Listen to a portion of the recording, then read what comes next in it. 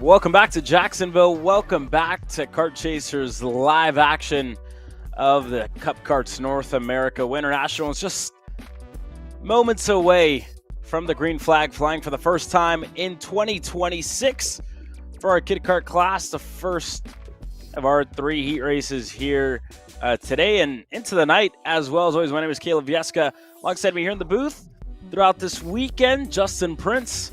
And again, it's already been an action-packed couple of qualifying sessions, Justin, but it's time to leave all that aside. It's time to go racing. Yes, indeed. And for these youngsters to start off the day, it's the matter of seeing where things get positioned early on with the battles, especially with it being such a draft-dependent facility. Should be some interesting strategy to come into play, you would have to think, for some of our top drivers for all our classes today to figure things out for the back straight away. Yeah, we'll see how it goes. We talked about passing opportunities, where drivers can get it done. And we'll see it all play out here as well throughout the day. And again, 3 heat races coming up. We do have another pause in the action later on today, or tonight, I should say, 5:30 p.m. Eastern. Going to hit a lunch break, 45 minutes for, again, everybody to get fed with the long day at hand. 8:30 into the night is approximately when we will be racing. That being said, yeah, wait for it all to go down. Still just moments away, waiting on last couple of, I guess, final checks for our kid karts before they go into racing action. But what a better way to start than with the youngest of our classes, the youngest of our drivers, as they get set to go out. And it looks like for the most part, it's just a matter of finishing up those final checks, right? Making sure you tell your driver, this is what you need to do for this corner. This is what you need to do for this corner. You can see the coaching going on with some of the different parents before putting the visors down, making sure they know this is how you should drive this track. If you want to win this race, you better focus up.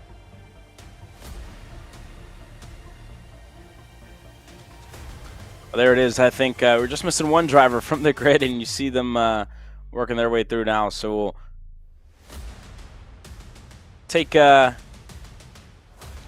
guess we'll quiet on the airwaves here for a second as we allow Cup Karts North America to allow all these young drivers to get gridded up. More.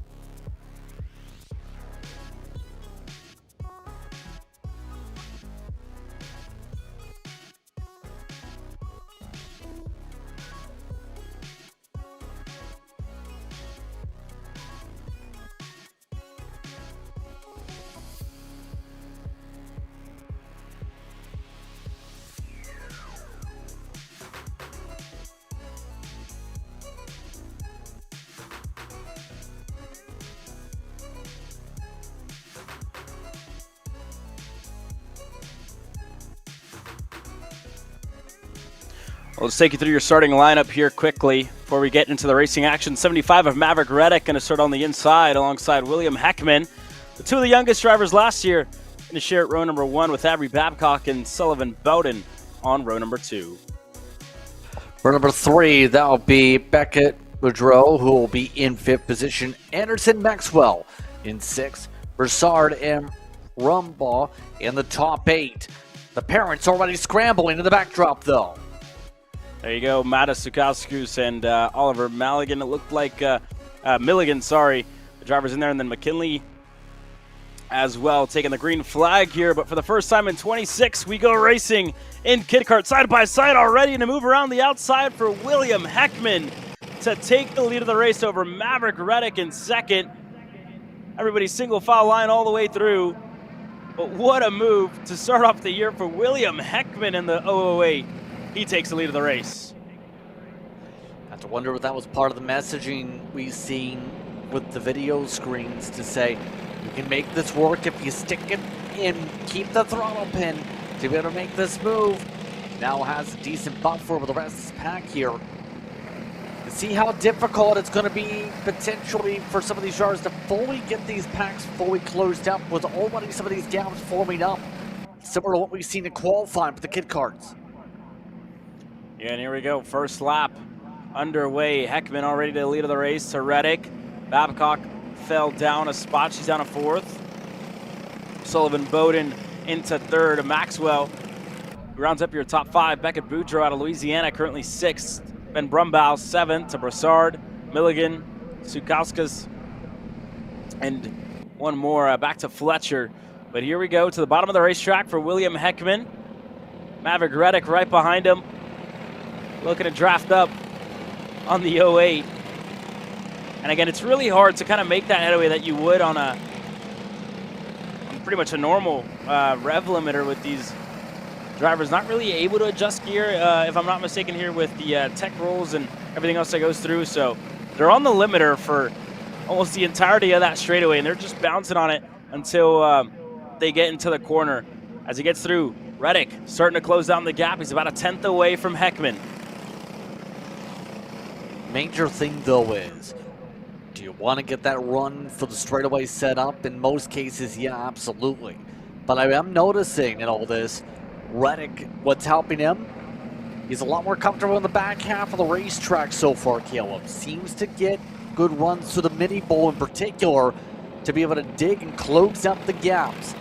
How close right now Reddick is, might be able to try and slice and dice. So when does he try and set something up? That's the huge question. As he continues to get good lines through the middle of the bowl, right here it just gets a big boost. Yeah, we saw there as well a little bobble out of William Heckman just on the exit of the bowl. A little bit of correction on the steering wheel. Able to get going. Avery Babcock looks like she's falling under fire from Beckett Boudreau in the 95. They're just right behind her. Behind Boudreau is Maxwell. And again, this is a group of 3 that are all single file, just kind of pushing each other along. And as they got on that front straightaway, Babcock as well, looks like she had a little bit of a bobble. But she takes it to the bottom of the racetrack, looking to defend. The battle up front stays the same as well. Heckman and Reddick still pushing each other away from Sullivan Bowden.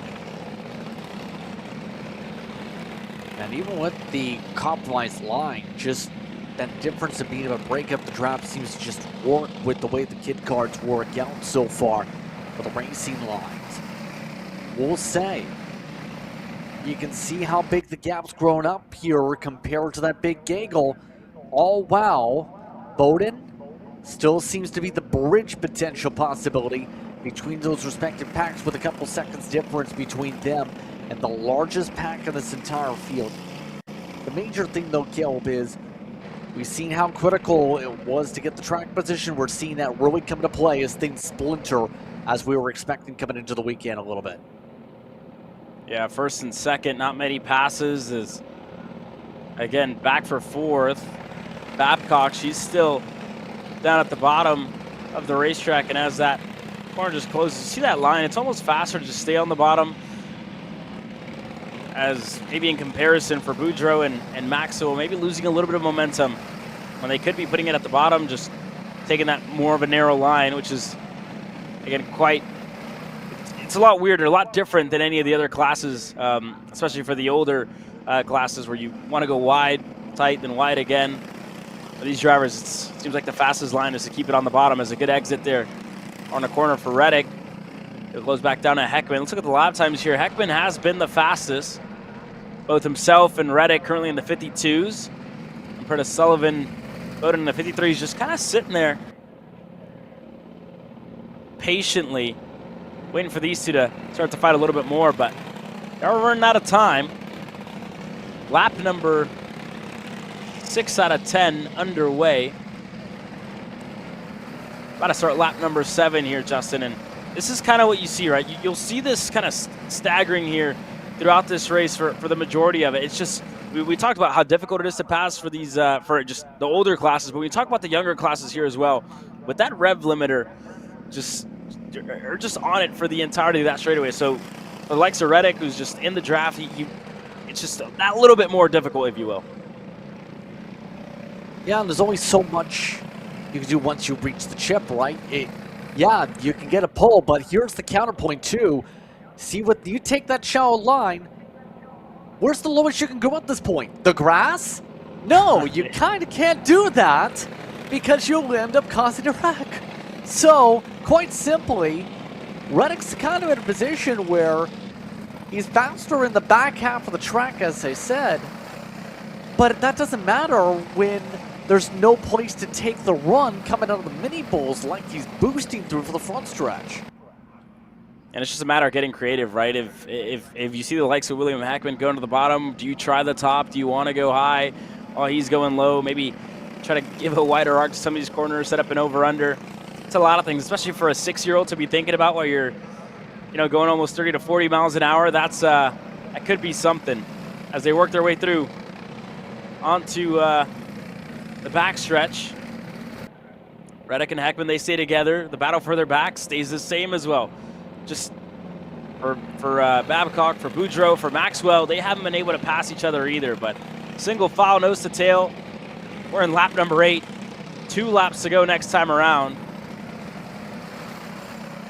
And again, sorry, checkered flag this time by for these kiddie kart drivers. They have 2 less laps than the rest of the field. So with the checkered flag flying this time by, that move on the opening lap comes away beneficial for William Heckman, who wins heat race number 1. And it all came down to the perfect start from that run from what was the outside for the grid slots. Quite simply, made it stick, made the pass, got clear, was able to defend the whole time, controlled this race.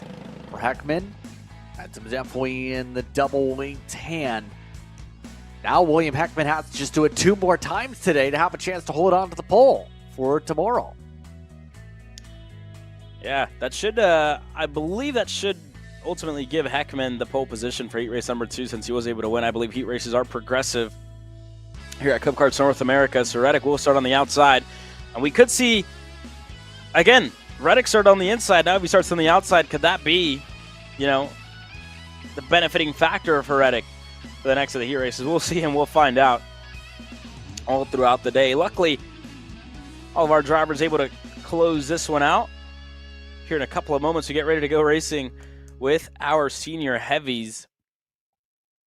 And again, there are the only classes that we do have split are our juniors, our senior lights, and our senior mediums. Besides that, everybody should be in the same run order. But Owen Lloyd, you talk about, again, how consistent he's been throughout the big 3 classes.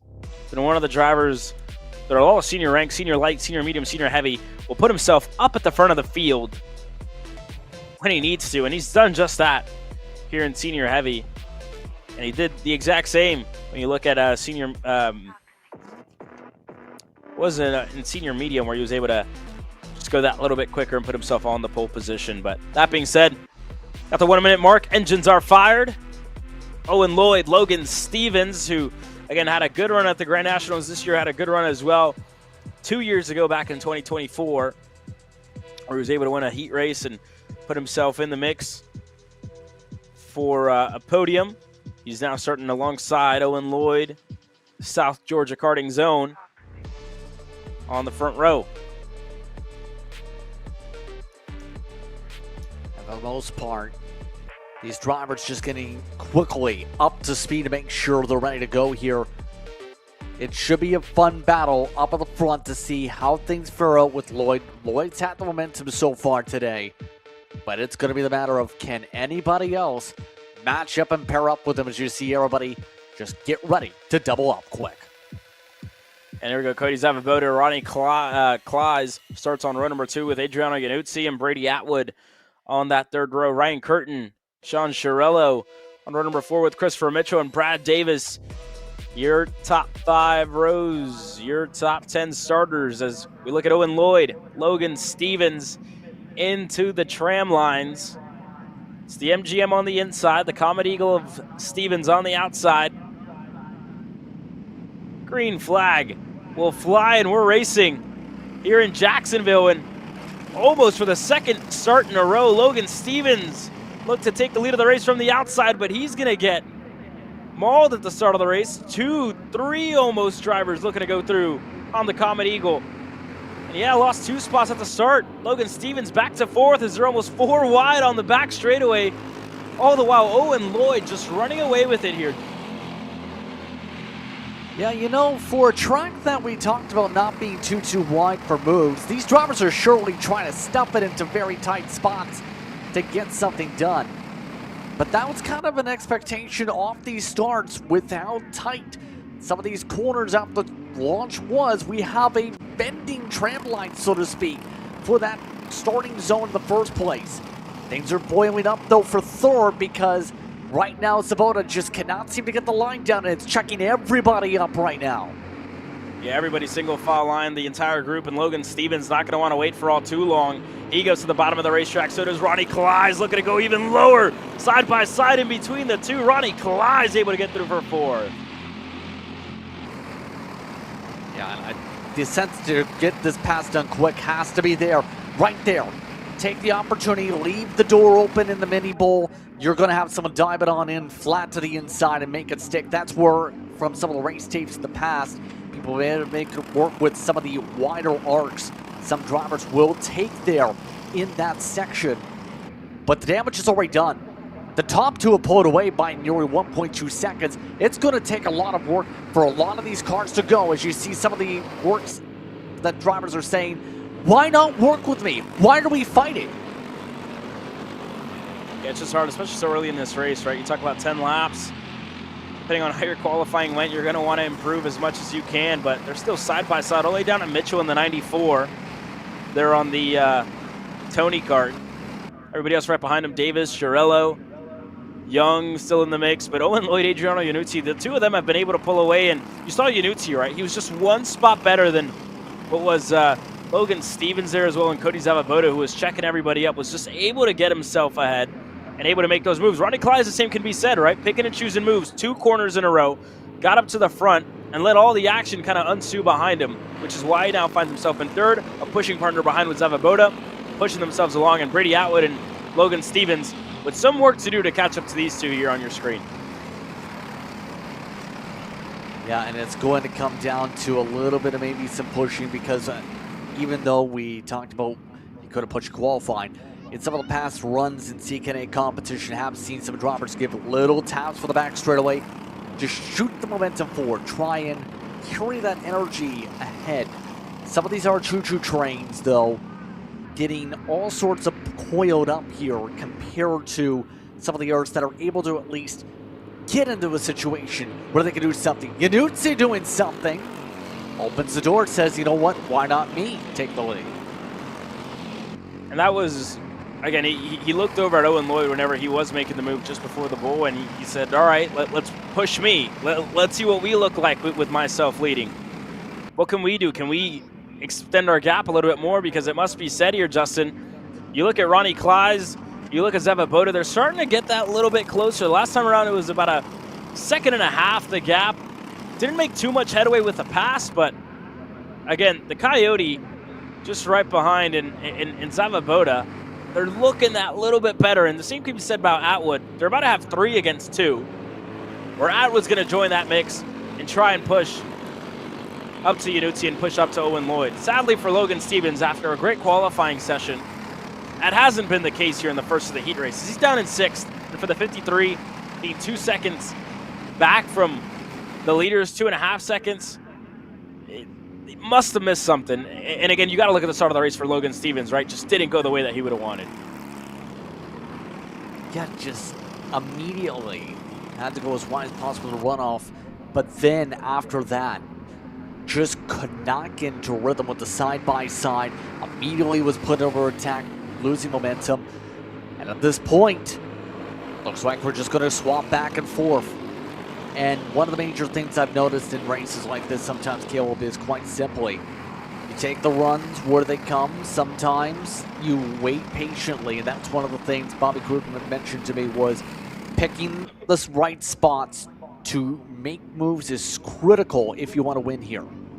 Right now, we're seeing, I was about to say, go ahead. Right now we're seeing the move exactly where they have the room to work with. Now they got to make sure it's the winning move for the race. And I was going to say there, Justin, we're getting close to the end, right? We're getting close to the latter half of this race. We're just about those 2.6 flying up in the air. So from here on out, it's Owen Lloyd wants to be in control of this race throughout the end of it. He's going to want to put himself in prime position to end up on top, end up with the best finishing average here. You look just behind Logan Stevens, Curtin, Chiarello, Davis all going at it there, still fighting. They've left Mitchell behind. The 94 is down in 10th. Young's down in 11th, and McKenzie's in 12th. But with a 2.6 in the air, 2 laps to go for Owen Lloyd and Adriano Iannuzzi. And that group further back, Ronnie Collage looking for a move in a turn 2. Able to get clear side by side. Atwood looking to take advantage of Zavaboda as well. He's able to get through on the inside. Yeah, right now you can see the signals. We've got to do something. We've got to figure this out if we want to be able to get another spot maybe. See if there's a chance to be able to get around the 7. But at this point, it's going to quite simply be down to who wants it more. Who's in a position the best coming up to the white flag lap right now. And at this point, you can see Atwood seems to be trying to set up the launch to try and peel this away. White flag in the air, side by side. Clyde's going to defend the inside. Atwood just a little too wide, and Zavaboda looks to stick a nose down low. That door is going to close. And again, you're looking at the battle for third with the last lap underway. Owen Lloyd and Adriano Iannuzzi just about a kart length and a half in between the top 2, as Atwood looked like he wanted to send a move into the bull, and Clyde was just able to close that door. Zavaboda looks like he got tripped up. Going to be a little bit 2 ways back. Atwood, anything without the last real passing opportunity, not going to be enough, but for Owen Lloyd, it is going to be enough to win heat race number 1. Just took control at the very end on the distance, some side-by-sides with Zavaboda amongst those able to hold on with some of the drag races for 6th. But in particular, Atwood, I think, just sent it too early. Just carry the momentum to the outside, try to swing to the left to try and peel up before turn 2. It just did not work, and it put him in a point of defense instead of a point of offense there, Caleb.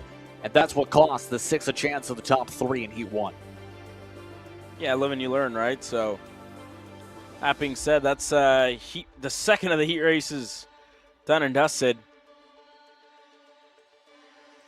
But smooth sailing so far so good for Owen Lloyd there. Able to get it done in senior heavy. The juniors coming up next, split into 2. Junior odd, then junior even. And it looks like we are already racing. Engines on grid are fired.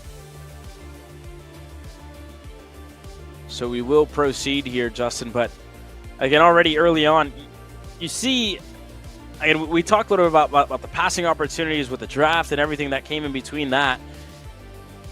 It just seems like you have to time your moves really well, really strategically, and be almost methodical about the way that you are passing, when you're passing, how you're going to do it. It all kind of comes into play. And that first lap, to me, almost seems like one of the most important ones, right? You talk about the early stages of this race. It's almost been make or break. It was make or break for already 2 heat races, right? Turn number 1, we talked about it. Logan Stevens was another one that we talked about just in that heat race there for senior heavy. But that being said, we look at the juniors now. Wyatt Fink, the driver who went fastest overall gets ready to start on the pole position alongside Hudson Jack Erlin, with Levi Meter out of Louisiana starting alongside Evan Frey with Ryan Curl and Tegan Schneider. You go back to Hayden Jewell, Jonathan Bohr, Sawyer Chambers down in 9th, Kyle Masterson. You look at your last couple of rows there as well, getting set to take the green flag. It's Fink on the inside with issues for the 15. Gonna send them around one more time. Gives us another little look at those last couple of rows on that starting grid for the odds. So you go down to Chambers, Masterson, and then that group for the back was Leighton Mole. Harlan McNeil was the driver, the one with issues in the number 15. Ben Howie, Whitney Hatch, Zach Hensel, Kieran Mays, and Aaron Platts, the 17 drivers that are getting set to take the green flag here for the first of junior heat races, the odd heat race. Yeah, and again, to emphasize, it's so critical to get the moves done. If you're in the front of the field before the pack split up, we've already seen both the races so far. This field will splinter, will start to split apart into groups of 3 and 4, maybe 2, very quickly. You have to get your moves done before they start to lose ground. Here we go. Green flag in the air and already around the outside. It looked like Hudson Jack Erlin, I believe, able to go into the lead of this race. Side-by-side Meter looking for third. A couple of drivers off and into the grass. Able to rejoin. But already getting dicey up front, and indeed Hudson Jack Erlin to the point of it all. The 166 of Fink is further back, and Meter, as quickly as he was up to second, he's now down almost in 10th, going side-by-side with Chambers. Into the wall for one of the Burrell Art Machines. Out of the race early. That was dangerous in terms of 3-wide section right there. You can normally maybe go single file, maybe double wide. You force it. That was a tough spot to go 3 wide. The rest of the drivers still now pushing themselves wide, going 3 wide again.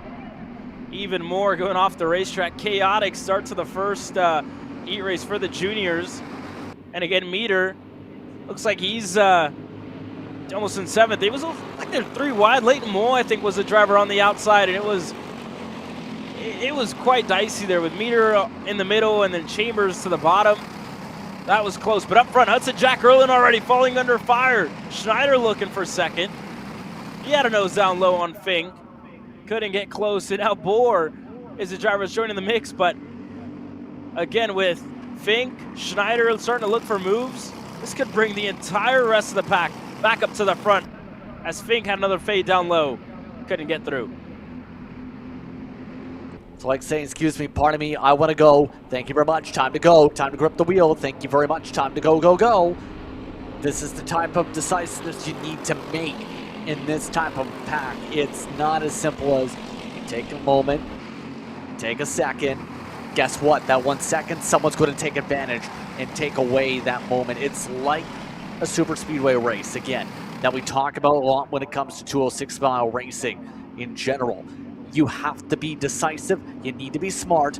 You need to be plotting and planning while also knowing when you need to bend, especially, for example, moves like this, where you're going to have drivers diving up to your inside in spots you do not expect. And it's almost like this track here almost promotes a dogfight style of racing as Hudson Jack Erlin now gets himself to the bottom of the racetrack. A little help further back to the stealth drivers with Schneider pushing him on through, and 2 teammates looking to push each other away from Wyatt Fink. And Bohr down in the 28th.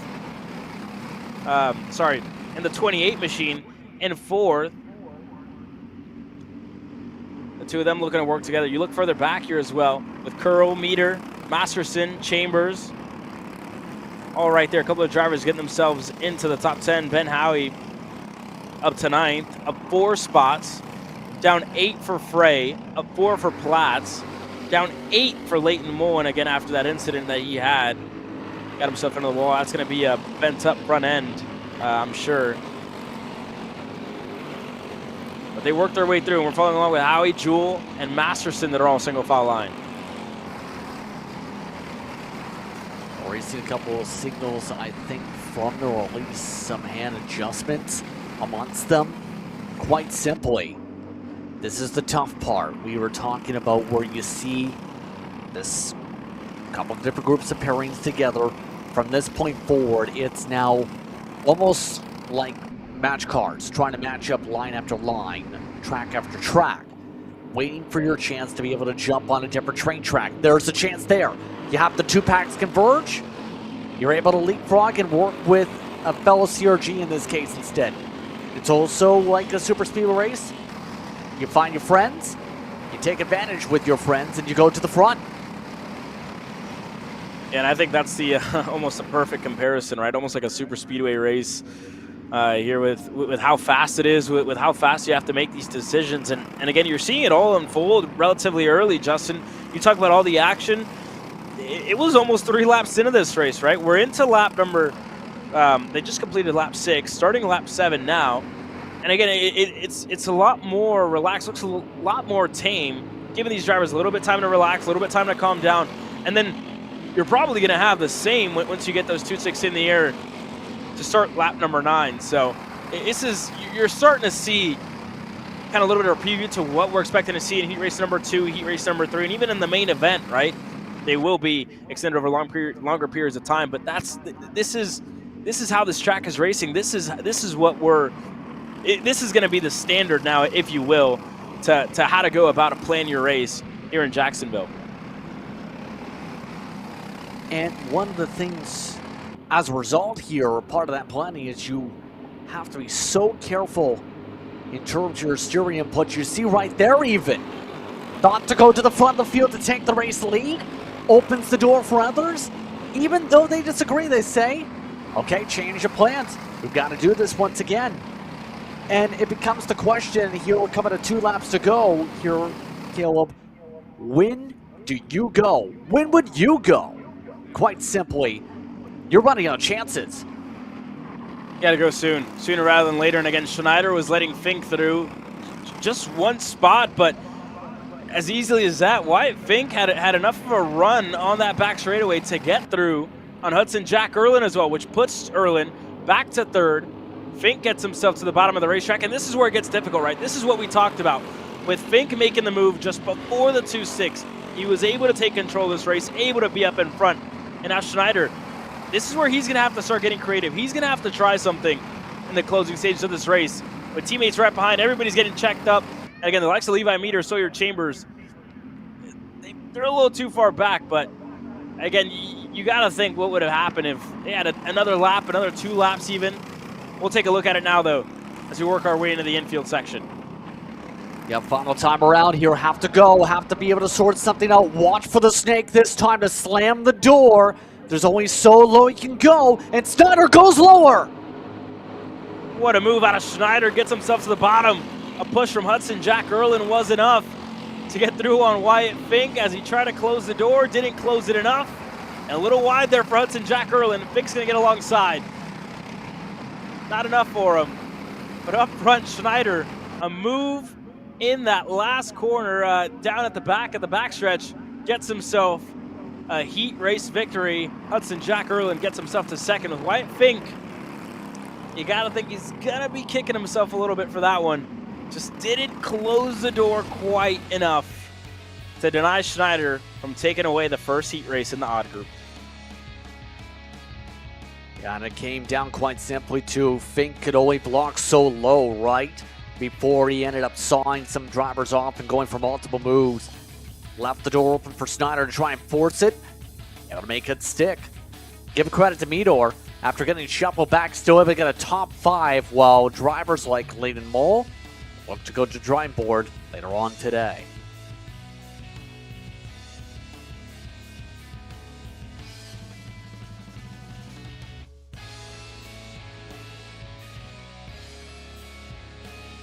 Take a quick break from the action with some pickup.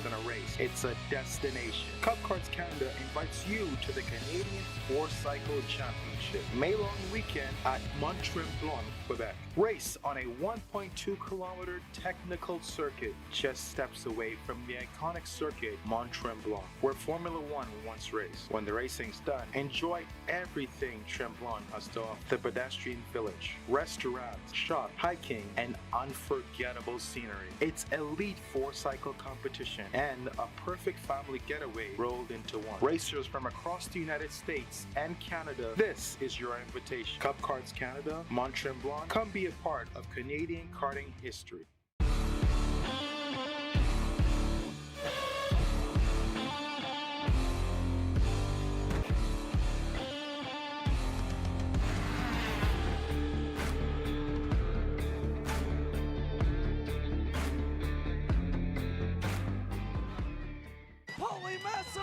Wins the Wisconsin Grand Prix! James Overbeck on start number 2 gets win number 1 in OKN Stars.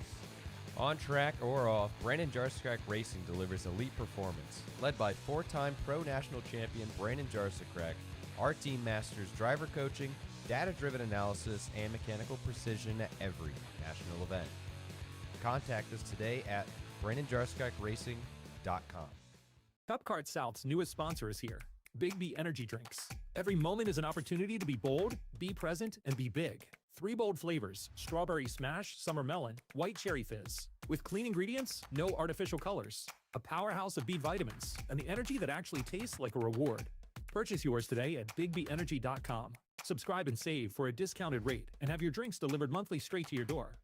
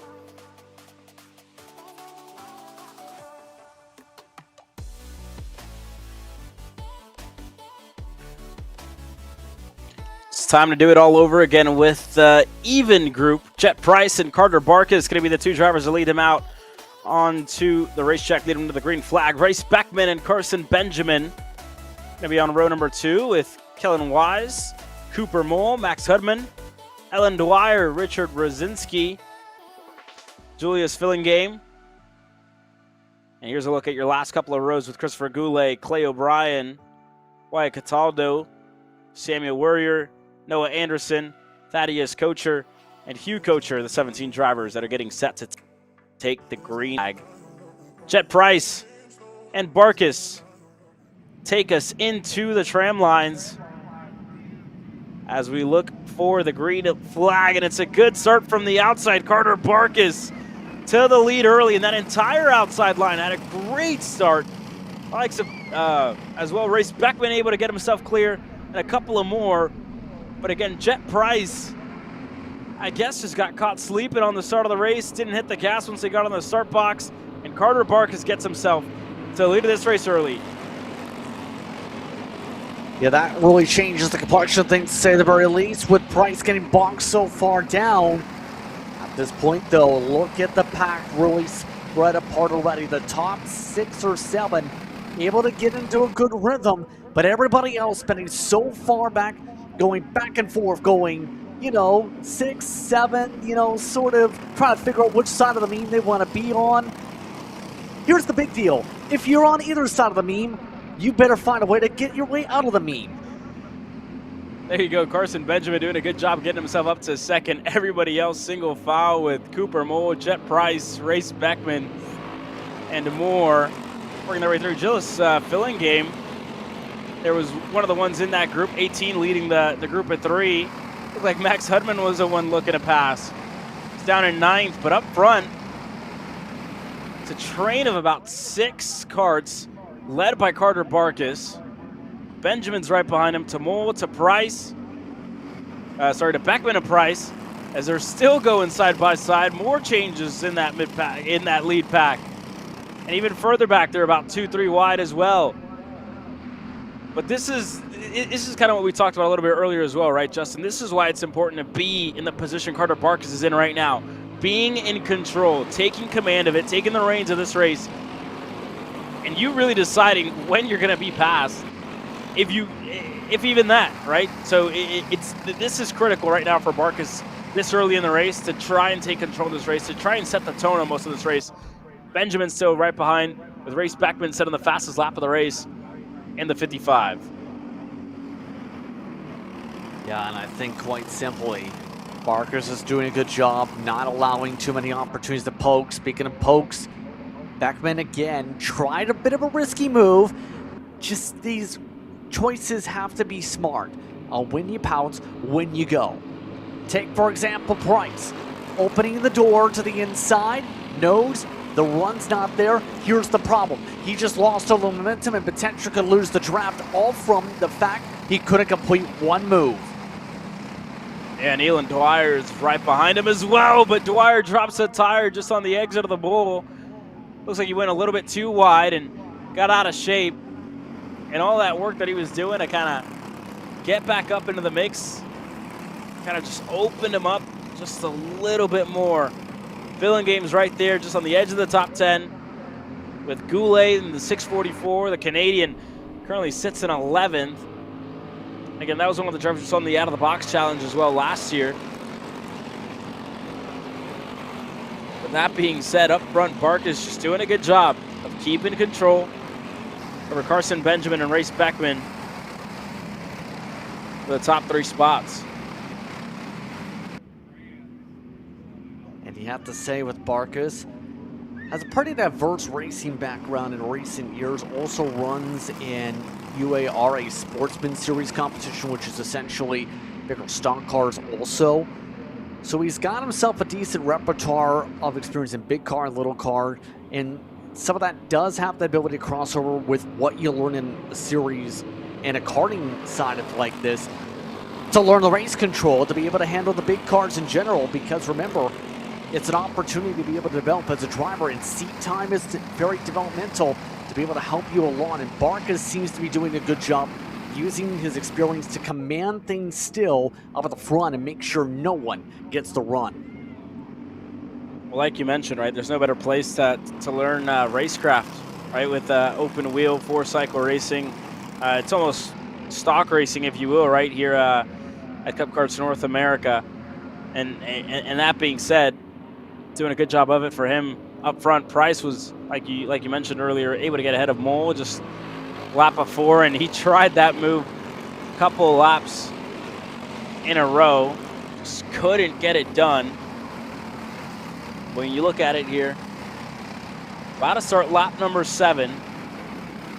Again, the likes of Carson Benjamin haven't even tried to make a move on Carter Barkas here. And it shows you, right? Barkas is calm behind the wheel. Looks very controlled, and now they're going to start to change for second. So they tried. Beckman looked to set up the over-under on Benjamin, and that little bit of sideways action lost him just that split second. It's all going to close down on that back straightaway. A couple of moves further back. O'Brien, Dwyer, or looks to be Hudman, looking to change positions, and they do. Quite simply, the reasoning being here, though, you're seeing the differences of philosophies. Benjamin, he can set things up for the final lap if he wants to. Not in a position where he has to force it. Beckman absolutely has to find a way to get around if he wants a chance. He's not passing 2 karts on the final lap at this track unless they take it 3 wide. So he's waiting for the chance for a mistake from Benjamin to have his chance here. Look at Benjamin, though. Big one to the outside. That's not going to work. Marcus just put his comp cart to the bottom of the racetrack, able to make it as wide as possible, not giving Benjamin a lane. And now look at Beckman looking on the inside. There goes side by side into the second to last corner. And Beckman just looking for a way around. But again, we talked about it, right? The inside there on the lead into that left-hander turns into the out.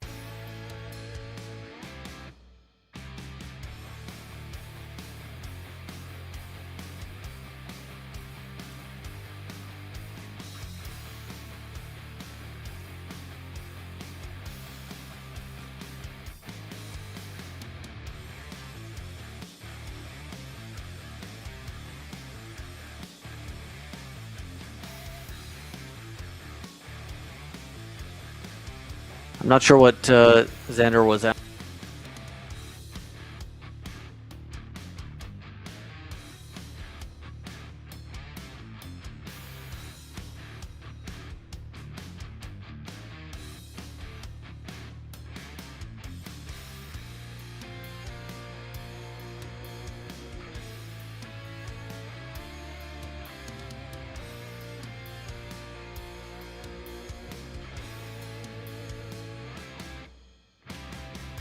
Well, it's time to go racing now in Legends. It's a good qualifying result for Tim Hannon. Put himself on the pole position. Paul Aiken starting right behind him with Ron Kleiss. Timothy Clark. Your first 2 rows with James Perkins and Eli Yanko on row number 3. Jeff Chalmers and James Insko start on row number 4 with Todd Barron and Brent Estes on row number 5. Then behind them in the order, Chad Miller in the field. You also have Michael Wells. That's going to be amongst those on the next tab over. Anthony Harwin behind Larry Pike. Chris Chell in 15th. Michael Chittister and Martin Peterson. Amongst the 17 entries in this pack, this should be interesting. The 0 again able to get the engine qualified, but can Hannon hold on to the edge of our fierce pack of carts? Well, here we go, and once again, the outside line with a monster start. Paul Aiken goes to the lead, contact further back in the field. James Perkins, who started 5th, out early. Brent Estes, out early. 2 more go around, 3, 4 almost off the racetrack. And I believe that could have been James Insko, if I'm not mistaken.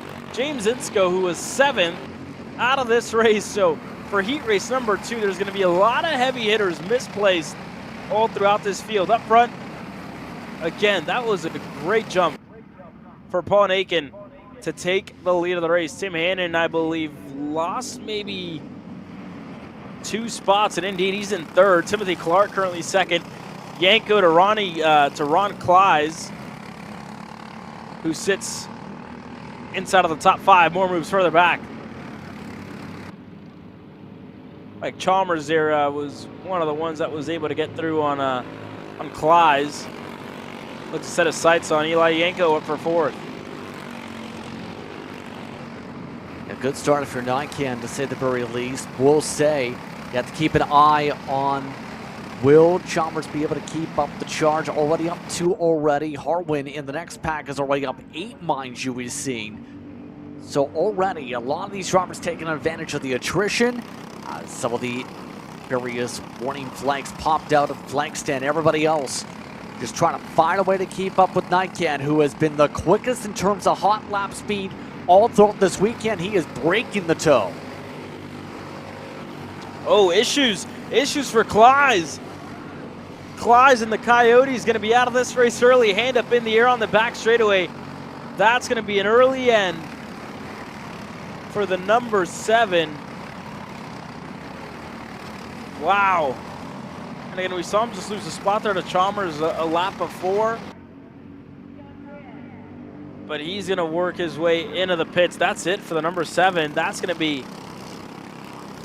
an early end, and as well for Nakin up front. Looks like that rear number plate a little bit loose. Just wave it in the air. Clark gonna find himself in second. Tim Hannon in third. Yanko in fourth, and Chalmers to round up your top 5.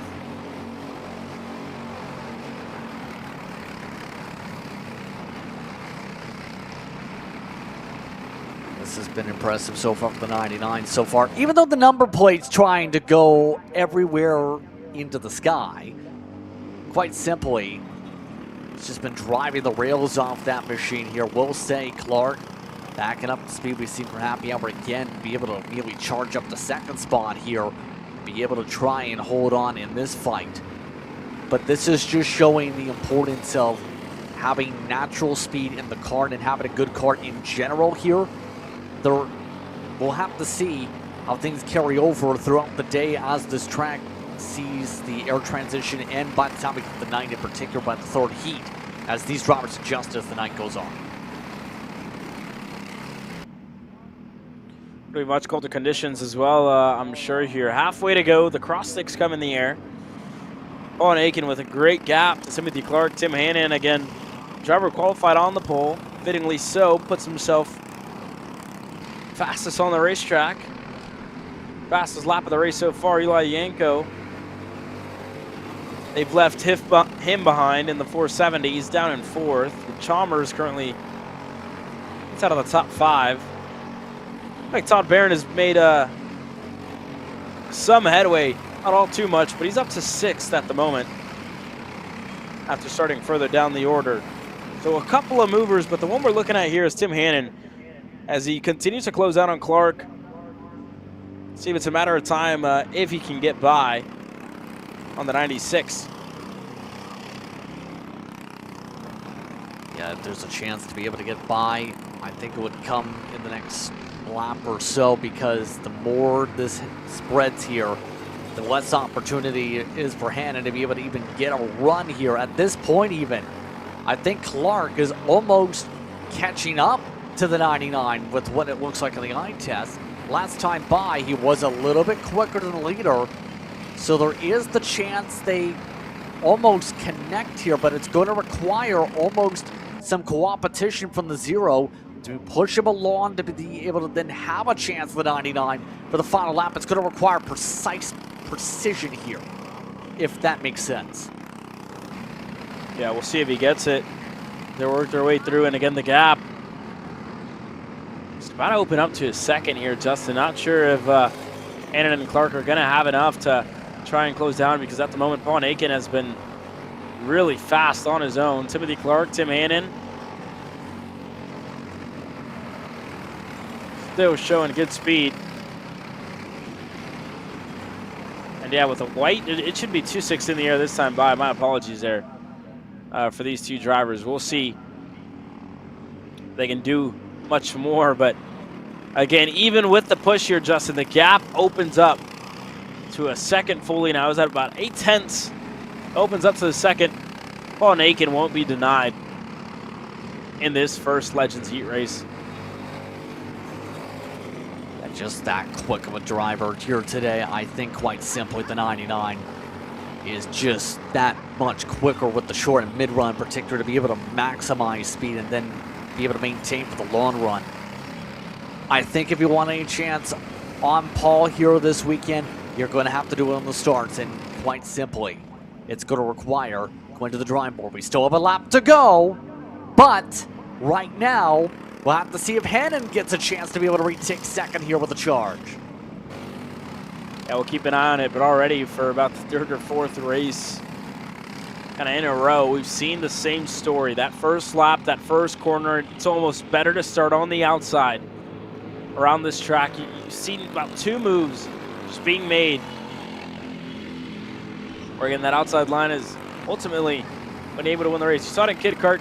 You're seeing it here in Legends with about 2 corners to go. Hannon was close on Timothy Clark. We'll see if he has enough, but for Paul Nakin, it's going to be enough up front to take the win in heat race number 1 in Legends.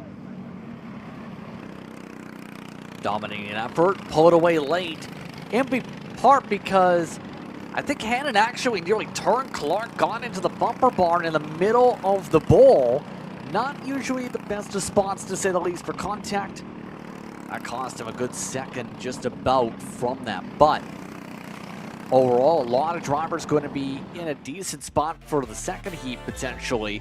Barron in particular, a top 5 run is good for him after starting this weekend a bit on the back foot in both races.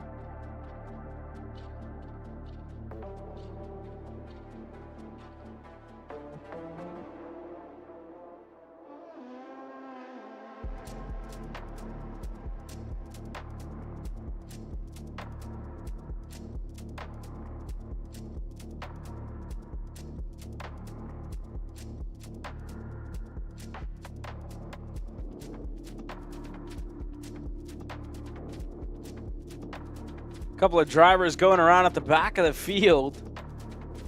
And again, that looked like it was the 31 of Spencer Height, and one more that did indeed go around and just hit that inside wall. But here's your starting lineup. Grant Heckman going to start on the pole position alongside Maddox Nieves. Ruben Greer Mateo Romeo on row number 2 with Cooper DePontes and Mason Poole. Back to Spencer Height, Hank Lai, Skyland Mangrum, Tom Gagnon, and a couple of more that are getting set to take the green flag here in 206 Cadet. Heckman looking to pick up where his younger brother William left off with a heat race victory. It's going to be hard around the outside. Nieves going to take the green flag. And I believe they did get it. Heckman goes through, a couple of drivers off. Looks like Romeo went off. 2 get together. That's a 63 of DePontes and the 020 as well. That was just there collected. That's Ruben Greer, I believe. The other driver that was collected at the start of this race. Unfortunate start for Ruben Greer. Yeah, majority of contenders actually taken out as a result of that situation. Height able to pick up some track position from that, but it's absolutely caused the front 2 to check out. Exactly what Heckman probably wanted, though, to be able to buffer, although not to that exact game plan. All while Nieves is the only other driver within a full second of the race leader as a result of that chaos. Yeah, we'll see what he can do as now Spencer Height starting to close in on Hank Lai. And again, you got to think about Spencer Height, right? He was in the wall just moments ago before the start of this race. Now he's looking to get himself up to third, looking to make a move on Lai. As further back, Tom Gagnon, Mason Poole as well starting to close in. Mangrum, Coach Lepec. Not too far back either in the 143. Single file all the way through, and this is exactly what you'd like to see if you're Ruben Greer, if you're Mateo Romeo. As a pass on the inside, there goes Spencer Height, gets himself clear for third, but here comes the rest of the pack as well. Look at the MGM further back of Gagnon. Looking to make a move, can't get clear, and to the bottom of the racetrack, Grant Heckman has no intention of losing the lead early on, Justin. Yeah, you have the chance to dictate control of this entire race. Absolutely. You're going to defend for all you might if you can. You're with Nieves in particular, going to be in position to be able to try and pounce if you open up any opportunity or any door. So, it's a simple fact of, can you defend for the entire way around? I will say this, though. If they start battling in any way, you open up the door for Height to maybe say, why not a wreck-in win, which is even rarer than the spin-in win.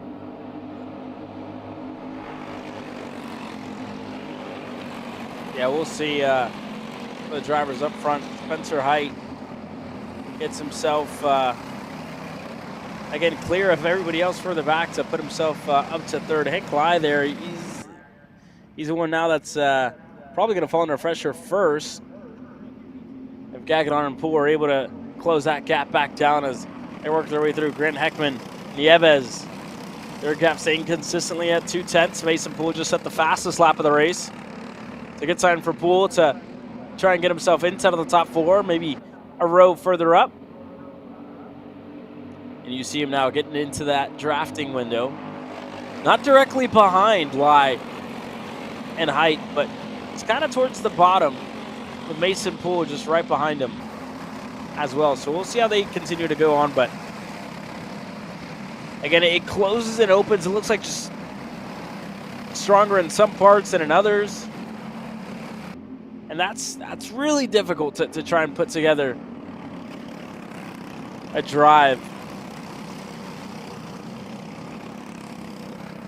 Yeah, I think quite simply, it's just a matter of, it's kind of like, the best comparison I can think is an iRacing example. As now a big block for Heckman. When it comes to, say, the old NASCAR Generation 6 stock cars, the way the model works is the less cars you have, the more faster you go because you have less energy. But also, if you lose draft to that main group, it's near impossible to close up to that respective grouping unless you have a lot of factors that slow up that front group. So we're kind of in that mind. Ruben Greer still running around in 12th, with DePontes as well in 13. And again, Not much change there. Poole still in 6th, Gagnon still in 5th. As they work their way through 2 laps to go. And this is the closest they've been in about 4 laps, Justin.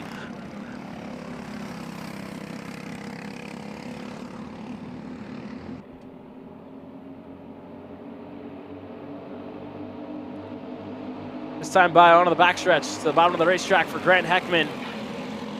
Nieves going to follow him low. Spencer Height starting to get closer. Hank Lai coming with them.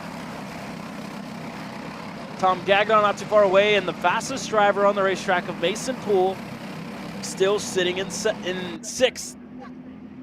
As they work their way through, white flag in the air. Grant Heckman looking to hold on to what would be a first career heat race in Cadet, and a move by Spencer Hyde on the inside sends it deep. Side by side for Nieves looking to take it back. He's on the inside. Hank Lai looking to go back to 3rd. Can't get it done, and that could have been the lifeline that Grant Heckman needed to win heat race number 1 in Cadet. They're side by side for 3rd. Lies on the inside. He gets through. Spencer Hyde falls back to 4th after making a monster move up for 2nd. Just couldn't make it stick. A little bit too deep into the corner. And for Nieves, looking to hold on, but up front, looks pretty good. Checkered flag in the air. Grant Heckman wins heat race number 1 in Cadet.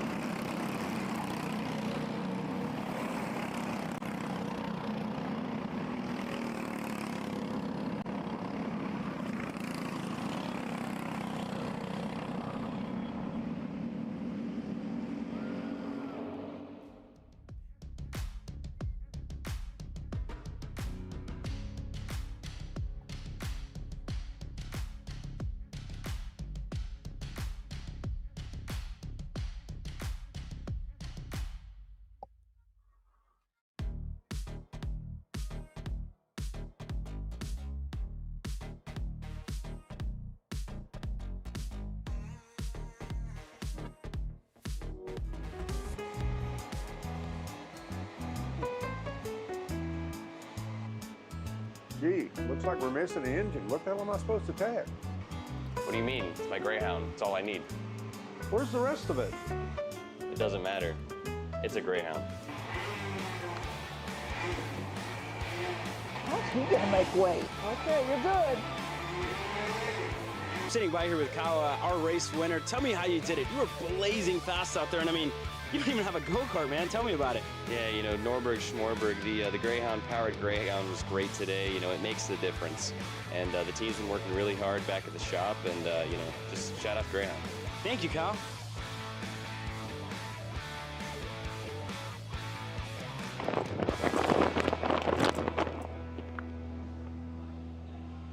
How the f did you just win? Doesn't matter. It's a Greyhound. Cat food marketing.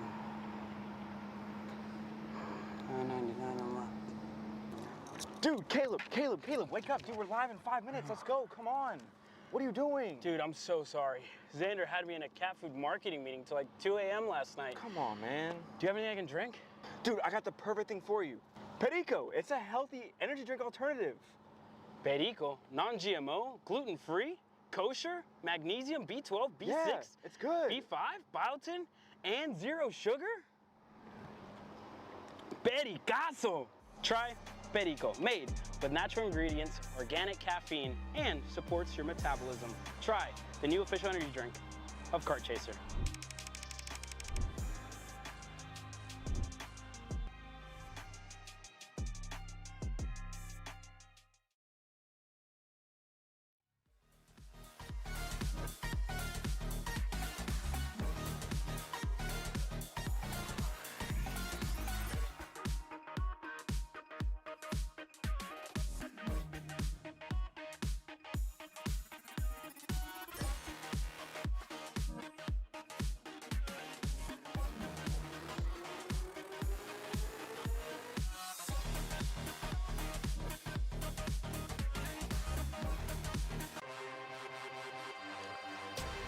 Welcome back here.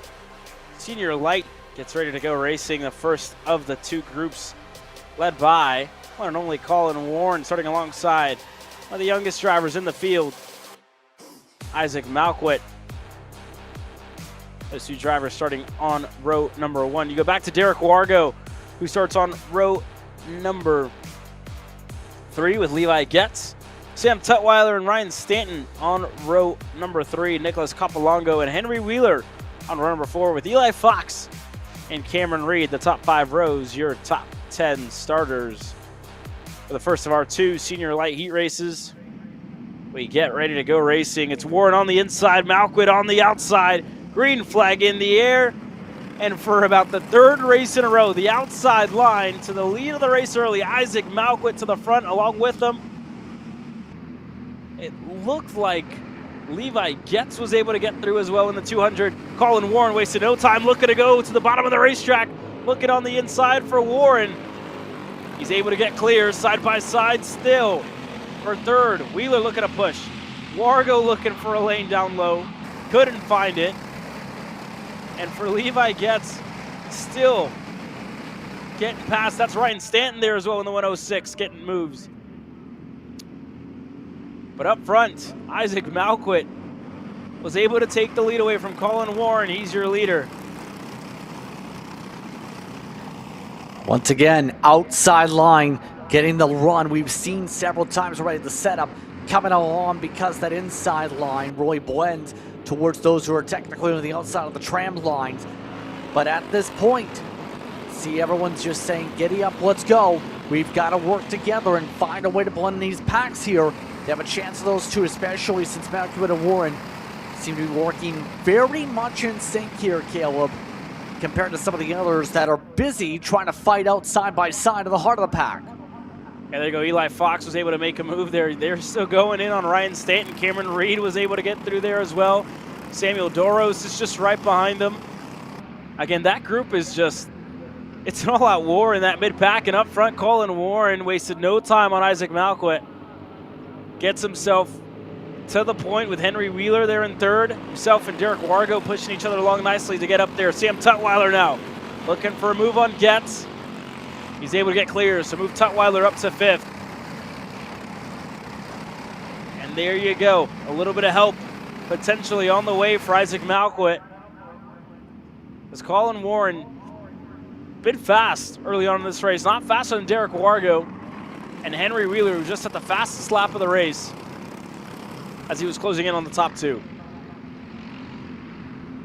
Yeah, but remember, Warren doesn't have the benefactor of a draft partner to set those purple lap times. I think the focus quite simply is playing defense, but again, everyone's trying to build up the runs. Warren just got spooked off the bottom. Look at that.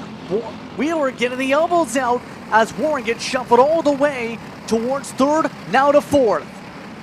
And rookie Derek Wargo able to go through as well for 3rd. Colin Warren from what was the lead of the race back to 4th. And that was a very slick move out of Isaac Malquit to get himself up to the point with Wheeler just right behind him. And again, the rest of the pack there as well. Another one of the Mark Steele stealth machines, and Sam Tutwiler looking to close in. He's currently 5th, and you see him starting to come in a frame as Warren looking to take one back. Wargo gonna close the door into the bowl. But again, that second group starting to close in here. Getz is in there, Eli Fox, Cameron Reed, Stanton, Sam Doros. You see them all just starting to come in a frame here, Justin. Yeah, everyone kind of starting to pack back together. That's because all personal best lap times going on for 5th on back. Just getting some strength in numbers together as momentum starts to fare out with all the battling. And it now again is back to the mindset of, if you fight for too long here, Caleb, you end up paying the price. Looks like they're going to keep on fighting. Rainy ding ding, nearly an aggressive send again. That was a little bit too close for comfort there for Derek Wargo and Henry Wheeler. And as well for Colin Warren, right? He tried the move again on that backstretch. Wargo closed the door, and again, he's under pressure, so he's going to want to make a move as well. Going to want to get himself one spot safer, and that was great car control there out of Wargo. Warren down the inside into turn number 2. He's able to get clear for 3rd. And now you got to think for the 2 drivers up front. Got to think of the same chassis almost the same suit on, just different colors. How well will they work together here with Colin Warren? Just, you know, he's not going to want to wait for all too long in third. Yep, and right now we know how, if for those who watched along for Apex Self knows, Wheeler in particular knows how to set up those last lap moments. Outside, inside, did it to camera read multiple times for race wins. Could see it happen again with the way things are looking here with Wheeler trying to set up a way to pounce for a run here so long as he's able to keep Warren at bay. Here's the problem. Warren just got the poke. There's Colin Warren looking on the inside on Henry Wheeler, is able to get clear. And I think Isaac Malquit saw it. It's not a stealth machine behind him anymore.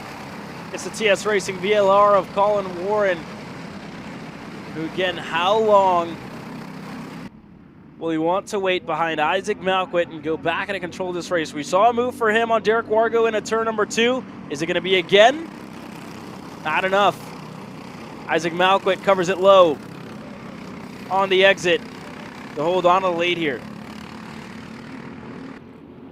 Yeah, this is going to come down to how much do you want it. Malcolm couldn't block off the whole pack. Big run, great push Wheeler. And again, Wheeler seems to be setting this up for the last lap thought process. Watch for the run coming up, the final time around for that 0. It's going to be close. Henry Wheeler, Colin Warren. Again, we saw the two of them shake hands just almost 2 years ago at the Grand Nationals, and they're working their way through. White flag in the air. Warren goes to the bottom of the racetrack, looking to defend from the 0 of Henry Wheeler. Further back, Sam Tutwiler starting to get in the frame. The same can be said about Levi Getz in the 200. But Colin Warren going to try and make that VLR as wide as possible, as Wheeler thought about the bottom.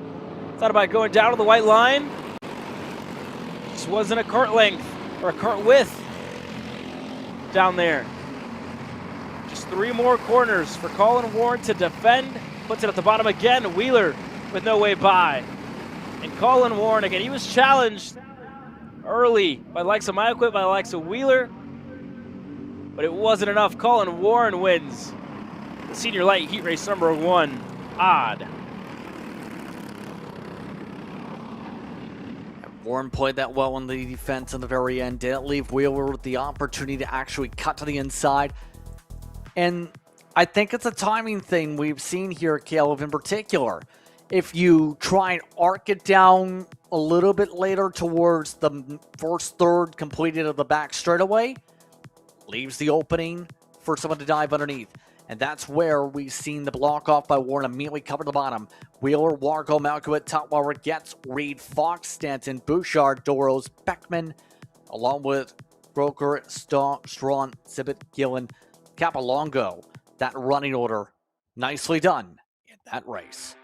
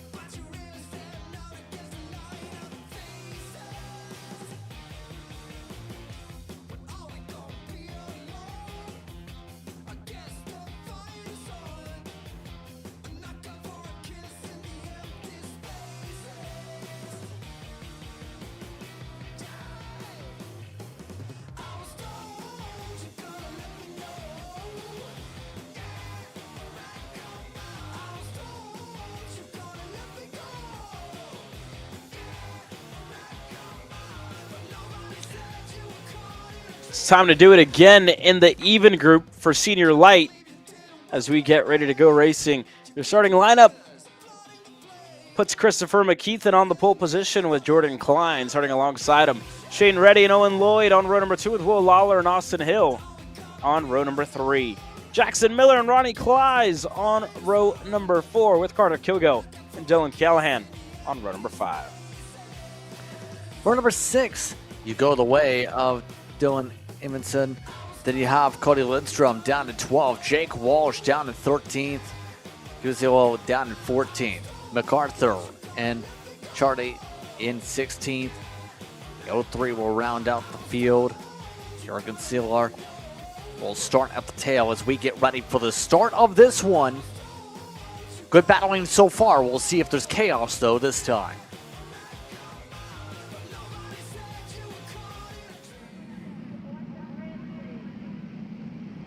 We'll find out. We'll see in the outside line. Be successful here for more heat races than not. Green flag in the air. And we go racing, and around the outside, Jordan Klein looking to take the lead, and she does. Owen Lloyd there as well on Christopher McKeithen looking to get through. He's able to get clear. And through for second. A couple of drivers off. Will Lawler finds himself into the grass side by side. Shane Reddy and a couple of more looking for moves as they work their way through. Christopher McKeithen now from first, slots back all the way down to third as they're side by side in the middle. Ronnie Kleiss, Carter Kilgo able to get clear. Clean start, good start for the most part. Klein, though, able to dictate things. If your card has the color red, it seems, you're in a really good spot right now. And guess what? The top 2 are all red. Third has a little bit of red.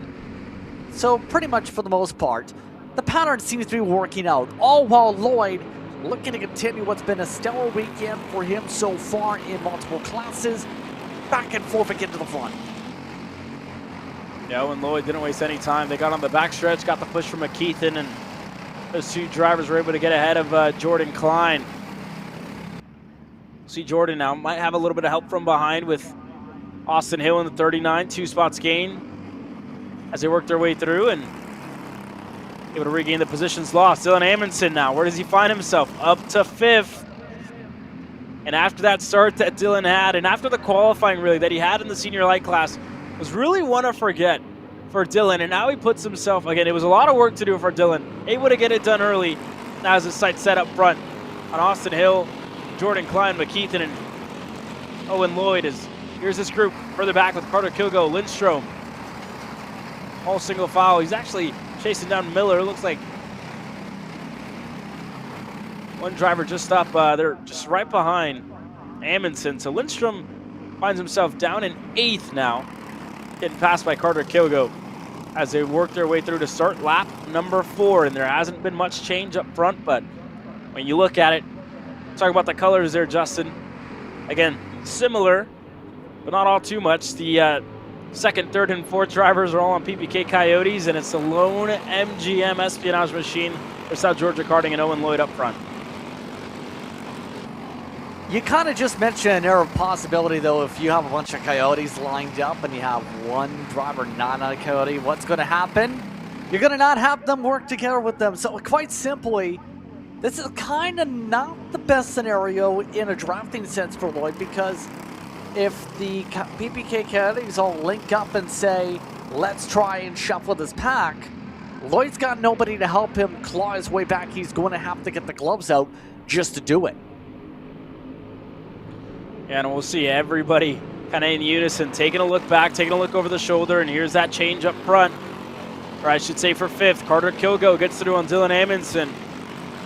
And it looks like Dylan just didn't have the speed on his own to quite make the headway that he needed to really get himself closer to the top 4. And now with some help from a couple of other drivers, fellow MGM and Kilgo, or fellow MGM for Owen Lloyd and Kilgo. And Amundsen just somebody else to work with. Lindstrom right there, Miller there as well. We'll see if they can do anything. But the fastest lap of the race from Christopher McKeithen shows that front pack is fast. And again, he's going to go on the inside. Owen Lloyd, McKeithen, able to get clear. And there's the start of the potential shuffling right there. McKeithen seen the chance, had to go for it. But now the question's going to be, when does Klein go? And then when does Hill go? When do those chances line up for them to immediately push and then maybe get a chance to have McKeithen feed some draft? There's a lot of possibilities now, especially if Lloyd can't immediately get the response back and re-dictate control of this head of the field.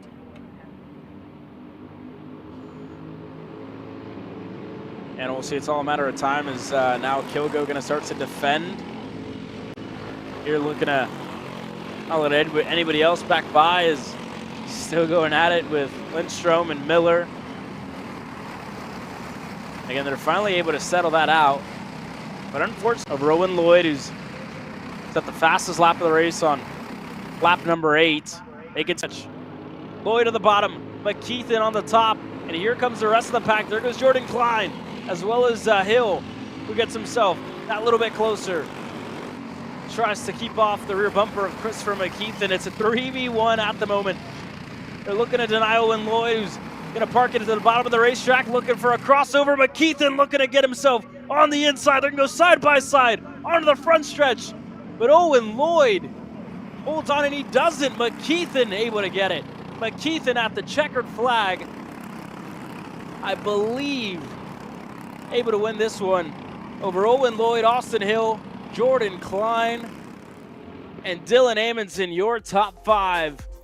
And again, we haven't seen that at all so far this weekend. McKeithen having experience racing here, got creative and set something up in the perfect time. Last corner, set up a crossover to get the win in heat race number 1 in the even group. We'll take a quick commercial break, quick break from the action. We'll step away. When we come back, more racing action set to come your way. Cat food marketing.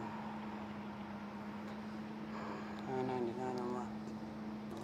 Dude, Caleb, wake up. Dude, we're live in 5 minutes. Let's go. Come on. What are you doing? Dude, I'm so sorry. Xander had me in a cat food marketing meeting till like 2 a.m. last night. Come on, man. Do you have anything I can drink? Dude, I got the perfect thing for you. Perico, it's a healthy energy drink alternative. Perico, non-GMO, gluten-free, kosher, magnesium, B12, B6, Yeah, it's good. B5, biotin, and 0 sugar? Pericazo! Try Perico, made with natural ingredients, organic caffeine, and supports your metabolism. Try the new official energy drink of Kart Chaser.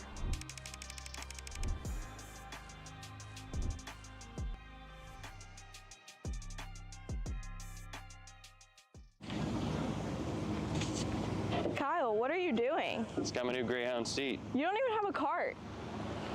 Doesn't matter. I have a Greyhound. Who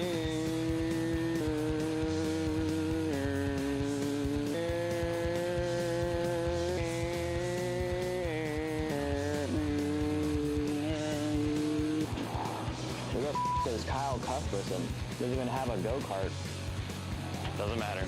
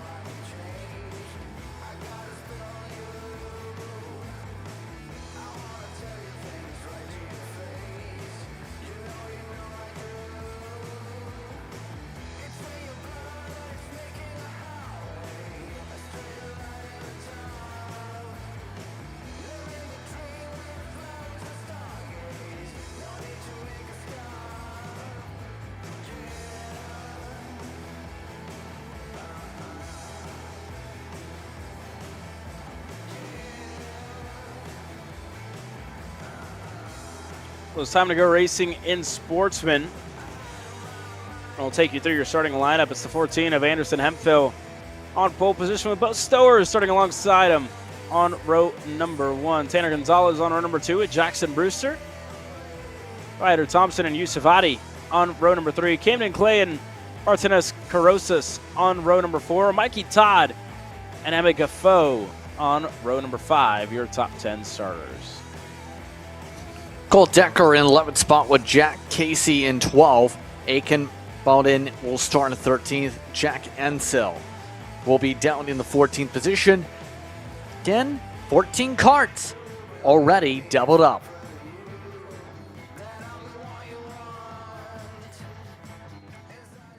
Well, here we go. It's felt like almost every single heat race where the outside line has been able to win it. Can both Stowers continue the trend? Green flag in the air. Stowers looking around the outside. And right on cue, both Stowers the lead of the race. Anderson Hemphill back to second. Jackson Brewster, Tanner Gonzalez all single file line, side by side into the infield section as everybody looks for that little bit of room, but both Stowers going to take control of this race early. Carrying over the momentum yet again from a couple weeks ago to start things off here. Now the tough thing's going to be, this is the most grouped together, I will say, off the start we've seen the main grouping be this weekend, where the whole train, you can argue, is the entire pack. How long that lasts? Not quite sure, especially since the rhythm for the front runners reaching the 45.3s to begin the pattern here as they rumble their way through. If they do that again, they can easily make this a 4-car pack yet again. And it kind of looks like one at the moment. Everybody in that top 4 single file line, bumper to bumper, nose to tail, with Brewster, Gonzalez right in line. Yusuf Adi, as was not too far back. He's in that second group with Ryder Thompson, Camden Clay, and Mikey Todd, who's made up 2 spots since the start of this race.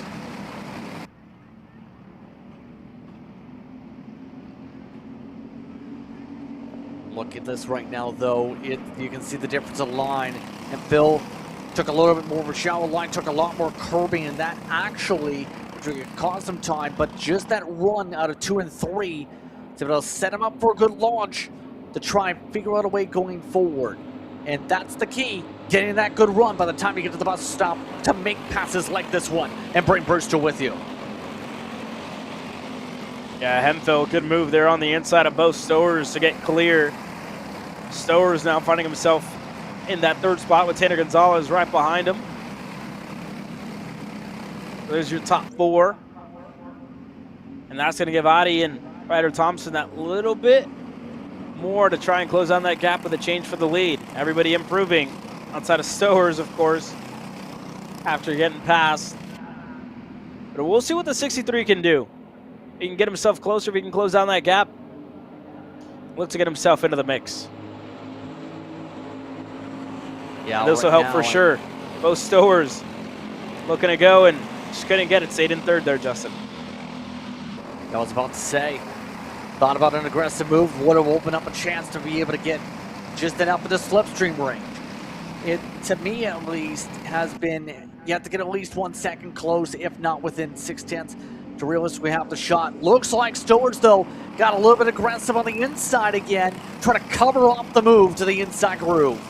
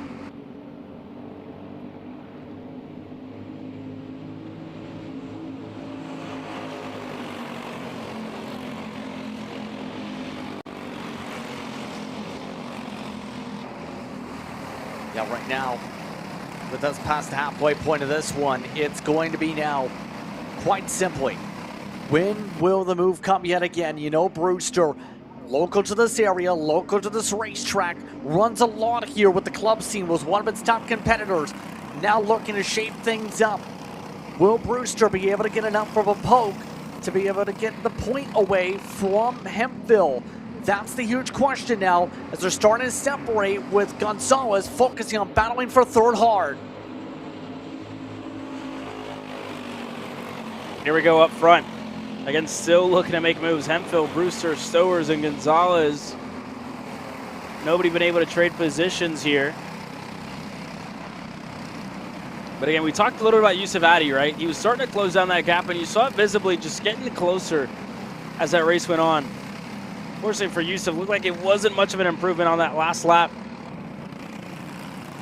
Neither it was for Ryder Thompson, but yellow flags in that first section.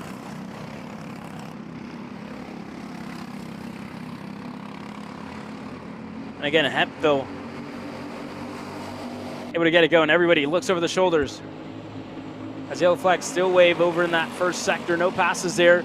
But again, that lead group starts to get that little bit closer, Justin. Yeah, a little bit more bumper to bumper. The second pack's a little more spread apart. How about some moves for Audi? Trying to look to the outside, trying to force a long.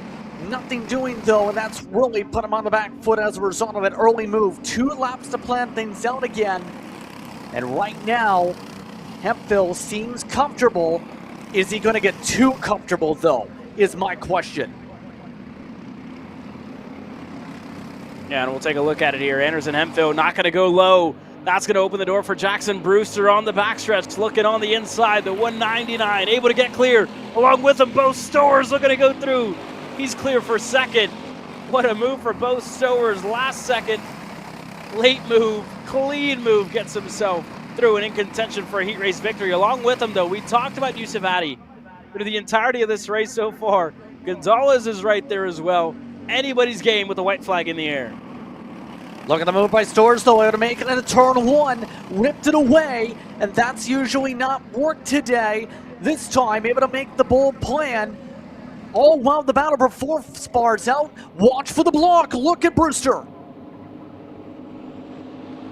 Here we go to the bottom of the racetrack. Brewster looking to defend as now Stowers looking on the outside, on the inside. Hempville, a little bit of contact. You see the smoke in the air from the 2.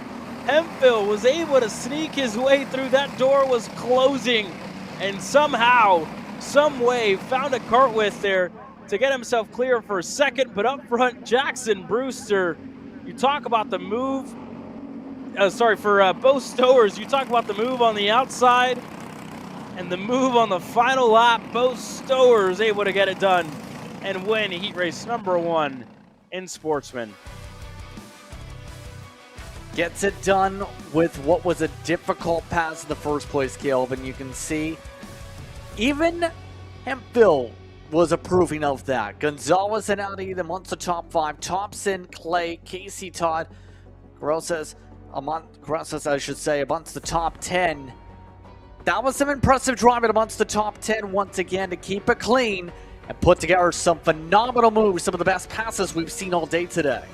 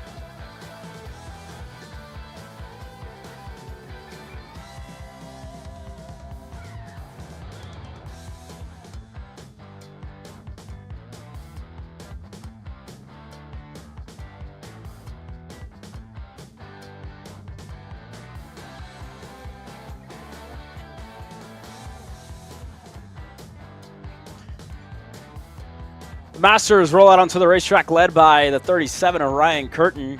Gonna be the driver to lead them to the green flag. With Ron Kleiss starting alongside him.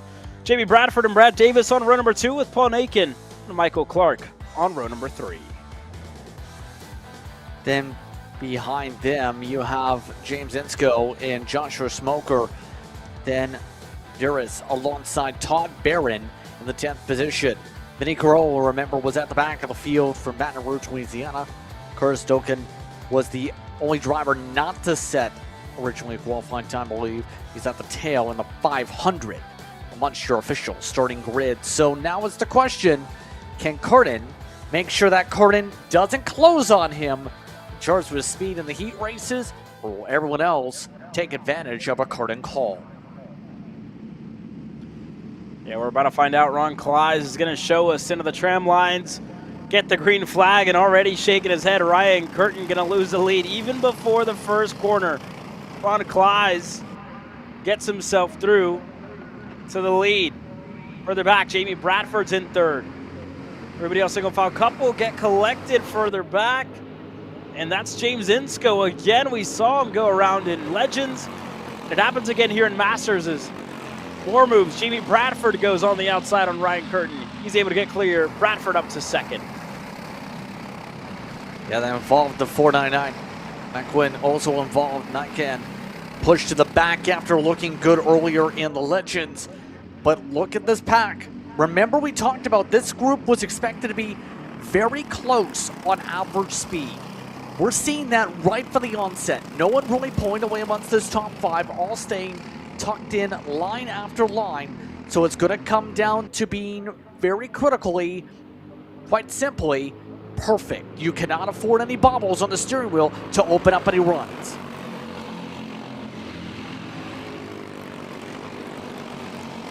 Yeah, definitely not. You can't put a foot wrong here, especially with the experience that the majority of these drivers had, right? You talk about Ron Kleiss, experience he has. Same for can be said about Jamie Bradford, finding himself just off the podium last year at the Grand Nationals. And again, doesn't matter the national race that we go to here in Cup Cars North America Racing Action, always finds himself near the front as issues for Todd Barron is going to put him out of contention. The black flag came out for somebody in that mid-pack just at the start of the race, one lap in. Not sure if that was directed towards Barron, but already a couple of movers further back. Davis able to get through on Ryan Curtin, the same for Clark in the 717. So from the pole position, Ryan Curtin is now down to 5th. And Ron Kleiss is going to lead this field away, comfortably away from the pole sitter. Not comfortably away, though, from Jamie Bradford, who's just right on his rear bumper here, Justin. Yeah, Bradford, one of the veterans you mentioned, and making the trek all the way from Indiana, originally from Tennessee. Right now, one of the drivers being on the charge throughout this entire weekend has been fast in that red and blue helmet. They have now ditched Curtin, by the way. And that's unfortunate for him because he seemed fast to qualify, time that things run perfect with the run. That kind of showcases you can put up a hot lap, but if you don't have the consistent raw speed to be able to maintain the tempo, you're going to end up getting eaten all around. It's about having a good setup on top of having good hot run speed. You have to have good long run speed. There's got to be something else as well, you know, just kind of looking at it now. Ryan Curtin, the speed that he had in qualifying, just certainly not there at the moment in this first heat race. Just, again, it's about 3 car lengths, the gap that he has to the front. And you look at drivers further back, the likes of Josh Smoker, Medeiros, Carollo there as well, who's down in 8th. Again, I don't know if there was a change in between sessions for Ryan Curtin, but drivers inside of the top 4 just have that little bit of a better hand. And you see it there already. Jamie Bradford starting to look for ways to try and get around your leader in Ron Kleiss. And you see him now, asking for the help from behind.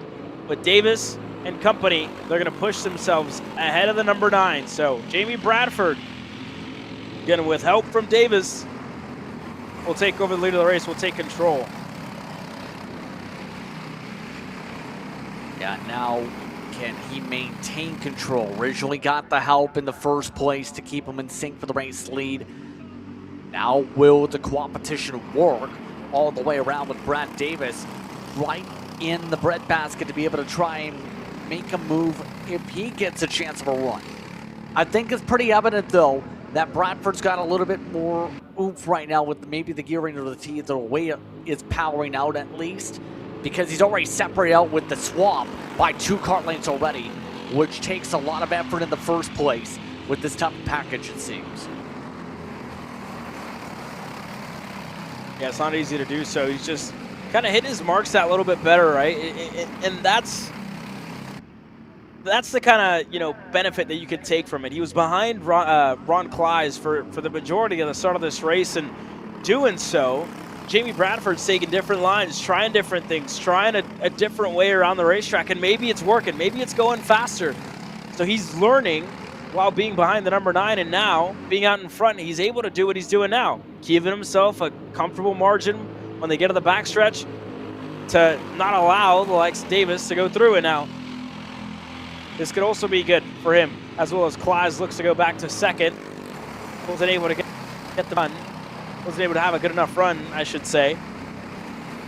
And Bradford's able to hold on, but again, that's the benefit, right, of learning, of sitting behind somebody like Ron Kleiss, who's been fast throughout the weekend, and learning. With 2 laps to go, Jamie Bradford right now is going to learn what it's like to get around here in the last 2 laps of this race.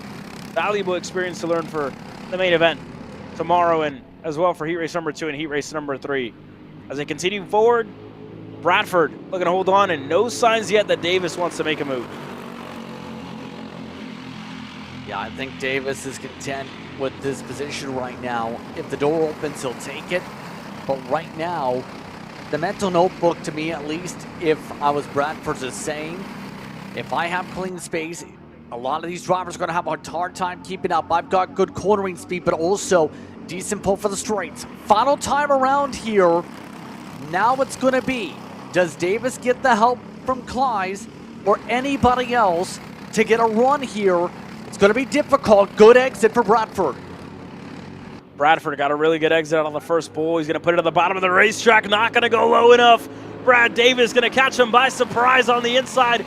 Kleiss looking to go through with him as well.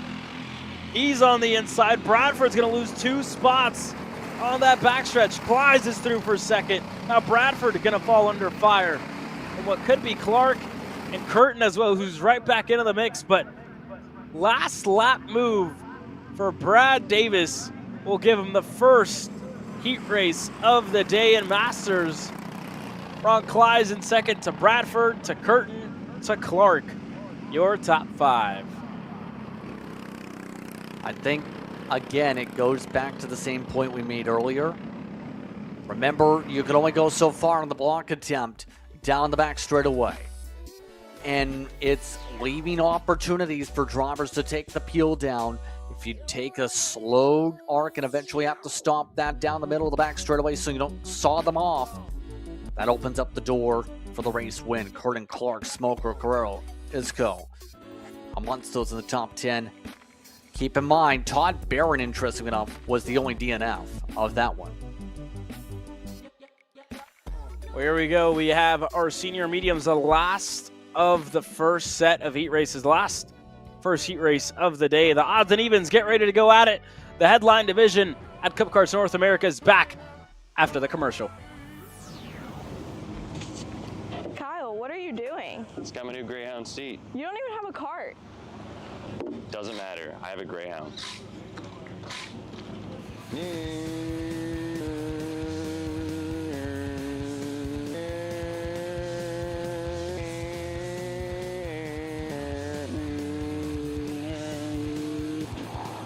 the f is Kyle Cuthbertson?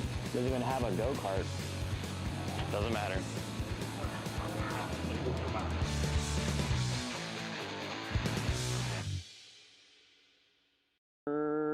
Cuthbertson through on Turney. Turney in the dirt. This is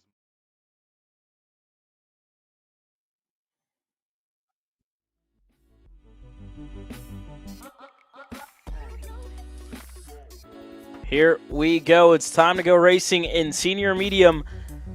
First up is the odd group. And they're going to be led out onto the racetrack by the driver who went faster than the rest, Owen Lloyd. Gets ready to lead this field to green. Starting alongside Austin Speck, Austin Hill, and Dylan Amundsen on row number 2 with Anthony Lewis and Henry Wheeler on row number 3. Sam Tutwiler, Levi Getz, Carter Kilgo, and Will Lawler. Your top 5 rows, your top 10 starters. John Young in 11th, then Ian Frankenberger in 12th position. McLeod and Mitchell, the top 14. Capolongo and Chardy back at 16th. James Crawford ended up 17th in qualifying. That's amongst the odd drivers, though. We're going to see who's the odd one out and who's the odd one into the top step of the Heat podium. And we're about to find out. This is dream scenario for Austin Speck, who I'm sure has been watching all the Heat races from the outside. That outside line's been the best, and it's the best once again. Austin Speck's the lead of the race in turn number 2 with Owen Lloyd losing three spots, almost 4, with Christopher McKeithen right behind him side by side. Further back, a little bit of contact. But everybody's able to make it through at the start of the race. That's up front, Austin Speck. Going to be your leader over what looked to be, I believe Dylan Amundsen was able to get himself clear, and he was. There's that VLR who's in for second. Owen Lloyd's in third. And you look back to the 39 of Hill, who slots into the 4th spot. Levi Getz rounds up your top 5 with Henry Wheeler just not too far back, as well as Will Lawler, who's right there in the mix. And already changed for the lead. Dylan Amundsen goes to the point. Able to take advantage of that, but keep in mind, Speck has experience here. Won a light championship here in Jacksonville. Now able to get back to the point with the help of Lloyd. And Speck is obviously going to want to be able to get a good run and a good race. One of his tracks where he's done well in the past. Going to be difficult to stop him. There's also the mindset. To take a quote from social media side, from his side, the king moves with strategy, not emotion. That should say Speck is going to know where you have to put your king down on the chessboard. It's not as simple as just throw the pieces everywhere and then it will maybe stick. Yeah, definitely not. As we look at it here, and again, that help from Owen Lloyd definitely is beneficial for him. As now Henry Wheeler looking to make some headway, going side by side at the moment with Hill in the 39, PBK Coyote. And Hill tried to fight it for about a corner. And again, just had to let Henry Wheeler go as he sets his sight now on the top 3. And Lloyd, you see him just kind of fading down low, just that little bit of cover off, and that one's going to hurt him as Dylan Amundsen splits up the 2 MGMs. So now it's anybody's game, and Amundsen looking to go back. And you got to think, right, Austin Speck wasted no time passing Dylan Amundsen. Dylan Amundsen's got to return the favor. And right on cue, goes to lead of the race. Owen Lloyd follows him through. Henry Wheeler as well, clear for 3rd. Yeah, immediately said, you don't want to work with me the first time. Why should I work with you again? And that's, again, getting to the chessboard of sometimes you have to make sure you find a way to get the check, and sometimes you get checkmated. Right now, only halfway through next time by, though, it seems like a lot of drivers here in the senior medium class continue to just wash up, open up those lanes, and that's causing a lot of chaos in that battle coming through that bus stop. Well, they're fighting up front as well for Dylan Amundsen and Owen Lloyd. And again, for 3rd on back, it was maybe a little bit much this early on. But that being said, again, everybody's fighting out there here close by. And again, you see hands in the air. Wheeler just wants some help, wants a push from Austin Speck to get up to Dylan Amundsen and Owen Lloyd. He hasn't gotten it up to this point, and you see visibly frustrated with the drivers behind him. Yeah, and it's pretty obvious why. You're trying to go side by side in a non-passing section. Now at this point, Speck has Wheeler almost giving him all the signals. Those do not look like happy signals right there with that. And that might have cost them a chance to keep up with the top two yet again. Bit of contact there. That's a little aggressive from Wheeler back. Yeah, Wheeler's going to have some help now with Sam Tutwiler, rookie. Going to join him to try and, again, make some headway, but Wheeler's had the speed. Just hasn't had the help, hasn't had the push to get up there. Dylan Amundsen, Owen Lloyd, they stay single file, and with the battling for third on back, that changes, and now Owen Lloyd, Dylan Amundsen going to trade positions. Amundsen's not going to fight it too much, and now Speck left to the wayside as there goes Hill looking to go by. Wheeler goes through as well. Sam Tutwiler now looking to slot Speck one spot back again, but for Wheeler, you got to be thinking, right? Austin Speck's right behind you. He's passed you whenever you've been out in front. You just got to get ahead. Got to get one spot better, and that's what he's going to want to try to do. Now as Hill leads their pack up to Dylan Amundsen and Owen Lloyd. Yeah, again, it's quite simple for him. Get himself a push, try and use Hill as the bridge card. Close on up. Right now the top two know the game plan's simple. If they push, they can separate out. Some of these other drivers, like Lawler, losing more ground we see. But everybody else, quite simply, is going to have to try and use Hill to their advantage. Hill kind of just has to play the game here if he even wants a chance to have his own sake. You see him trying to signal in the corner. And we'll see Lloyd goes low. Looking to defend and a little too low. Goes deep on the exit. Dylan Amundsen able to cross him up. And he's able to go to the lead of the race to the bottom of the racetrack for him. Hill's going to follow him. Wheeler to the bottom. Speck going to be the only one to try and go around the high side. Not going to have a push from behind. Tutwiler wasn't close enough. Levi Getz is right there as well. But again, this is about the biggest lead pack that we've seen so far today. And you got to think, we're right in a crunch time. No idea how this is going to end. And again, there's more on their way. Carter Kilgo, not too far back. Will Lawler's right there as well. As Amundsen, just a slight fade down low to block off. Into the second corner. Lloyd going to stay low. And again, just got to put it down to the white line for Dylan Amundsen. We've seen a lot of drivers just getting caught by surprise when they open up for the corner. Lloyd looking for the gap down low. Speck looking on the outside. Not a good enough run, and Amundsen just needs to hold on for about 4 more corners to take away this heat race. This is going to be important here. Will there be a chance? Don't think there's going to be enough time.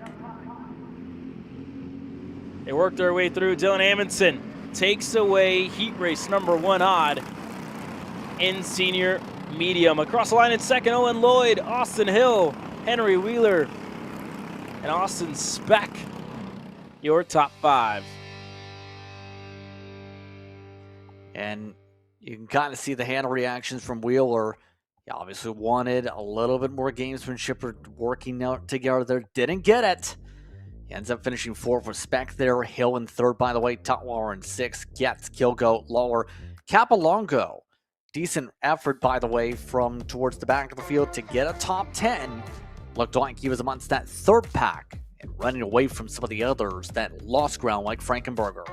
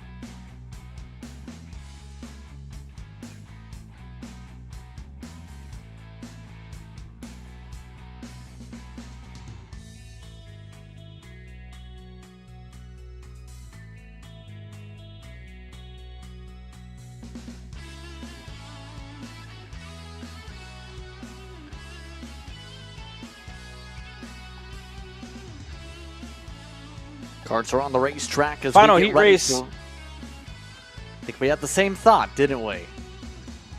Yeah, we did. Well, here we go. Final heat race of the first round here, Justin. Heat race number 1, even.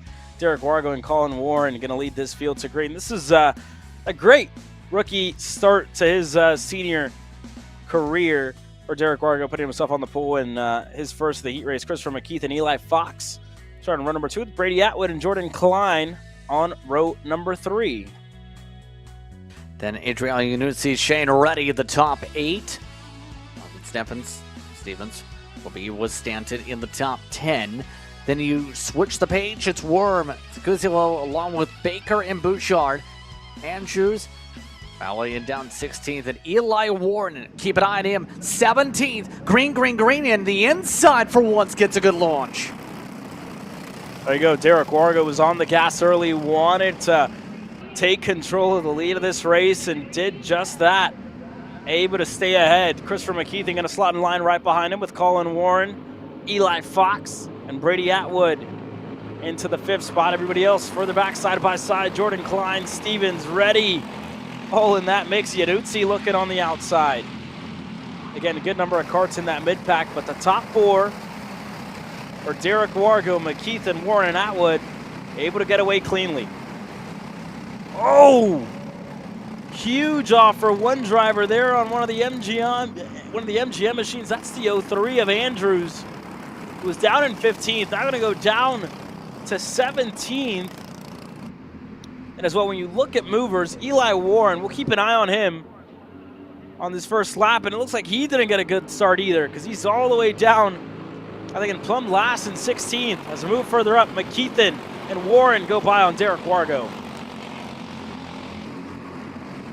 Already a little bit of chaos towards the back, but the front of the field so far, keeping it nice and calm.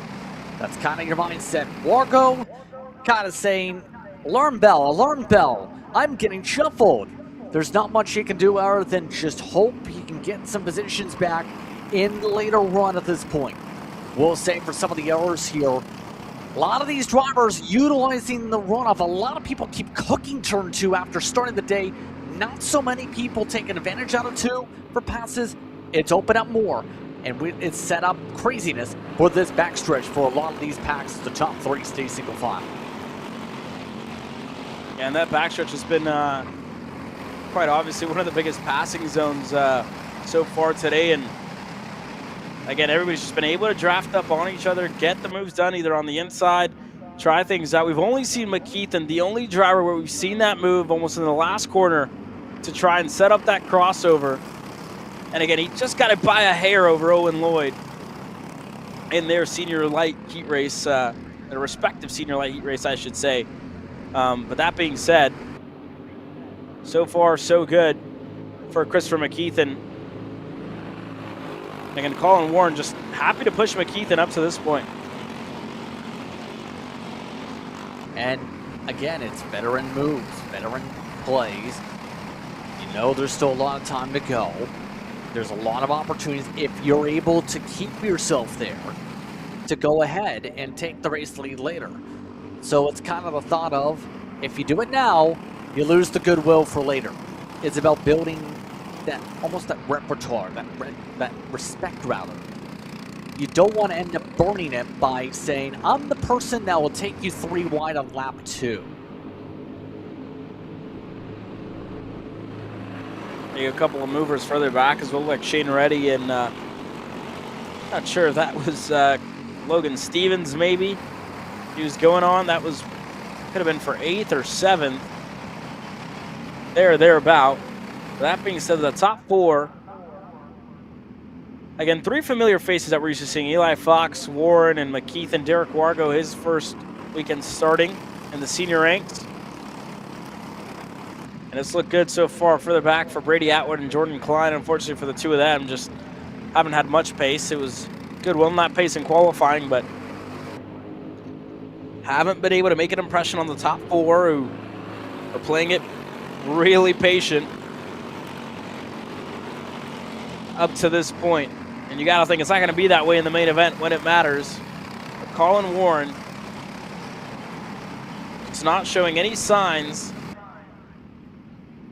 of, I guess if you will, impatientness, of wanting to go, desperation, just very calm, very methodical the way that he's following behind McKeithen. And for Eli Fox as well to put himself inside of the top 3 is a great showing for the Bradford Racing MGM. Yeah, it's been really well played so far in this pack. I think the time to go will be 2 laps to go, depending on if that second grouping of 2 stays hooked up here. The problem for them is, right now Fox doesn't have a dancing partner with Wargo to maintain momentum from behind, keep him pushing up to Warren, maintain his momentum. So it's going to be really tricky for him to maintain the draft here without anyone to hook onto the back end fully flush, with the top 2 staying bumper to bumper. Even though they're over pushing the corners, those top 2 are just getting such good corner exits to be able to keep the separation up. We'll take a look at this here, Justin. Christopher McKeith and Colin Warren, they're the only 2 drivers at the moment on the 41.8s. Eli Fox is lapping about a 10th slower. The same for Derek Wargo, who's 2/10 slower. And again, for these drivers here further back, for Jordan Klein, Brady Atwood, and Adriano Iannuzzi continuing to battle. It's Klein, it looked like she's leading that group. Underneath she is, with Iannuzzi right behind her and Brady Atwood in line. So for McKeithen and Warren, I mean, they're just, you see it in the times they've been able to progressively lap quicker than everybody else out there on the racetrack. And you see why this gap is starting to open up. Again, the consistency in between these 2, it's on par with each other. And you see Fox just asking for a little bit more from behind. Sadly for Wargo, he's falling off a little bit sooner. And that could be a variety of things, right? When we talk about tire pressures, we talk about a whole number of things. But this being said, white flag will fly this time by, and McKeithen, when you look back at the heat race he was able to win in senior light, he was having to be the attacker. He was having to make the moves. This time he's being attacked by Colin Warren, who's looking for a move on the inside. They go side by side into turn 2. McKeithen keeps him pinned on the outside, and Eli Fox, that gap's going to close down now for Eli and for Derek Wargo. One more defense now of McKeithen hugging the inside. Here comes Fox though. Huge run for second. Fox jumps up to second spot.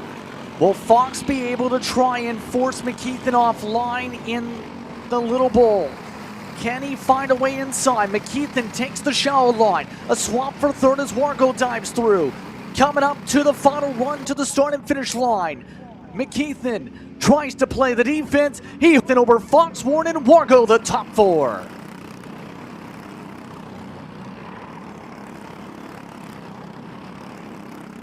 Well, how about that? To say the least, McKeithen played well on the defense, and Fox, that was a huge run on the last lap.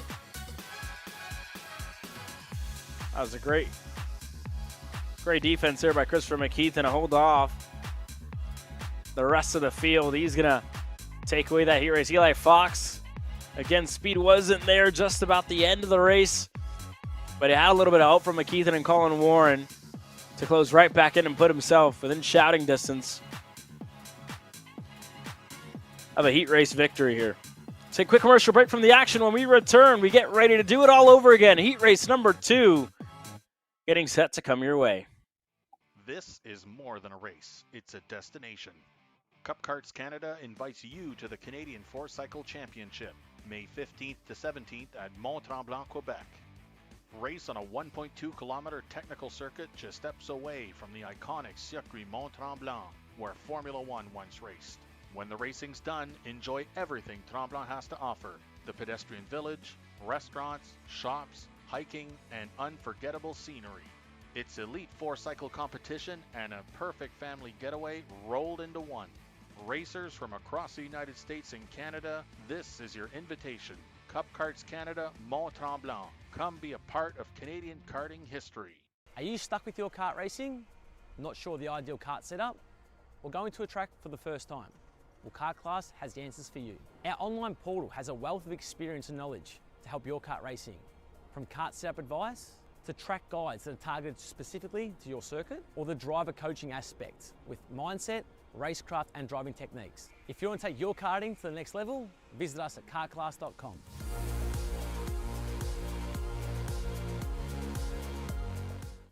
You know, I'm really starting to like this go-karting thing. Yeah, me too.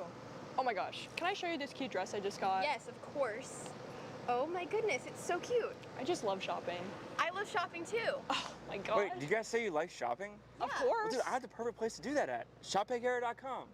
At ShopPayCara.com, you can get free shipping on orders $200 or more. You can get anything you want, like MXC rims, gloves, rib vests, shoes, anything that you need, all at ShopPayCara.com.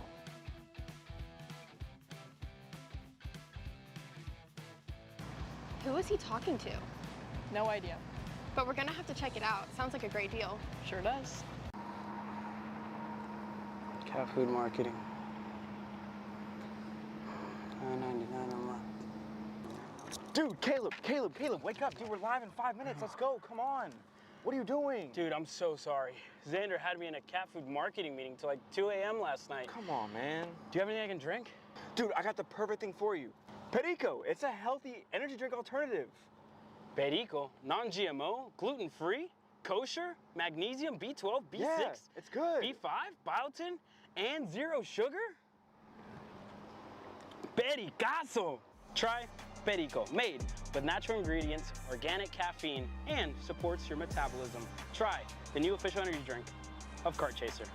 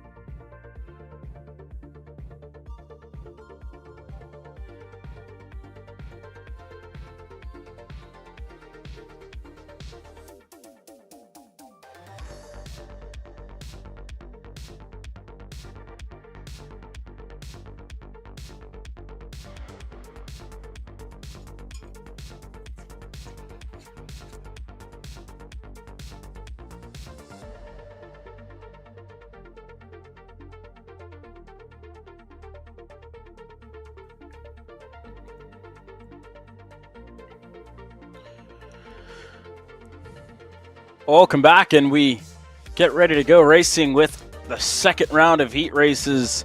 And we start all over with our youngest drivers, William Heckman, getting ready to lead us to the green flag after taking the win in the first heat race. Started on the outside. This time, Maverick Reddick gets a go at the outside line. That's been very successful around here. Sullivan Bowden and Aubrey Babcock starting on that second row with Beckett Boudreaux and Anderson Maxwell on row number 3. Then it's Dallas Broussard and Ben Brambaugh, who will start in 8th. Skauskas in 9th position. Fletcher rounds out the top 10. Oliver Milligan will be the 11th driver on the grid. Looks like our carts have the parents now all sprint away. They're just about set to see who's going to be able to thrive. Watch for Reddick to see if he can make that outside work, which has been also prevalent in the start zone today.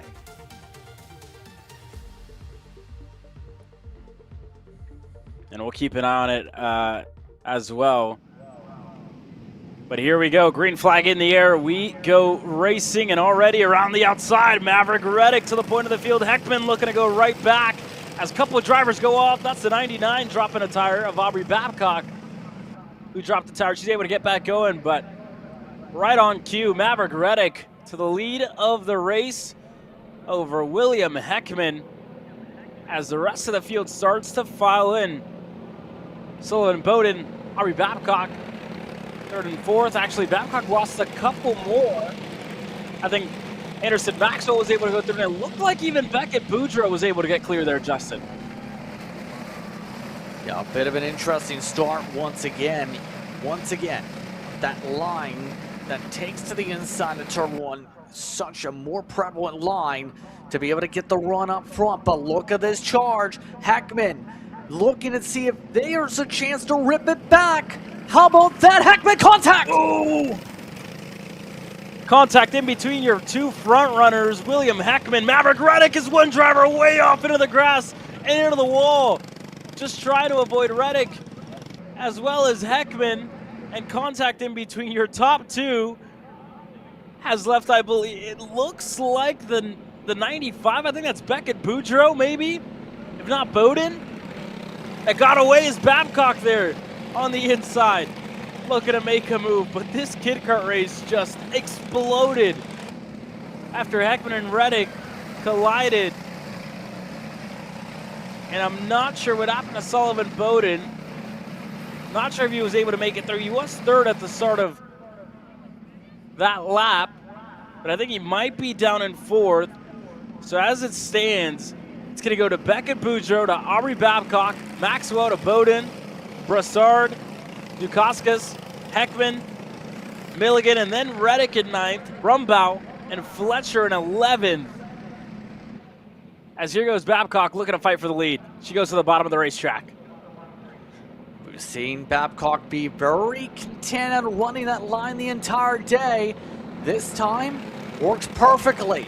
Scrubbed too much speed, Boudreaux did from the high side, and Babcock now with control. And here's the tough part. Can Babcock hold on after a wild start? The parents are screaming loudly and wildly. They're pumped with the way this has gone so far. Yeah, there you go for the local Floridian and Aubrey Babcock, who is going to take control of the lead of the race. Her first time this weekend at the point of the field. She's She's been fastest throughout a couple of the qualifying sessions. Practice sessions. Now she finds herself up at the front and starting to pull away from the likes of Beckett Boudreaux and Anderson Maxwell. The rest of the field still looking for a little bit of room. Sullivan Bowden back there. Brassard the next in the 11. As they go side by side further back, there goes William Heckman looking to make a little bit of headway. And a move on that straightaway. We lose him into the trees. I think that was Zukowskis, maybe. I think indeed it was, as Heckman was looking to pass and just can't come over on the straightaway like that, unfortunately for Zukowskis. That's going to promote Reddick another spot. But Aubrey Babcock in the 99 has done a great job to pull away from this field. Yeah, and it all started with the last time by Boudreaux getting loose, and Boudreaux just seems to be having a hard time being able to keep focused. Up is pushing almost too hard here to have a chance now, and all that Boudreaux can do is just ride, because there's only so much you can do to catch up at a kid card here. Just has to battle with teammates here, be able to focus up for Heat 3 under the lights later on today. Go from here. Boudreaux just cannot close up a second and a half at a kid cart like this.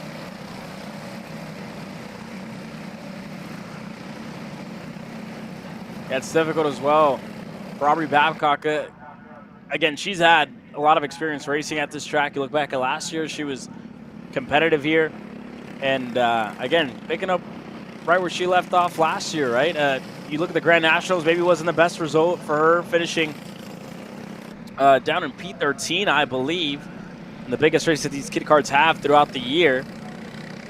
And now she's just hasn't put a foot wrong so far. Hasn't made a mistake. Has been a little bit better than these boys just right behind her, who are just losing that little momentum side to side on the racetrack, choosing different lines, and she's hitting her marks lap by lap, doing what she's got to do to stay out in front here, Justin. And that's why we're seeing her open up her gap now to 2 seconds over Beckett Boudreaux and Anderson Maxwell.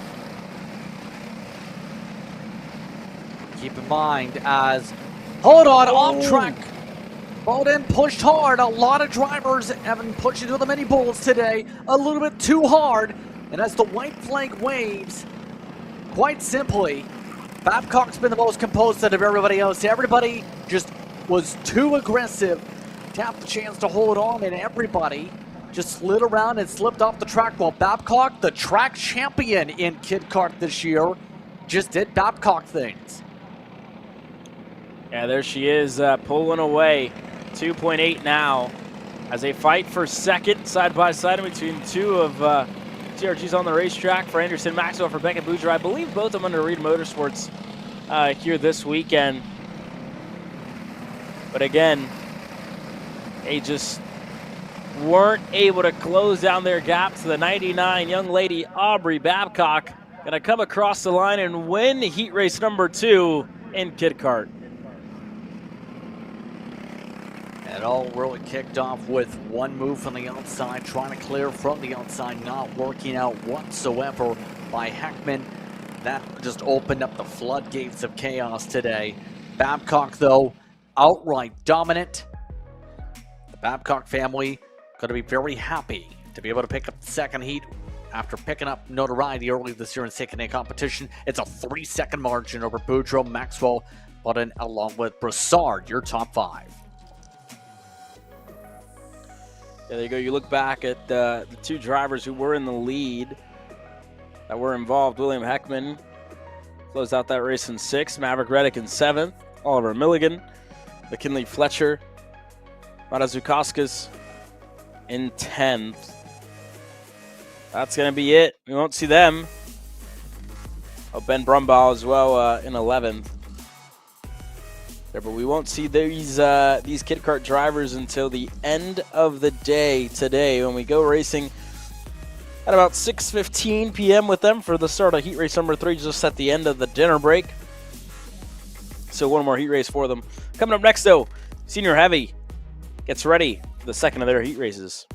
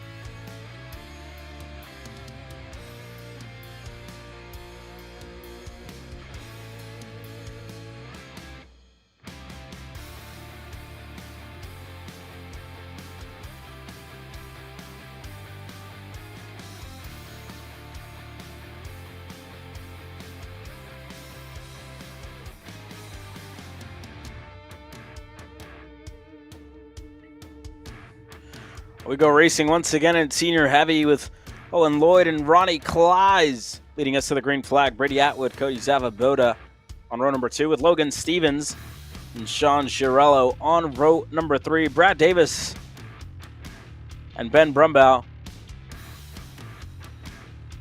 Sorry, Brad Davis and Ryan Curtin on that row with John Young and Christopher Mitchell on row number 5.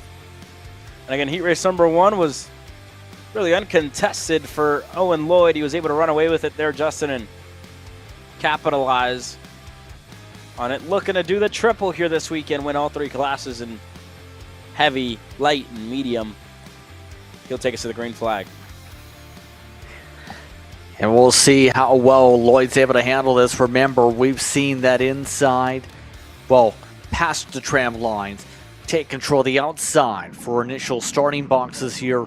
Just get the jump every time. This time, Lloyd, decent throttle point, able to get himself nearly cleared side by side the entire way through up to the bus stop.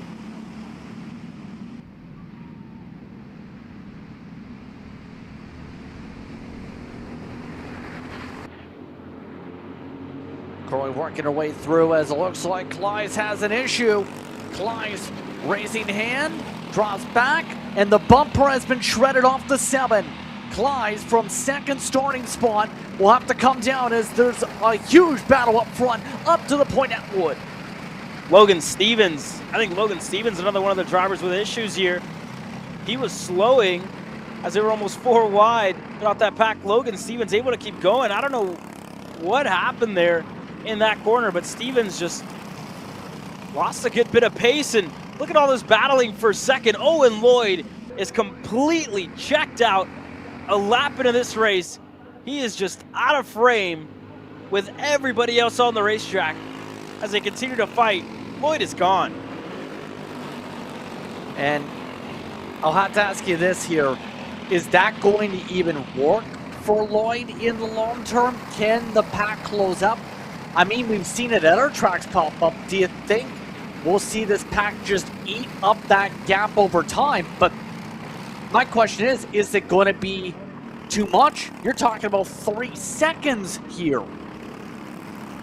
That's a lot. It's a tall ask for the rest of the pack, and they'd have to do something that they haven't done so far in this race, and that's work together to try to get up there to Owen Lloyd. And even then, Owen Lloyd is fast on his own. He set the fastest lap of the race on lap number 2, on his own. So we'll see what he can do. And this next lap and the next 2 laps, whenever everything starts to kind of calm down, that's the biggest tell. That's where we're going to find out how fast is this second group, and can they even contest with the 119.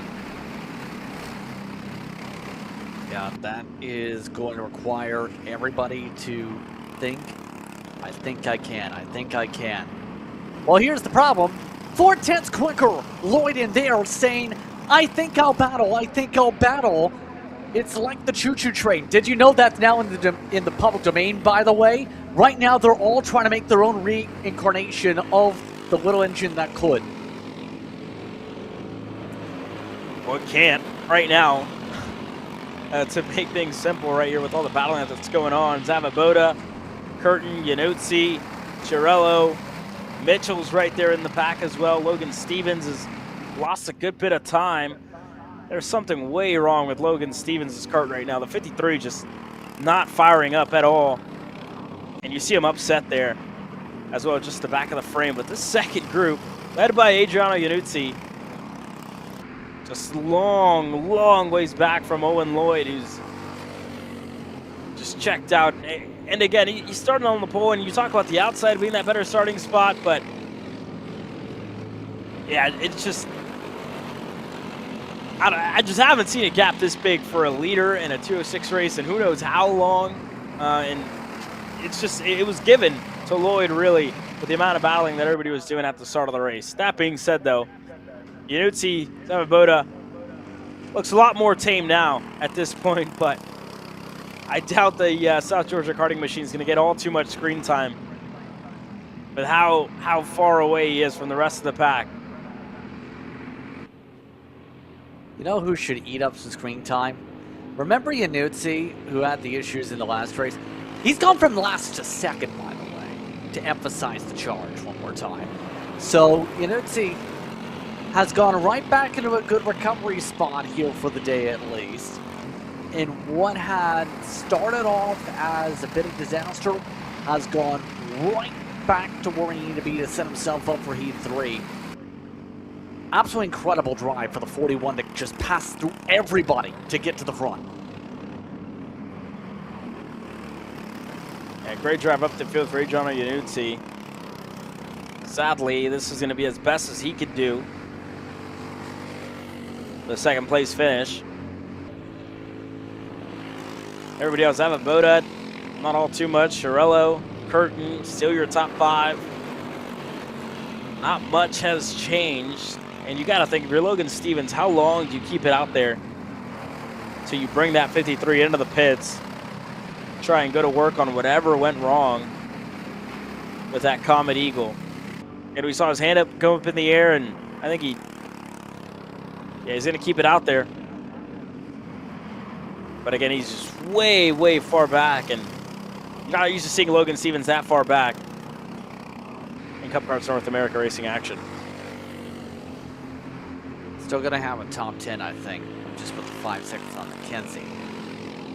Even though you can see some of the others just checking in on things, but at this point, you're just thinking, let's get to the next one. Let's keep track position, get ourselves in a good spot to battle for Heat 3. I think this is also a good test, though, and kind of barometer of what Owen Lloyd's got in this class for today, because when you're running 2 to 3 tenths quicker on your own, it's just absolutely unbelievable, to say the least, in a 206. When we expect to be a super speedway, you don't expect it to be like a Storehouse racing machine to just run away from the pack all of a sudden, even with the chaos. Yeah, he's been great as they go side by side further back. Again, that looks to be Davis looking to go on Curtin. That move didn't work. We'll see if he tries later on in this race as well. Yannuzzi, just a little check over the shoulder. Last lap, white flag in the air for all these drivers, and Owen Lloyd just gone. Yannuzzi looking to hold on for a second, and that could be a good result for the average to try and solidify a P2 starting spot for the main event. And you mentioned issues for him. The first heat race needs a good result here. Put himself within a good starting spot later on in the day.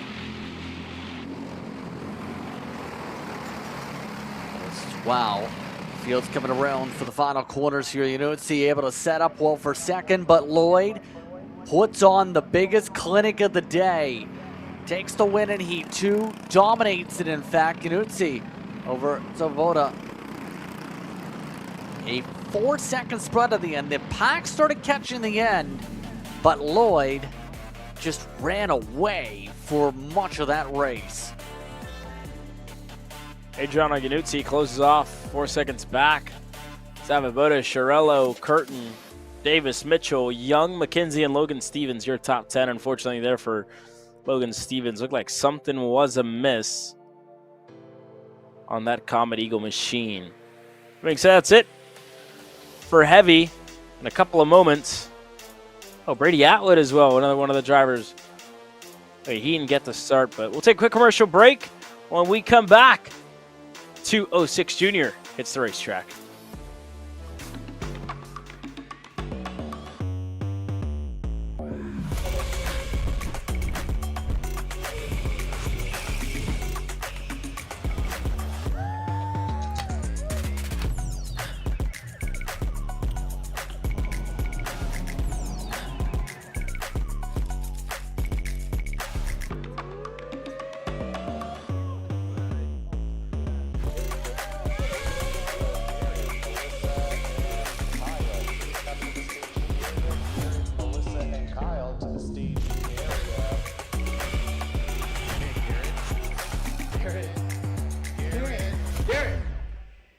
Let's go race.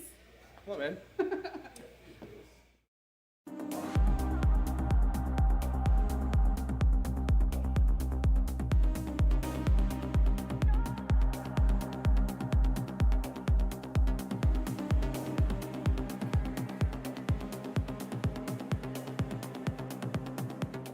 Attention Cup Kart South fans and racers, Big B Energy is looking for affiliate partners. No minimum followers and no complicated setup. If you believe in clean energy, bold flavors, racing culture, and want to earn money, then we want to work with you. Promote Strawberry Smash, Summer Melon, and White Cherry Fizz. 3 flavors people actually want to drink, and earn competitive commissions on every sale. It's simple. You share, people buy, you earn. Ready to be big with us? Sign up at bigbeenergy.com and fill out the affiliate form to get started earning.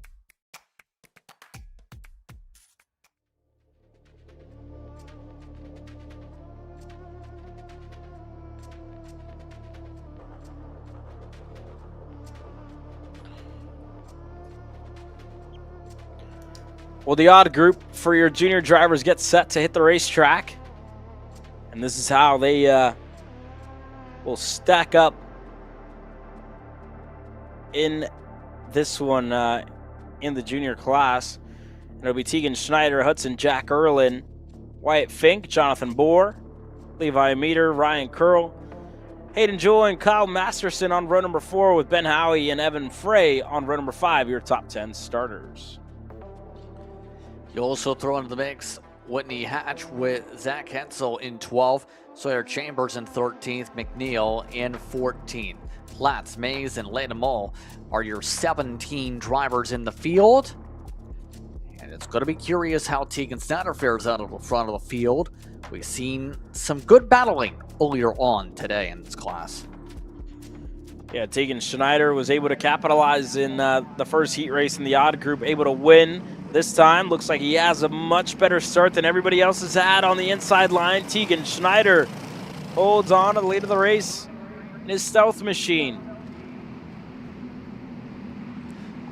Already the field trying to march its way on through.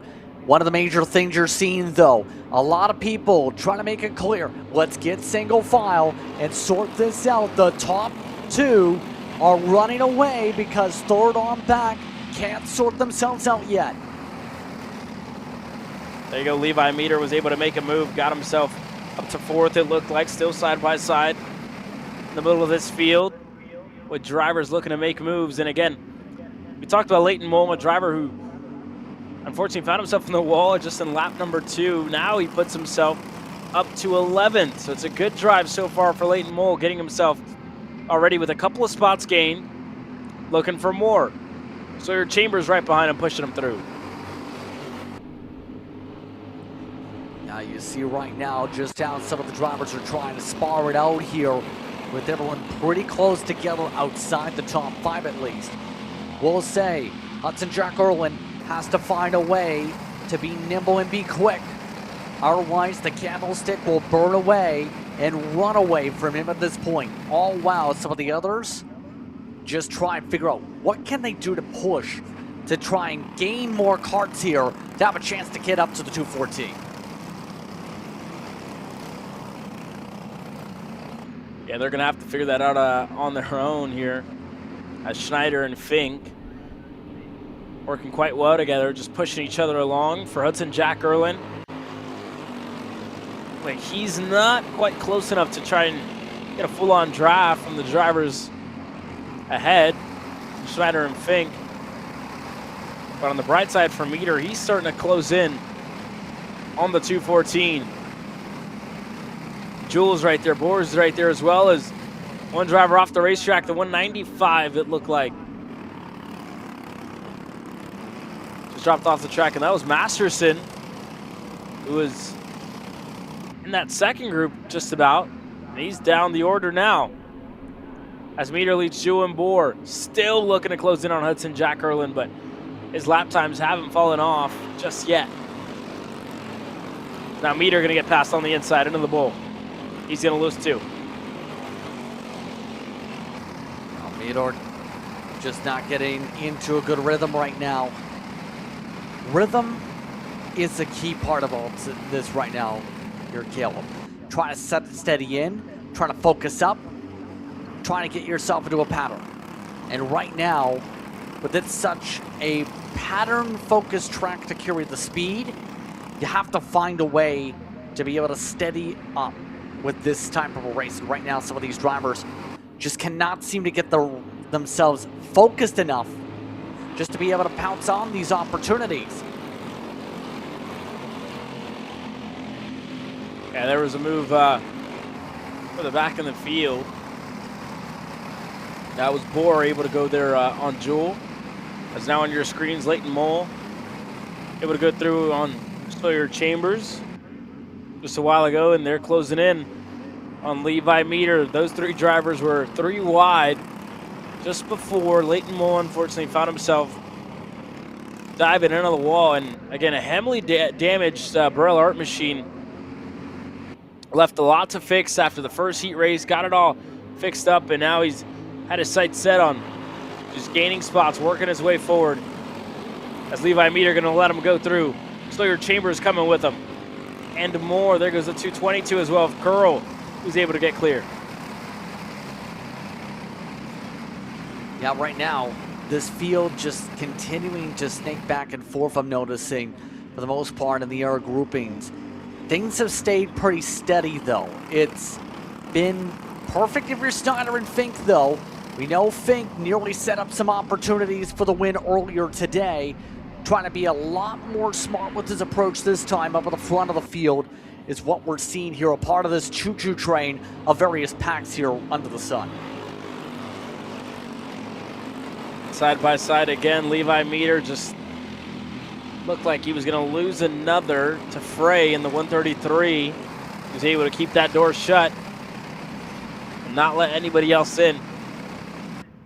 Schneider and Fink still working beautifully together up front with Hudson, Jack Erlin, and Bohr. Now this is different, right, for Hudson. Jack Erlin finally has a pushing partner, has somebody to try and get him up there with the top two. And this is where it all changes. Next time around, 2 laps to go here, Justin. And for Wyatt Fink, thinking it's time to go, this is where Hudson Jack Erlin gets brought right back into the mix. But to the bottom of the racetrack, Schneider going to go and block. Going to try and keep a fellow Mark Steel machine at bay. Yeah, I don't know if that's going to be the last move, though.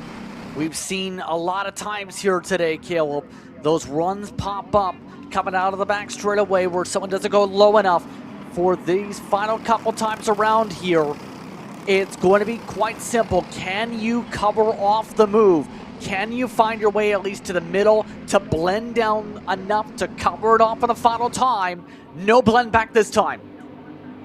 Here's to the bottom of the racetrack for Schneider, looking for the move.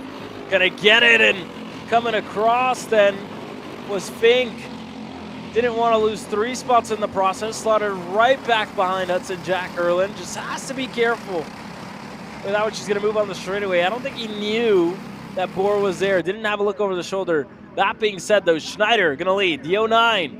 White flag in the air this time by, or should be this time by, as they work their way through. Hudson Jack Erlin. We might get one extra lap here. Hudson Jack Erlin in second to Fink in third. And Bohr sitting back there in fourth. Schneider not going to take it down to the bottom just yet. Fink will, though. Looking to go on 2 of them. Side by side, wheel-to-wheel contact. Thought about the move, couldn't get the run enough to be able to actually make the second place effort. Now it's the march through the bowls. Going to the mini bowls to be able to make their way up to the start and finish line. Schneider played up the run for the right moment with a couple laps to go. This time will come on through. Now they do get the white at the flag stand. That's why there was some hesitation to make the move from Jack Erwin. He's gotten the chance to boil up the run for this official final time through. Here we go, Schneider. Final time around. Going to take it all the way down to the white line. Is down to the outside. Fink looking to open up. Bohr going to follow him to the outside. Erlin hasn't found the lane down low, but again, we've seen some surprises right through here, this next section. This is really where you have to slow it down just that little bit. Does Jack Erlin have anything? I don't think so. Up front, Schneider looking to go back-to-back as Bohr goes side by side. Up front, Schneider able to close heat race number 2 odd with a win. And that's 2 for 2 in heat races for Tegan Schneider. Tough effort to be able to get the job done, but he's able to do it by just 0.085 seconds. We'll throw in the mix Erwin, Fink, and Bohr in once the top 4. Leighton Mull, great recovery from the crash earlier on today. Chambers, Curl, Midor, along with Jewel and Frey amongst that top 10. Stayed relatively close because 11th on back lost an additional 6 seconds. Well, that's it. Wait for the evens. They get to do it next.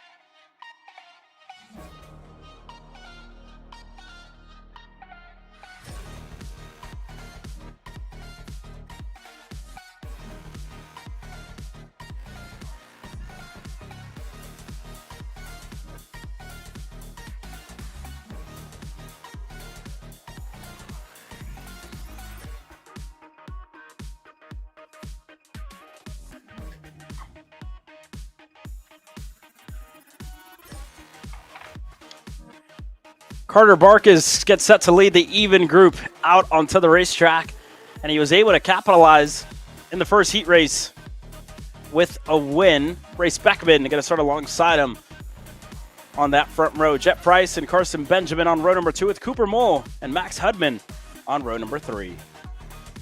Row 4 is Dwyer alongside O'Brien.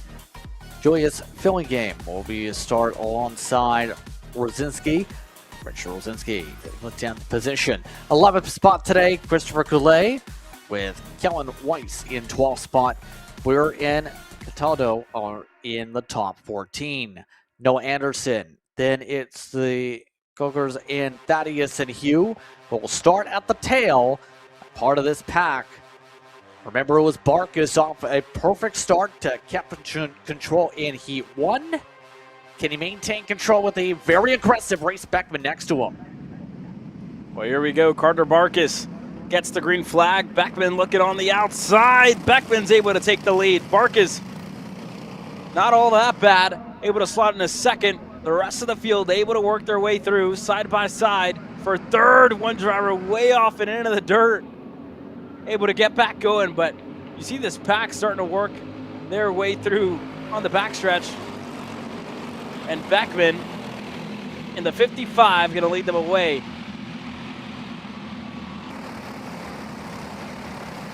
Yeah, good start right now for the field. Curious on if there's a cut course involving with some of the drivers getting so tight along the grass and into the white concrete coming out of the bus stop. But everybody else here just trying to maintain. We know quite simply, though, that Barkis used to just maintain control, didn't feel too much pressure. A lot of others in the back, though, deciding, you know what? This park needs some lawn mowing. Let's mow the grass, try and mow all of it. How about some more? Well, that was a big off there for the 18 of filling game, unfortunately. It was down in 12.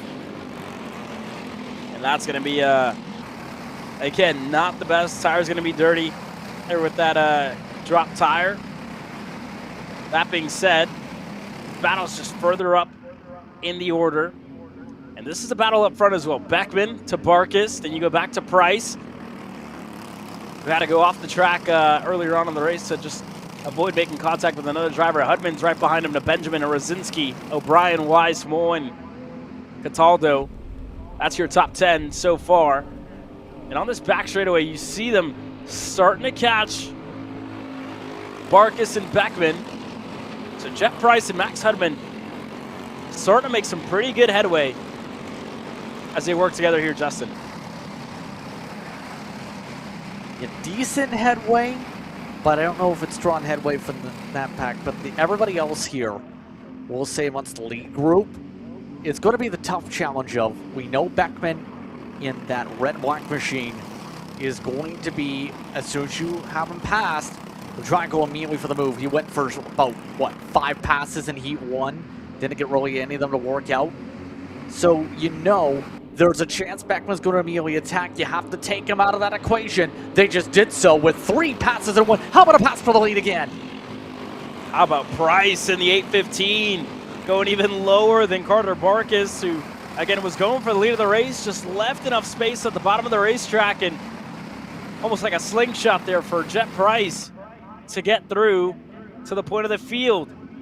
So for the first time, he's going to lead them away. Barkis to Hudman to Beckman, who again was once in the lead of this race a lap ago. Now falls back to 4th. Now for Carson Benjamin and company in the 5th spot. They're starting to close in. And you see Jet Price there up front just pointing forward, asking for the help from Carter Barkis. And every time Barkis has really tried to take control of this race, somebody else has gone right back on him. This time it was Jet Price. So he hasn't been up in front. So starting on the pole as they go 3 wide, a little bit too close for comfort there in between the 3. Beckman looked for the move at the same time that Hudman was looking for a move on Barkis.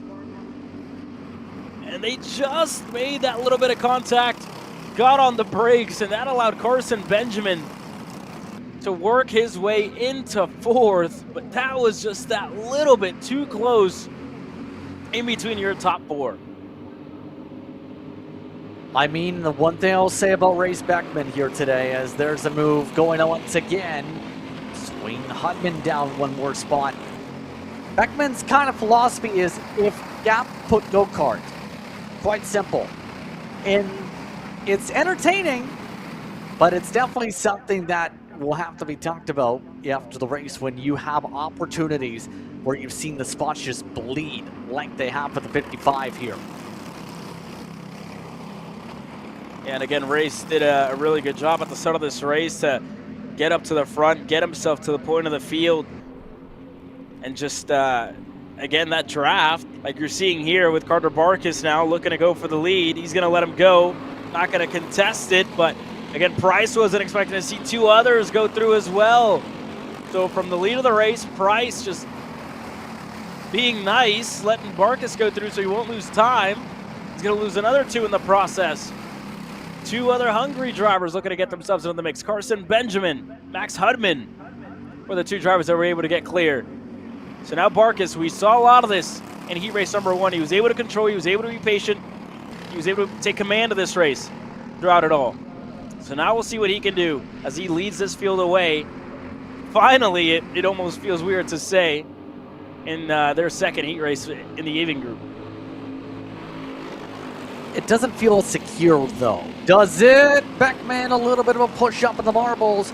It's again involving Hudman, but able to keep it straight despite the dust pickup. But I was about to say, it just doesn't feel as comfortable, Caleb, compared to earlier. And for Barkas, at the wonder of the back of your mind, is Benjamin going to stick with me here and take the second, try and get good spots for the metric? Or is he going to try and take the win, get that little extra bit of boost? There's so much at stake here, at least for setting up for later on, and he knows he's got to play defense once again.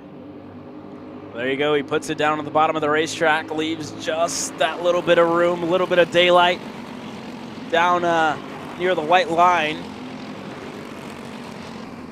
But for Benjamin, not going to stick a nose down low. For Price, we'll see what he can do. Now finally get himself back inside of the top 3. Right behind him for Beckman there as well in the 55. At one point or another, the majority of these drivers have been in the lead of this race outside of Carson Benjamin. This time, white flag in the air for Carter Barkas and company. Side by side for second. Price looking to stick a nose down low with a push from behind. He's going to get clear for second. Beckman looking to go clear as well as they go side by side for third now. Beckman, contact with him. And that was a big save there. That huge save by the Stealth Machine to hold on to it. And that's issues for Beckman with what looks to be either a bent rear axle, and I think indeed a bent rear axle for Beckman, as Barkas able to stay ahead of everybody else. Price there in second, and Carter Barkas through it all, played it patiently, and was able to get himself a heat race win in heat race number 2. Able to hold on, but Beckman, that contact put him out of contention, put him out of this race. Just near the end, Hudman was, I believe, no, that was Carson Benjamin. My apologies there. Carson Benjamin was the other driver involved in the 98. That was just a little too close in between those two to end up the junior race. Yeah, just got over aggressive yet again at the very end, but we'll say Barkas, again, perfect block move to be able to take the bottom immediately out of the bus stop. Picks up the win by almost a 10th. Hudman, Benjamin behind Price. Weiss, O'Brien, Rosinski, along with Mulgulay. Toto getting a top 10, also a part of this field as Beckman dropped all the way to 16th in the very end. We'll take a quick pause from the action. We'll step aside. Quick commercial break. When we return, the seniors get ready to do it again. 2026 Cup Kart South Series, February 20th through 22nd at Finish Line Karting, March 20th through 22nd at Daytona International Speedway, April 24th through 26th at Music City Karting, and May 29th through 31st at Bushnell Motorsports Park. This is Henry. Henry feels sad. Henry feels sad because it's time for his next big race and his go-kart is in bits. Henry doesn't know that Acceleration Kart Racing is the United States #1 shop for all of your karting equipment needs. Henry also doesn't know that Acceleration Kart Racing can deliver anything from tires to race suits and even wheels directly to your front door or to the racetrack itself, quickly and efficiently, with tech support available 6 days a week. Poor Henry doesn't even know that Acceleration Kart Racing offers free shipping to mainland USA on selected product if you spend $200 or more. Do yourself a favor. Go to accelerationkarting.com and make sure that you are never left stuck on the pre-grid with Henry. Be smart and don't be like Henry.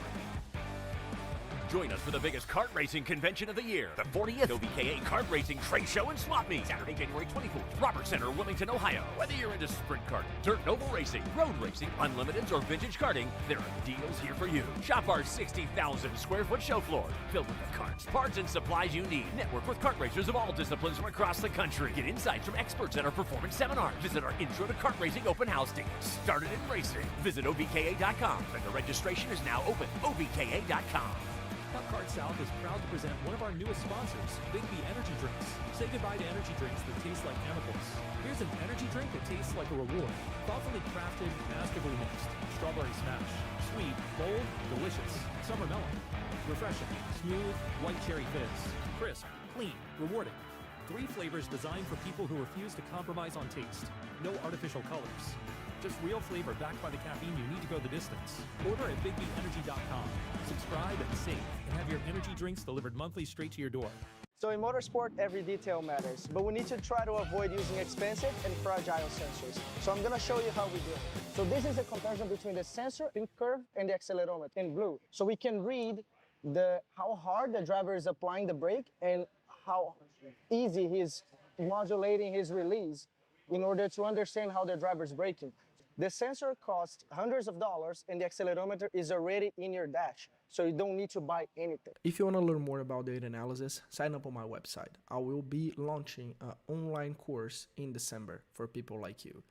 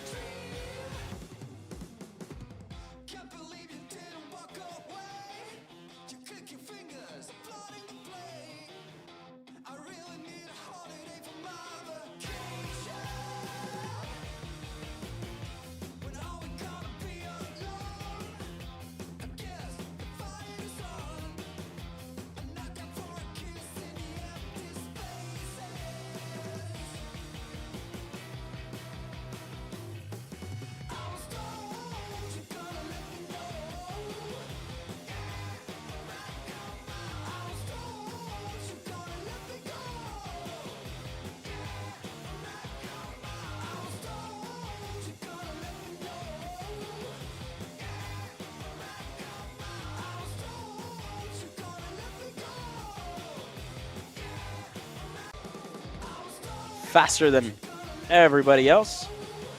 But again, that first heat race, Paul Aiken getting it done around the outside. With all that needed to be done to capitalize there. Timothy Clark sitting alongside him on that front row. Tim Hannon starting in third with Eli Yanko and Todd Barron. Your top 5 starters, Jeff Chalmers, Anthony Harwin, Michael Wells, Chad Miller, and James Ensko. Your top 10 starters, your top 5 rows.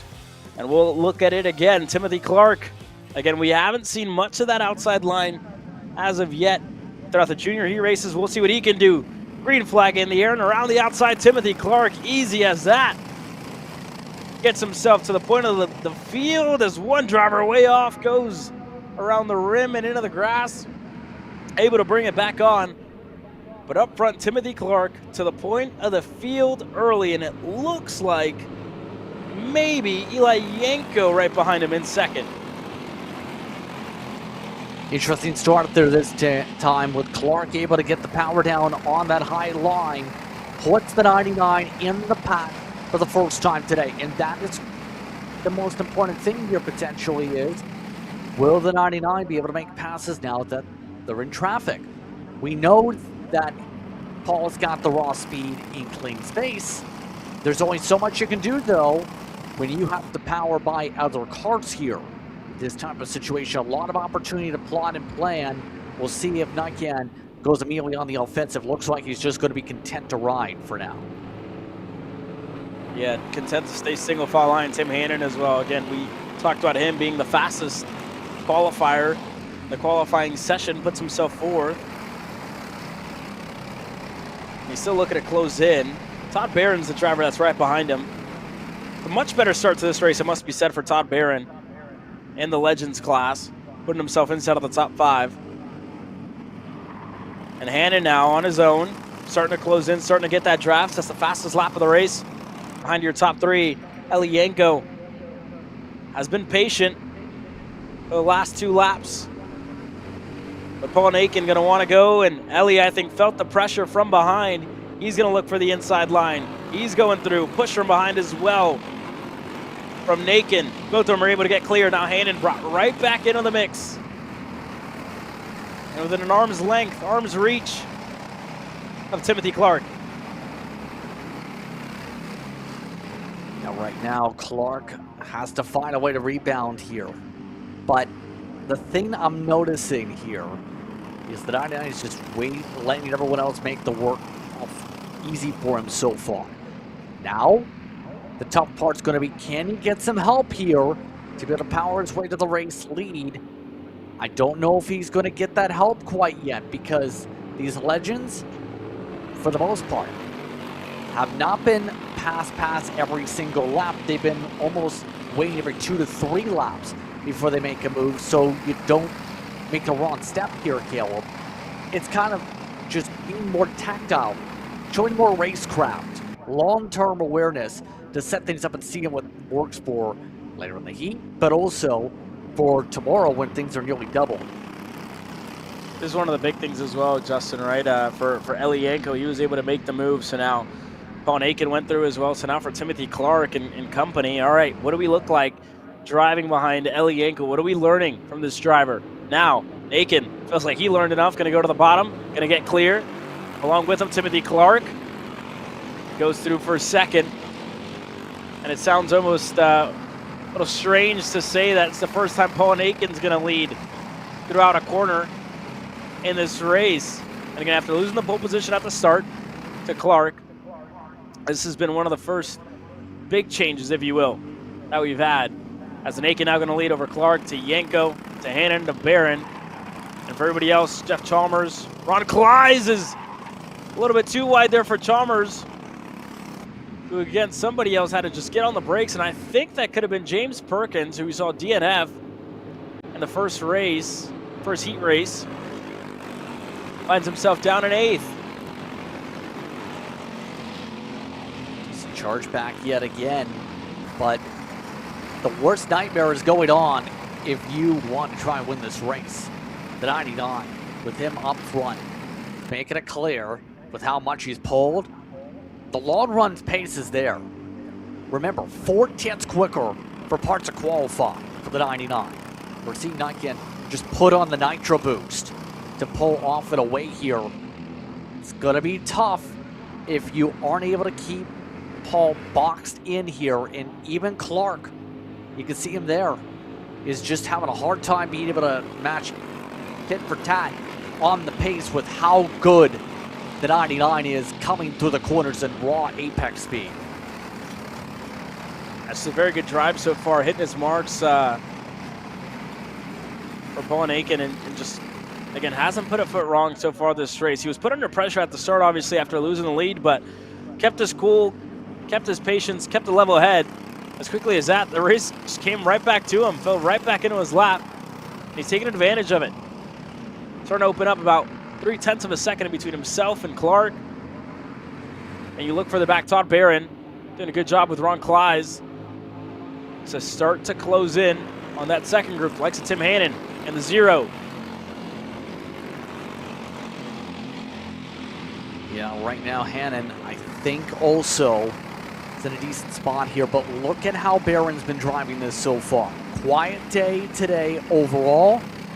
Now, finally making some inroads. Still going to be a little behind the metric after 2 heats per se, yeah. But this is the drive Barron needed to pick up after what was a very slow start to the weekend.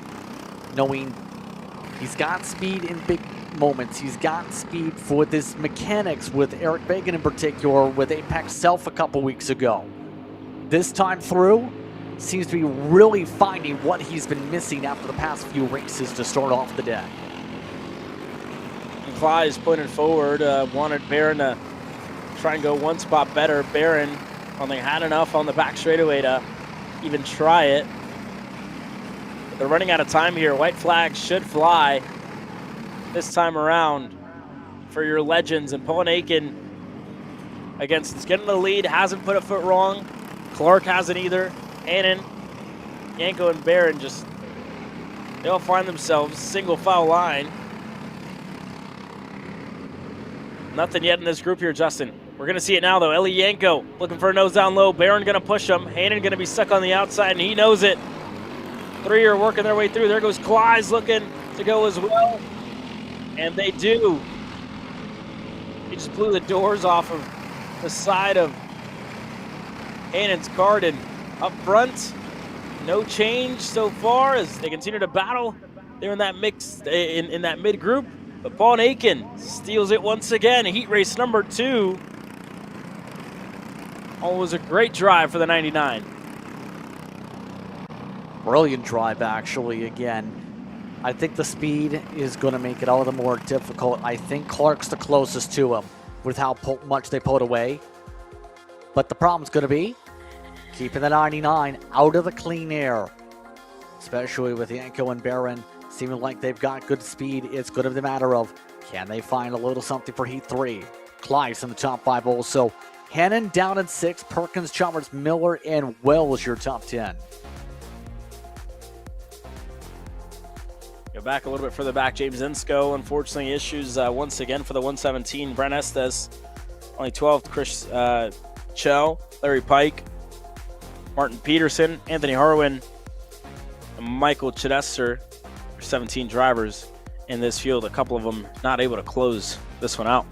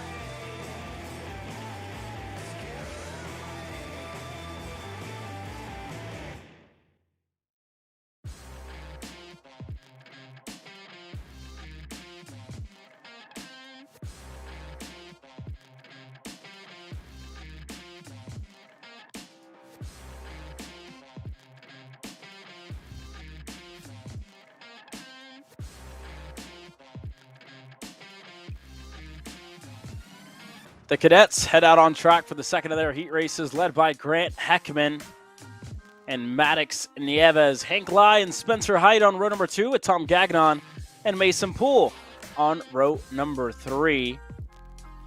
Skylan Mangrum and Joshua Polchlapek on row number 4 with Mateo Romeo, and Beckley Anderson on row number 5.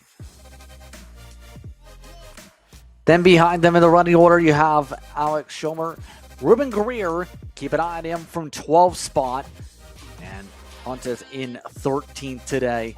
Ruben Greer needs a big comeback after that big incident at the start of the race. We know that Kart is fast after what happened at Apex Self. Can he recover to get himself a decent spot here as we are underway? And here we go, side by side up front. Maddox Nieves able to get himself to the lead of the race. A couple of drivers collected at the start. And that looks to be the 13 there of Mangrum. Unfortunately, Skylan out, not out of this race, going to be in it, but just further back in the field. Nieves now side by side with Heckman for the lead. Heckman around the outside into the pole. What a move for Grant Heckman. Zero fear. Able to get it done. The 222, probably one of the best moves we've seen all day long here, Justin. It's been difficult to make moves in the bowls today. In that case, Heckman able to get himself the launch ahead now.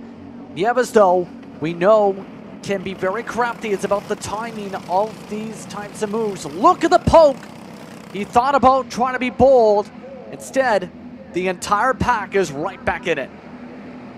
And here we go. Heckman going to take him out to the bottom of the racetrack. Nieves is going to follow Lai down there as well. Spencer Height into 4th with Gagnon right behind him. Poole, Polchlapek, almost the entirety of them all in frame. Ruben Greer now up to 8th after starting further down the order. Even outside of the top 10. That puts himself inside of it as they go side by side here. And that's one of the over-unders that we saw throughout one of the senior classes. Looking to get it done. That looked like Polchlapek maybe trying that move, but here we go. Battle for second. There goes Lai looking with a nose down low on Nieves. Couldn't make it stick. Yeah, Nieves is playing more defense than offense here at this point. Just so preoccupied with trying to hold on the second spot that it's giving Heckman a chance to breathe here. That's kind of what I think Heckman wants. Is that 23 to just get caught up in his own thoughts here in this type of sequence. Give a credit to the 48, was one of the drivers involved in some of the incidents in Heat 1. Able to bounce back, same for Spencer Height now. Looking to try and get some sends to get to the top 3 pretty soon. And here we go, single file the entirety of the top 8s right in frame. Ruben Greer is just at the back of it. You see him just starting to get that little bit closer as well. We'll see if there's any movers so far. Side by side, Greer looking at the bottom of the racetrack, looking to make a move. He's gonna get it as Heckman takes him all to the bottom. And again, just a very tight line through the bowl. He's able to just spring off the corner nicely. Heckman just trying something different than we've seen throughout the Sportsman and Cadet classes as they go side by side. Again, Spencer Height, Gagnon fighting for the 4th spot. Poole right there in the 98 as well. No movers, and this is where it starts to get that little bit more tame. Fastest lap of the race belongs to Ruben Greer, and he's down in 7th. Trying to pick him off one by one. He's got another as Heckman goes to the bottom. Height there as well. Poole's going to open up, and Greer looking to just get through down low, and he is able to get clear. So Ruben Greer, another spot, up to 6 now for the 0-2-0. I wouldn't be surprised if Ruben Greer is in the conversation for the podium here in this race or in Heat 3 with how things are progressing. Quite simply, multiple times a national champion, also has backing with Racing for Children in terms of the charity side of things. Also, just is very strong and very crafty to be able to play strong defense when you allow him the opportunity to be in good track position. Here's the thing, everybody's playing defense right now. It's like everyone's trying to play Pac-Man and trying to avoid getting caught by the ghosts. And the problem is, you have 20 Pac-Men and about 20 ghosts, and it's almost like a hornet's nest of What am I supposed to do to make the right move here to make sure I at least get those pellets before everyone else eats the pellets? Yeah, and there you go. Spencer Height was looked like he was trying to get one of those moves, like if you will, one of those pellets in the bowl. Couldn't get it done. Lost a little bit of time there, but everybody else works their way through. Spencer Height still in that fourth spot, and up front, Grant Heckman's just been really fast. After the first 3 laps, he's been able to start to open up his gap just that little bit as Greer looking to get another one on Gagnon. Bottom of the racetrack, able to get clear. Now Ruben Greer's up to 5th. That's another spot for the 0-2-0. I think Greer's in a good spot to recover for decent starting spot for later today, but all of this as well. Lying right now in that 48 machine, starting to try and stretch away. The more they squabble, though, the more you'll see Heckman build a buffer yet again. And we've seen once or twice today, once you allow someone a big buffer, they've broken away. I don't know if it's that big enough of a gap. There's still a chance to still get the draft pull to really solidify a closeout, but it requires getting to work now to have a chance on the final lap. Not on the next one, definitely not on the next one. And here we go. He's starting to close in on Maddox Nieves as well, looking to get himself just one spot better. He was able to get clear on Spencer Height that time around. So Ruben Greer's up to 4th as, again, he's on the outside looking to cross up Nieves. And again, Ruben Greer had a good end to the Grand Nationals last year, finishing in the 3rd spot. We'll see if he has enough of a run. Going to try the outside now. We saw it from Heckman. Can Greer replicate that same move around the outside? Going to clear him even before the corner. Ruben Greer now through for 3rd. And he's just been picking them off one by one, making the moves to get himself all the way up to the 3rd spot. If he finishes 2nd, that would be one of the best case scenarios for Ruben Greer to try and take the fight to Grant Heckman, who so far has been uncontested in the cadet category. Qualified on the pole, checked it in heat race number 1 by taking the win, and now in heat race number 2. They challenged him early, just haven't challenged him as of late. We'll see what Greer can do. Trying another one on the outside now on Lai. And just close in that little bit too late there, Justin. Almost got the chance on the outside, but it's not going to be enough here. Good recovery for Greer, but it's even better from Grant Heckman. Able to pick up a Kit Kart Championship in 2024 in Route 66. Today in Cadets, able to get a Heat 2 victory. Grant Heckman dominates Heat 2. Had to work for it early on. But Ryan Greer able to get on the podium as well for Heat 2. Greer in particular, watch for Heat 3 for him to contend for a win. So far, so good for Grant Heckman, looking to sweep the Friday here in Jacksonville. And cadet racing action here at Cup Karts North America for the Winter Nationals. You're watching it all live on Kart Chaser. When we return, we got more set to come your way.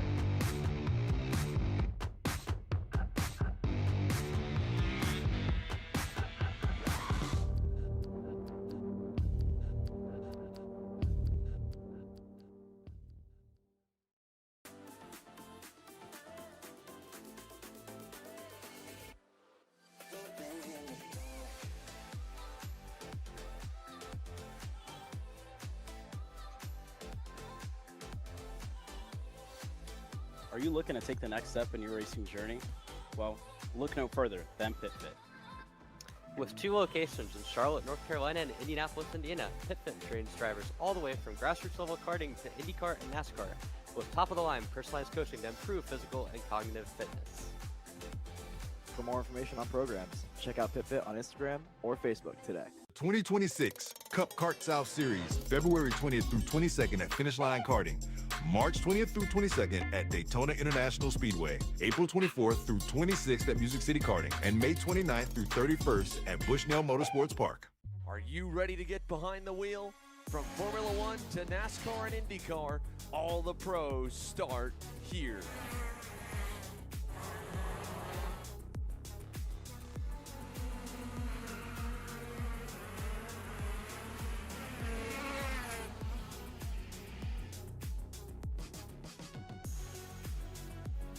For more information, check us out online at mcckarting.com or call us and go racing today. Cup Karts.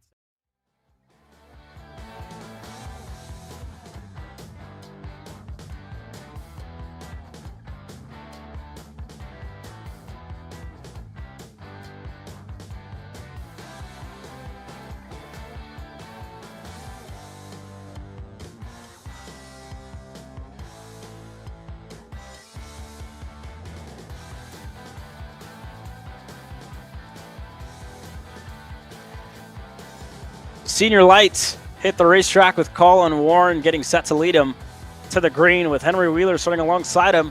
Rookie Derek Wargo on row number 2 with Sam Tutwiler in all rookie row number 2. Levi Getz and Isaac Malquit on row number 3 with Cameron Reed and Eli Fox on row number 4. Ryan Stanton and Baston Brashard on row number 5. Row number 6, you'll feature Samuel Doros and Jaden Beckman alongside in 13th, 14th to each other, Ryan Croker and Brody Strawn. Sisbit starts 15th, Gillen in 16th, Capolongo at the tail, 17 Kart Strawn as we get ready to rumble. Should be fun with this boxing match. Warren with the jump. Colin Warren able to get the lead of the race. He's through for first as Henry Wheeler slots all the way back to what looks to be fourth. One driver off and into the grass. Side by side through for fourth as they all work their way through the back of the bowl. Derek Wargo now looking on the inside. He's able to get clear. Give it to get steadied out here as the pack tries to rumble its way through. So far, so strong though. If you're in the top 3, not so strong if you're Warren, you've been shuffled. So just like that, a beginning of a good run for Derek Wargo, able to take advantage of some of the battles. We've seen Wargo do this a couple of times, looking to try and build his way to keeping ahead of this pack right now. But everybody else trying to line up and work together quickly. A whole choo-choo train. Yeah, there you go. You'll see it now. Colin Warren looking to get a move done. Looking on the inside for third on Levi Getz. He's going to get it. Able to get clear. Cameron Reed now is the next one up. She's currently sitting in 5th with Sam Tutwiler right behind her. There's a little bit of contact in this mid-pack with Eli Fox right there. He's going side by side with Samuel Doros, looking to muscle his way through. He's able to get clear. Wasn't as easy as he would have liked it to be, but he's through. Ryan Stanton right in that pack as well with Isaac Malquit. And they're able to get through as now Derek Wargo feels the pressure from Henry Wheeler, who looks to the low side of the racetrack.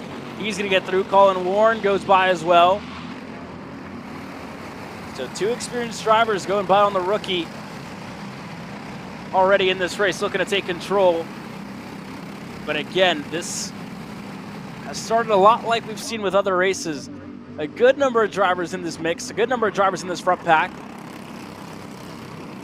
And that could all be subject to change depending on what Henry Wheeler decides to do on this back straightaway and what Colin Warren as well. If he decides to work with Wheeler, if he wants to go back out in front here, Justin.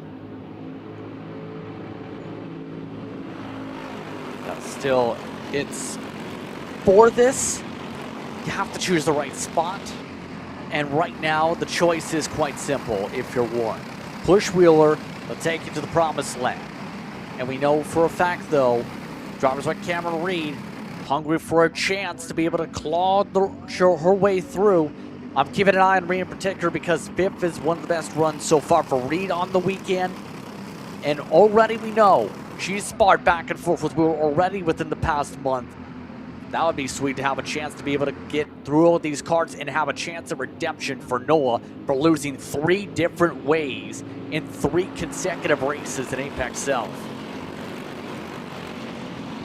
And not even that, you got to look back to the Texan Racing Series where she was close to NOLA, chasing down Christopher McKeithen and Reagan Seville. Wasn't able to catch up to them in time, unfortunately.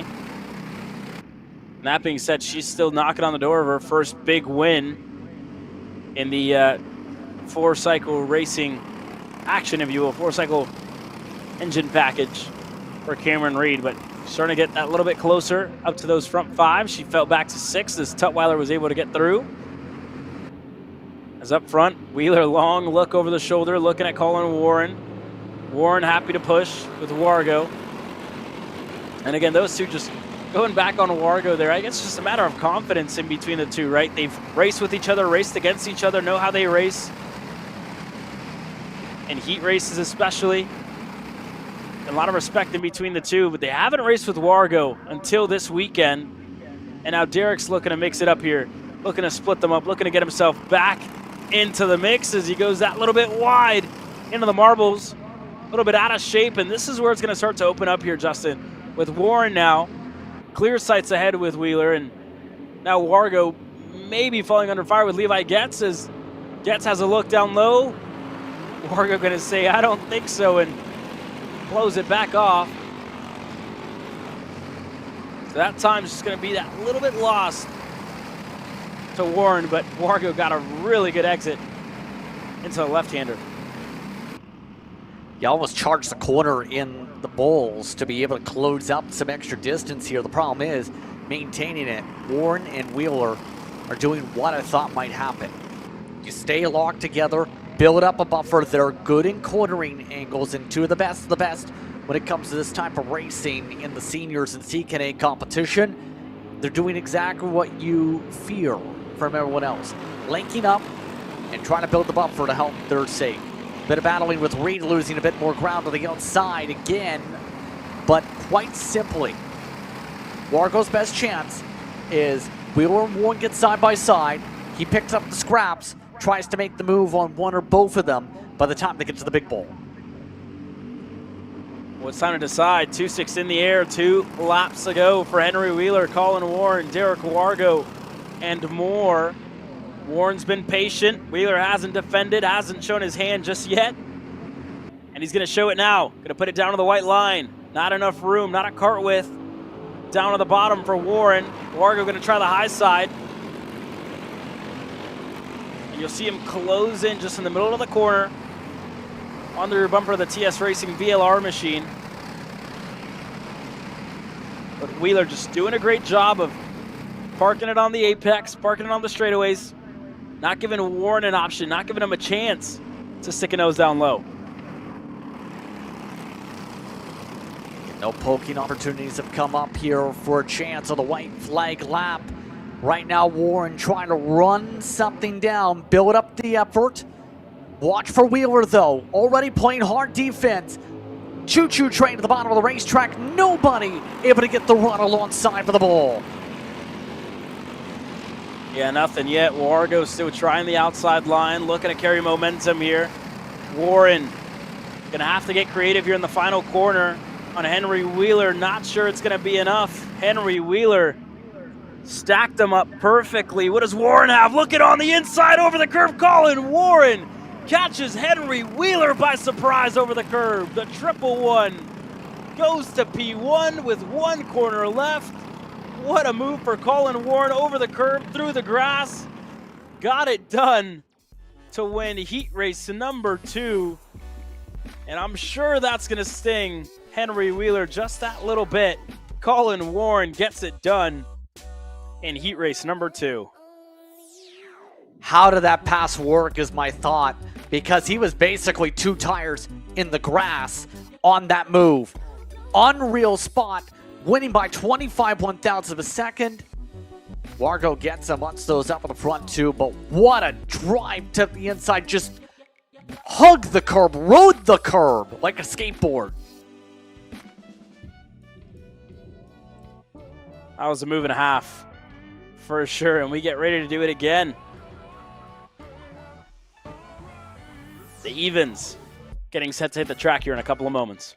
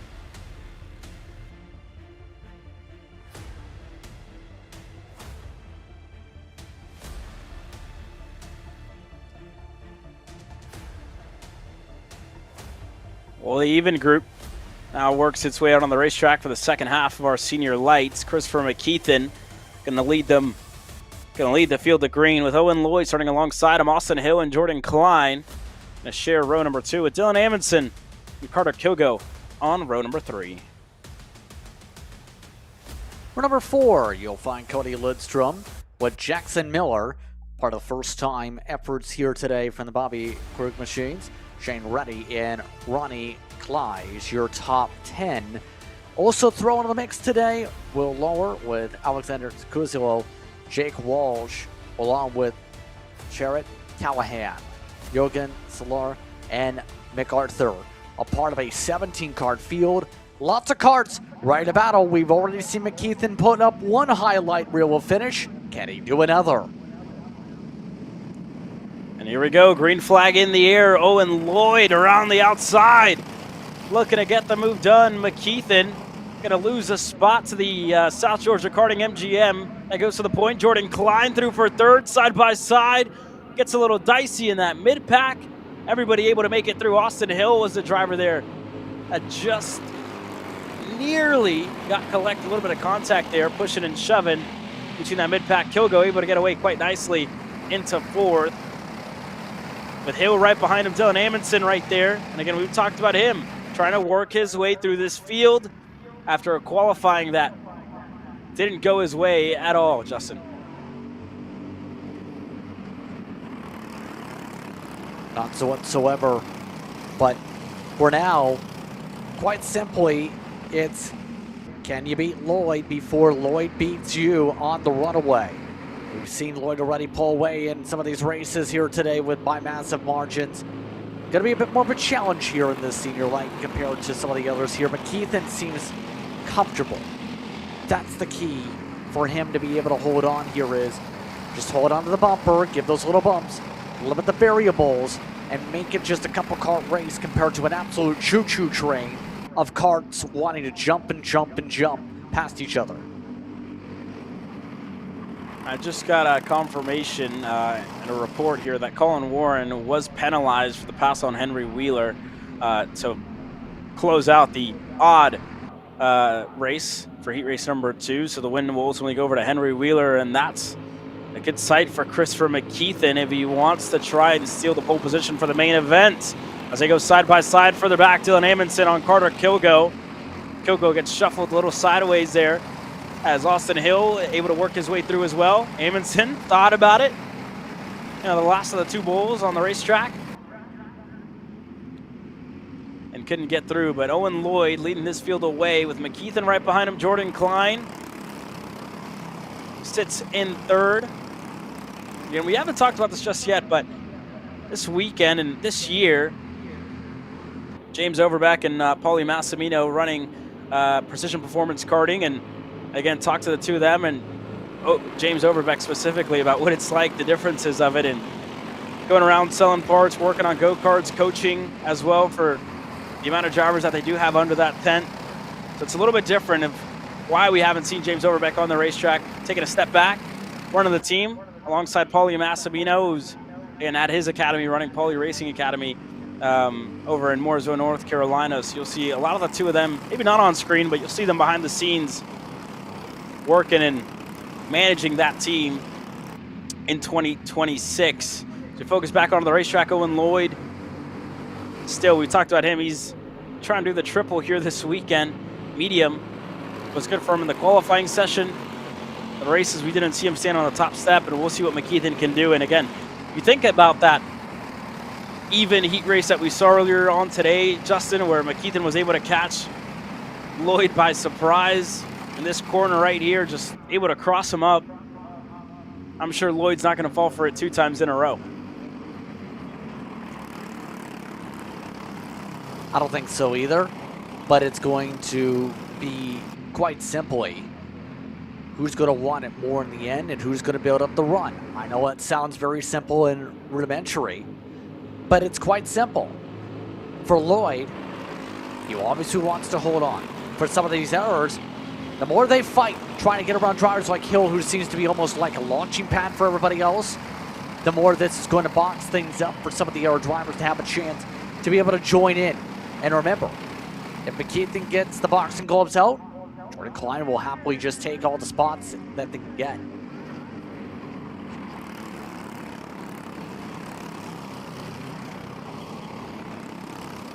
There you go, Jordan starting to lose that little bit of time to the top 2. That gap starting to open up with the 3 drivers right behind her starting to work together. She's at about half a second from Christopher McKeithen. The gap back to Dylan Amundsen starting to close as this group of 3 has decided who's going to lead them up to the rest of the field. Side by side now, Kilgo goes through on Austin Hill, gets himself clear, and that lost a good chunk of time to Dylan Amundsen there as well for the 2 of them. Hill lost time there as well, so that was the pack just falling a little bit back as the top 2 starting to break away and extending their gap here, Justin.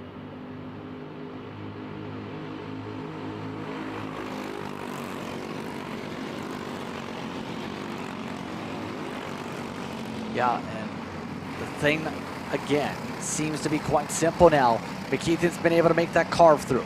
That's the big part. The second part's now going to be simple. Lloyd, how will we set this up to be able to get the recoil, the run back, if you will? And again, it goes to the simple point.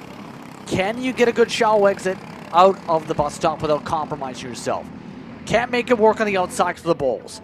See right there, McKeithen gets the middle, blocks it off, has to cover it off. You go too high, carry too much momentum, you can kiss bye-bye to the chance of holding the bottom of the racetrack and where we've seen so many people rip it away along the grass. And here we go. This is right where Christopher McKeithen was able to cross up Owen Lloyd in the first of their heat races.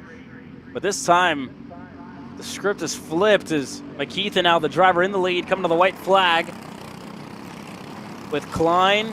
She might be safe from Kilgo and company as Kilgo is able to get ahead of Amundsen. That last time around, he's up to 4th. Now McKeithen gonna put it at the bottom of the racetrack. Owen Lloyd looking for a run on the outside. Checks the inside, not there. He's gonna open it up just a little bit to try and keep Owen Lloyd at bay as we get to the last couple of corners. Pressure is on to try and defend through the mini bulls now. Can Lloyd get himself a chance?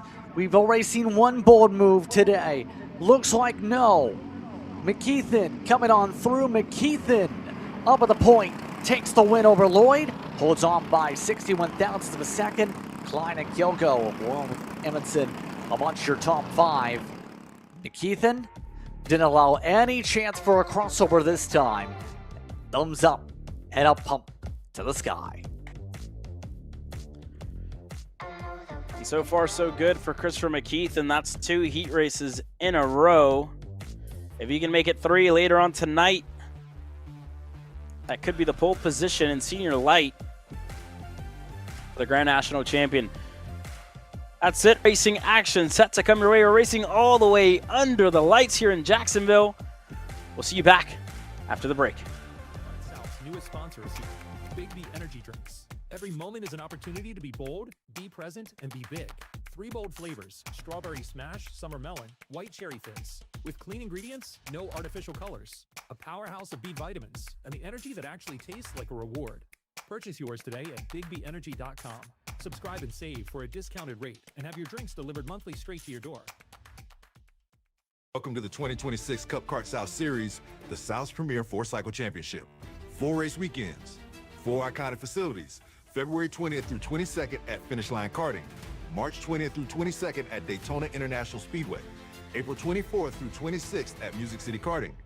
And May 29th through 31st at Bushnell Motorsports Park. From Kid Kart to Legends, every class is represented. This is where talent rises. The grands start here.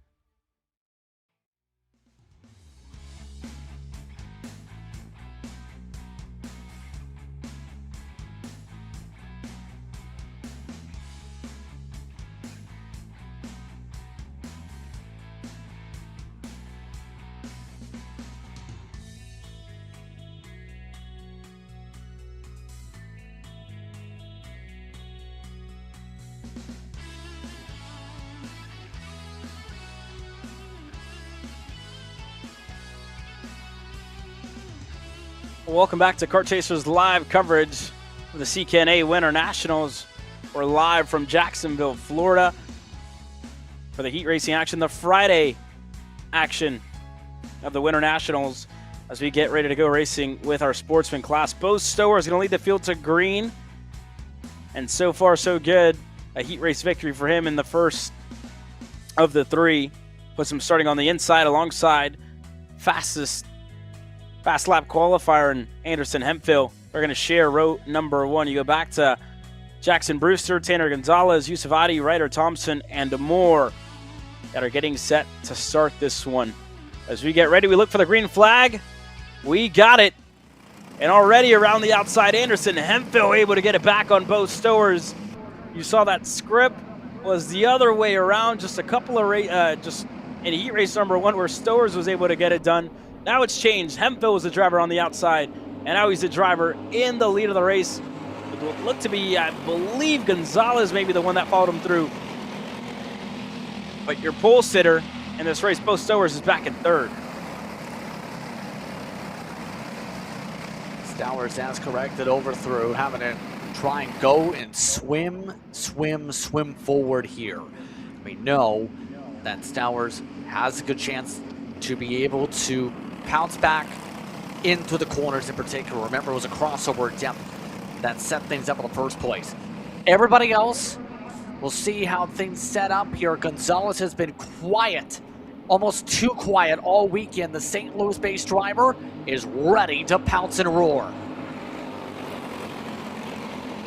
There it goes. Gonzalez now to the front of the field. Stowers able to follow him through there as well for a second. Able to go by on the 14 MGM machine of Hemphill. And now a couple of movers further back there as well.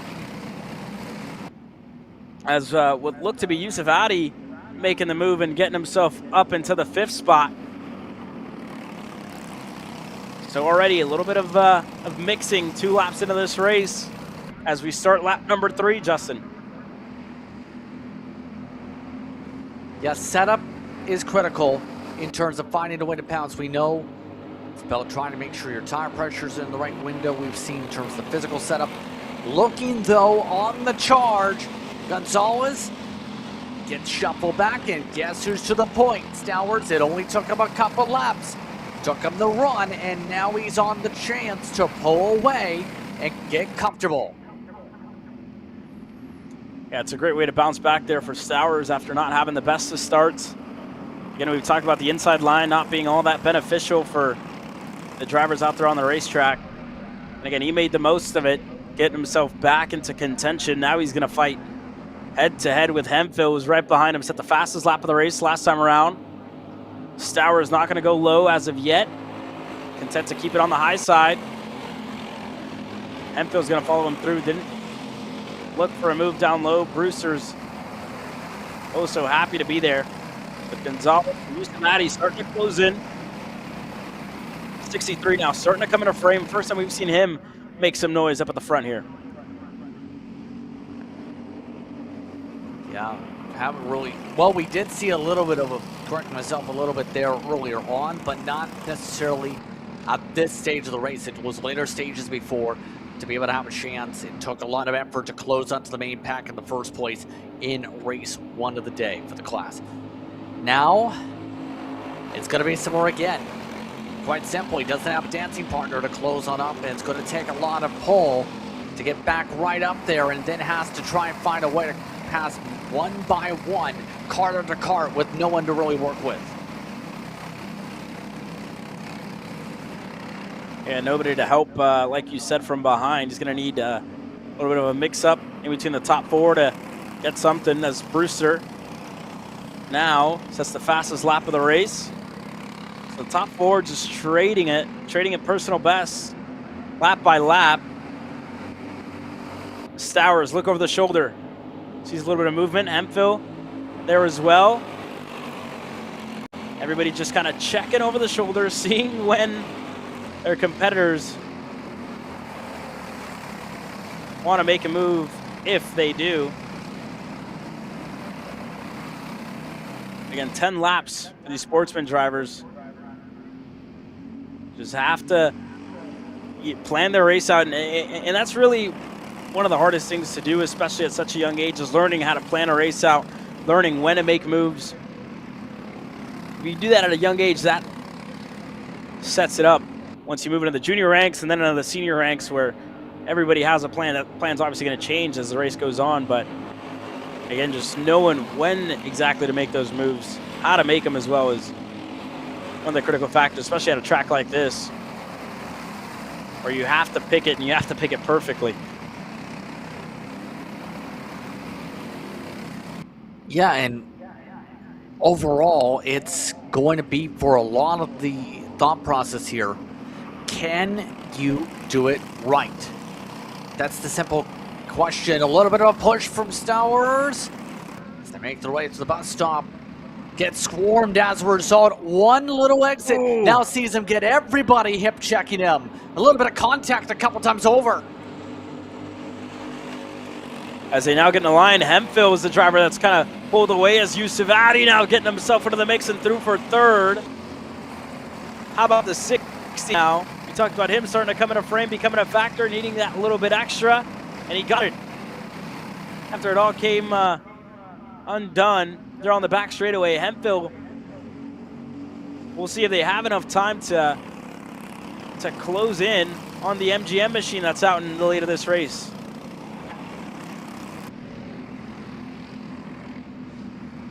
Yeah, I don't know. I don't think there's enough time. Quite simple. You're not closing up 1 second.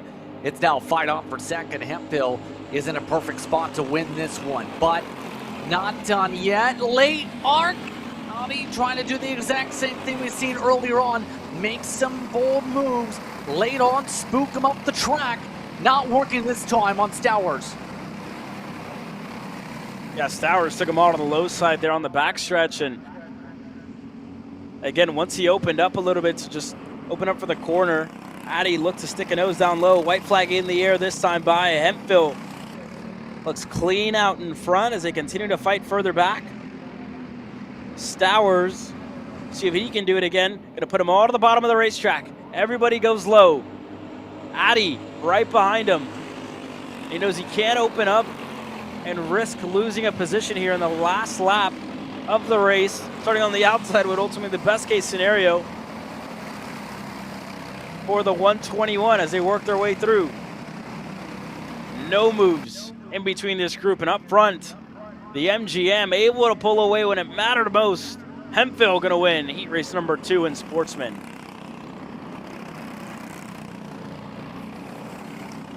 Yeah, ran away by a good measure. Audi yet again. Sparking coming up late. But give credit to Hemphill, Stowers, along with Audi, Brewster, Gonzalez, the top 5. Ryder Thompson quietly in 6th, the local driver for Todd, Casey, Clay. Carell says you have Decker, Jafo, and Bowden along with Enzel at the back of the grid. 14 carts started. All of them did finish, albeit separated 27 seconds at least.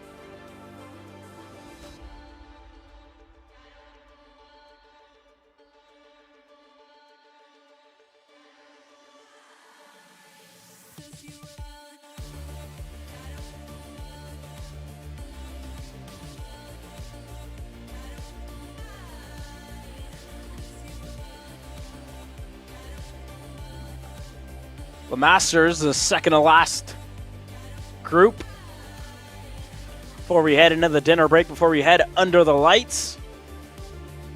And Brad Davis going to take us to the green flag with Jamie Bradford starting alongside him. Ryan Curtin and Ron Kleiss on row number 2 with Mitchell Clark and Josh Smoker on row 3. Row 4, Vinny Carollo should say. Insko in 8th position. Durez in 9th with Nikian down in 10th. Also, mind you, yep, Duncan and Todd Barron. Remember, it was a DNF earlier on in the Masters. Looking for a chance to thrive in this one. Let's find out how this one fares out. Remember, it was a late decision by Davis to take the lead last race. Here we go. We'll keep an eye on it this time. Green flag in the air. Jamie Bradford wasting no time on the start. Getting it done on the inside as he's able to get clear and in the lead of the race.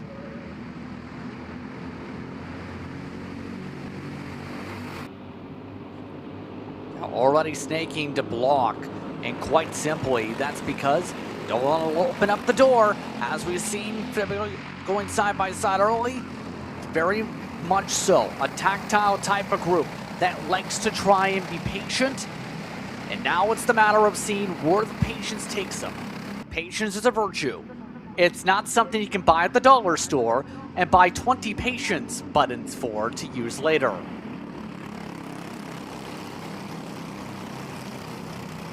We'll see now how they stack up as, again, Bradford out in front, but Brad Davis currently second. When you look at this class as well throughout the day, Ryan Curtin was the driver that was able to put it on the pole position. He's currently down in 5th.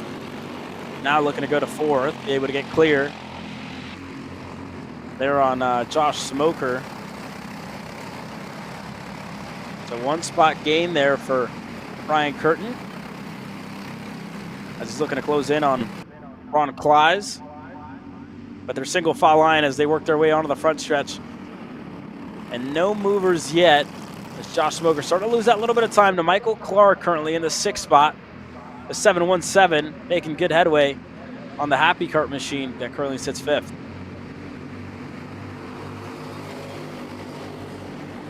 Yeah, and we know those Happy Karts usually come in numbers for CKNA competition.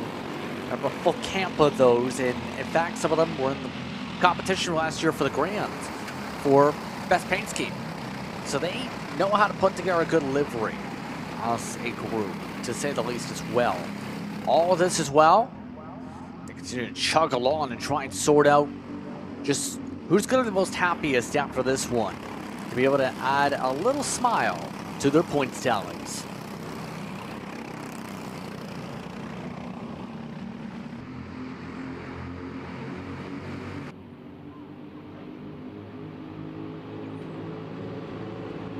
Worked their way onto the backstretch, and there goes Michael Clark and the 717, able to get clear on Smoker. And again, got the draft on the back straightaway, able to get clear halfway up alongside him, and Smoker just had to brush the brakes to let him through. But the top 4, there's been no change up to this point. Ryan Curtin finally, you talk about him being the fastest in that qualifying session, he's finally able to pick it back up here in this session. He went fastest on lap number 3, lap number 4. Fastest lap of the race belongs to Ron Kleiss in the number 9. But the gap in between himself and Brad Davis has stayed at about a kart length.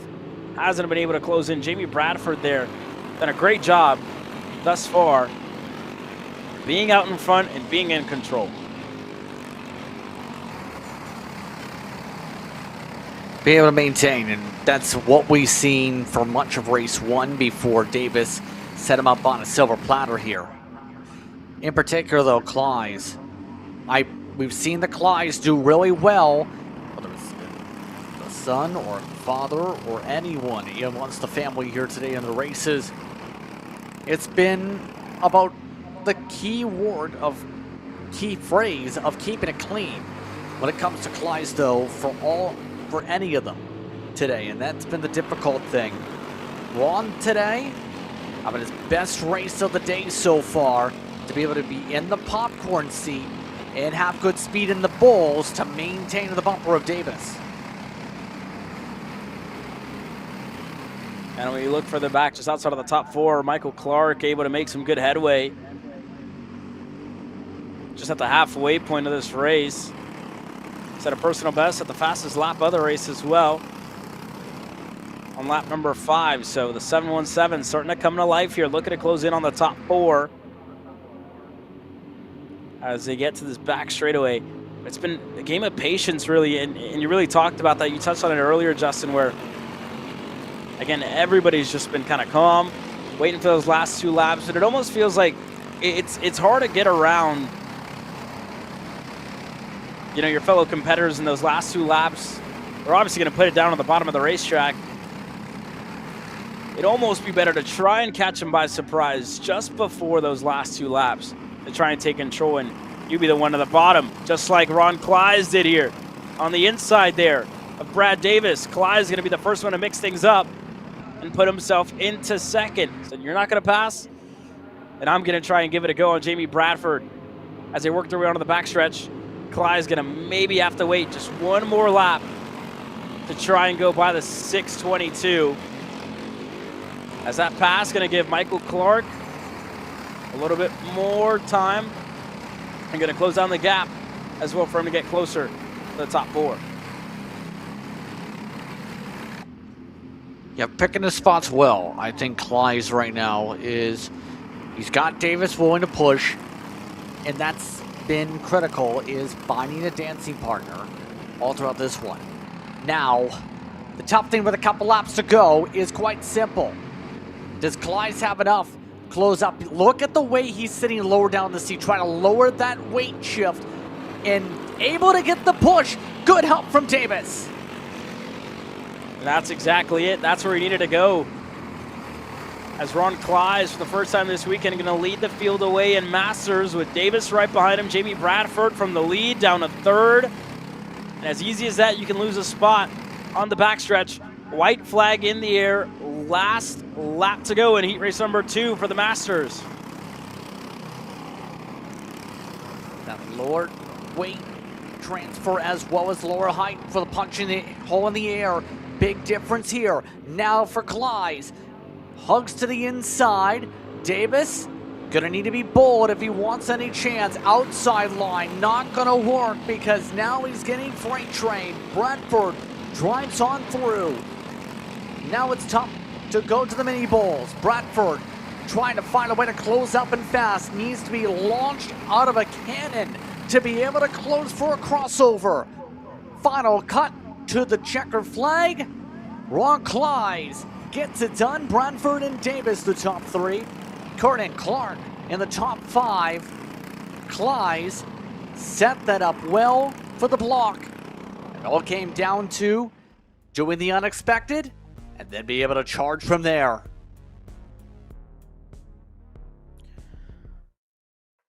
One more heat race to go for the second round of them all before we go and race under the lights. The senior mediums, odd and evens, get ready to hit the racetrack after this quick commercial break. This is more than a race, it's a destination. Cup Karts Canada invites you to the Canadian 4-Cycle Championship, May 15th to 17th at Mont-Tremblant, Quebec. Race on a 1.2 kilometer technical circuit just steps away from the iconic Circuit Mont-Tremblant, where Formula One once raced. When the racing's done, enjoy everything Tremblant has to offer. The pedestrian village, restaurants, shops, hiking, and unforgettable scenery.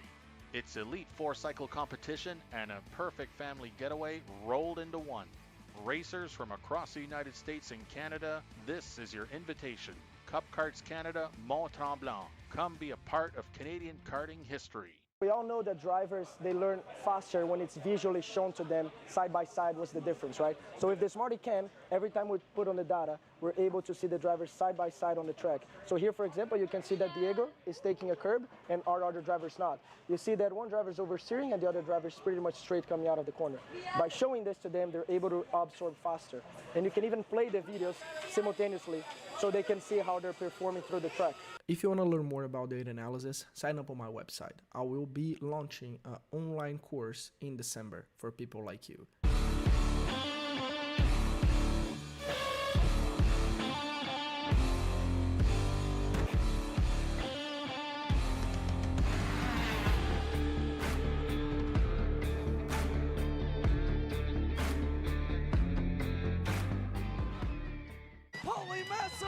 wins the Wisconsin Grand Prix. James Overbeck on start number 2 gets win number 1 in OKN Stars.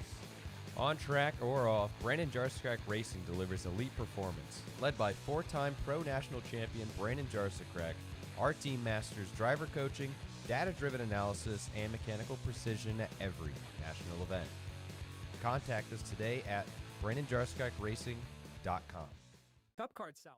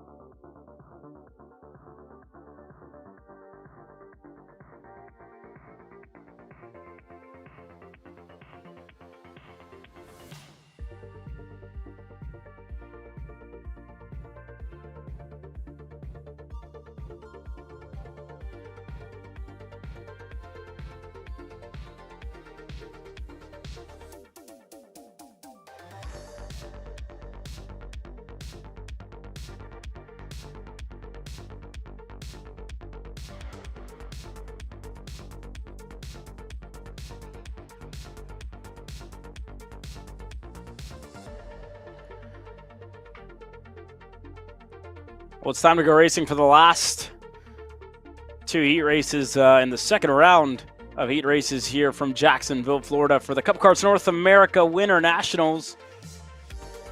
And again, it's been a pleasure to bring you guys all the live action, all the live coverage so far today from myself, Caleb Vieska, from Justin Prince, as well as our hardworking camera crew as well, who's been working hard all weekend long. Kel Zimmerman, I believe, down by turn 1. Grace Overbeck with us again this weekend, and Haley Donaldson, as well as Hunter Bolton behind the scenes, and our very own Xander Clements. So huge shout out to them. You see them roaming around the paddock, make sure to give them a pat on the back and thank them for all their hard work as we get going here. Long day for us, long day for everybody here in the paddock as well. 13 hours almost of full-on racing action, full-on coverage as well from our end, but get ready to do it. We get ready to end off our second heat races before the dinner break here with Dylan Amundsen and Owen Lloyd getting set to lead us to the green flag.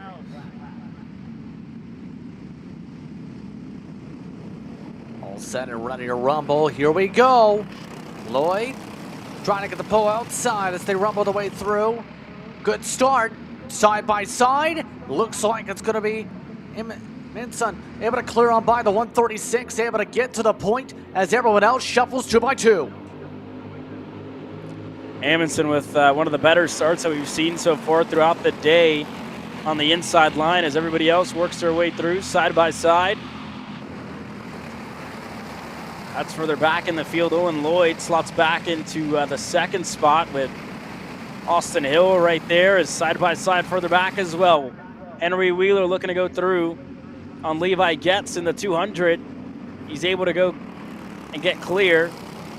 The same for Carter Kilgo, who was right there in tow. I believe Will Lawler was the other one, the number 10 PPK Coyote machine that was able to work his way through on Austin Hill. On Levi Getz that lost a couple of spots is now at the bottom of the racetrack for Owen Lloyd with help from Hill and a push as well from Austin Speck. They look to work their way through on Amundsen, who's stuck on the outside. He's just going to have to get off the throttle, check up, and slot back into the 4th spot.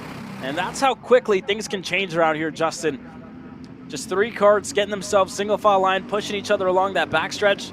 That could be, if you will, not saying it's disaster for Dylan Amundsen, but that could be the recipe for it for sure. Yeah, especially if you can't call your way back. We know, though, that Speck is going to open up some lanes. Right there. Thought about the move. Not in the right spot to build up the run, though. That's going to be the key. Can you take advantage of the holes that you expect from someone like the 2 to open up here? We know how aggressive he was. Wheeler able to get himself nicely done around some of these passes to get to 4th, and now he wants to work with some of these karts instead. Yeah, Kilgo there and Sam Tutwiler were side by side into the S's. coming out on the front stretch, and Tutwiler just put a tire into the dirt, slowed him down a little bit, lost a little bit of time to the MGM of Kilgo. Is now side by side for the lead of the race. Owen Lloyd gonna get passed by Austin Hill. It's gonna be your new leader. Is Speck now looking to hold on for third, gonna block low from Wheeler and Amundsen. As that pack starts to change a little bit up front. So I haven't quite decided who's gonna be where and who's gonna be doing what, but at this point, Austin Hill has decided he wants to be in the lead. He wants to be at the point, and he's gonna get it.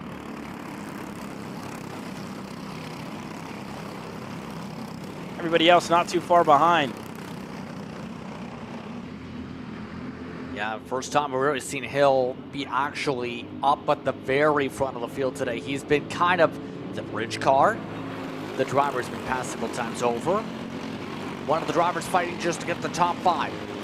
This one, able to get himself good track position, hold on front, keep it calm. Keep in mind, the state of Florida representing amongst the top 3, top 5, in fact, 3 of the top 5 from Florida. A bit of a track cut.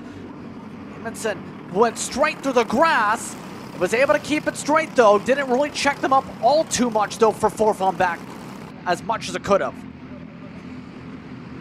Yeah, he lost a good chunk of time there though to Henry Wheeler, and I think Wheeler's going to be okay with pushing him as they're passing up front. Owen Lloyd, Austin Speck going to go back by, making an MGM 1-2 over Austin Hill. As they come out of the bowl, into the second one on this backstretch. As Wheeler just going to block low from Kilgo, try and keep him at bay.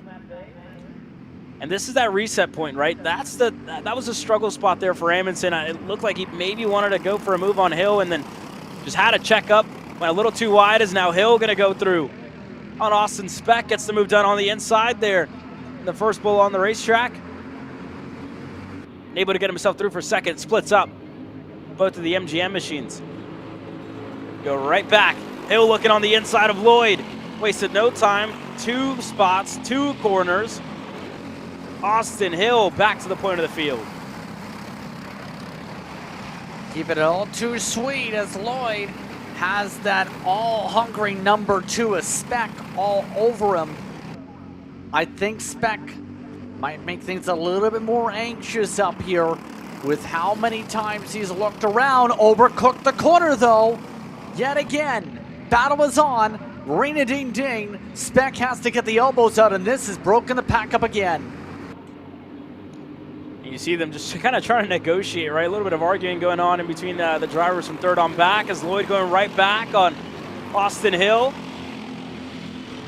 As the group further back, looked like Dylan Amundsen able to get back on Speck, then Kilgo on Wheeler, and Tutwiler just right behind him in 7th.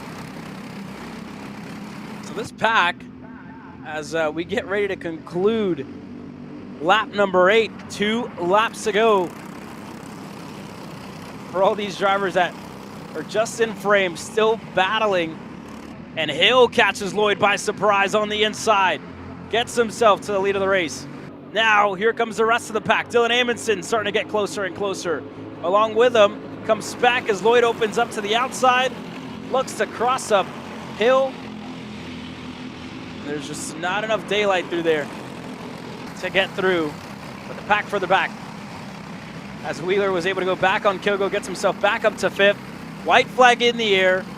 Last lap coming your way here from Jacksonville. One more time to be able to sort things out here amongst this pack. Lloyd right now trying to force a dive. Couldn't get it underneath Hill. Now it's going to come down to this Hill open it up too much.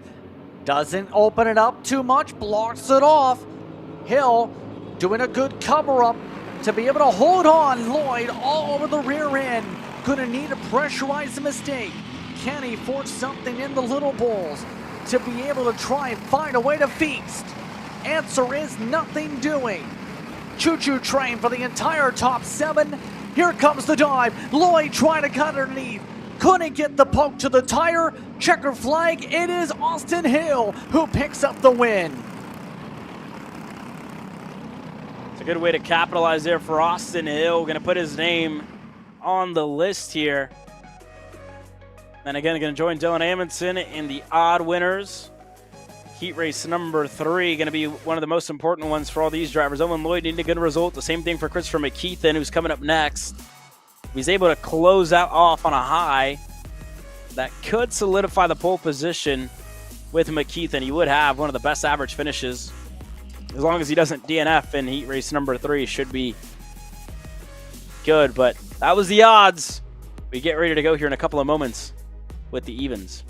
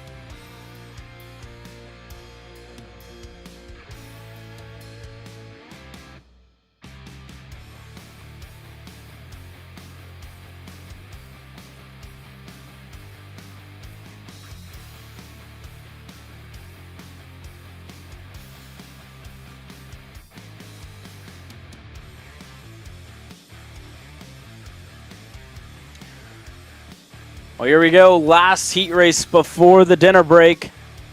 Heat 2 for the evens by Christopher McKeithen and Eli Fox on row number 1. Colin Warren and Derek Wargo on row number 2 with Adriano Iannuzzi and Brady Atwood on row number 3. Jordan Klein alongside Shane Reddy in the top 8. Ryan Stanton will start 9th. Peyton Warren will start in 10th. Guzzo will start in 11th spot with Logan Stevens in the 12th spot. Bouchard and Baker alongside Ellie and Warren, Harley, Andrews. The rounding out of the field. But surprising from Warren in heat number 1 didn't go anywhere after the poor qualifying run. We'll see if that changes this time as everybody tries to heat up their tires and bring the heat one more time in heat 2.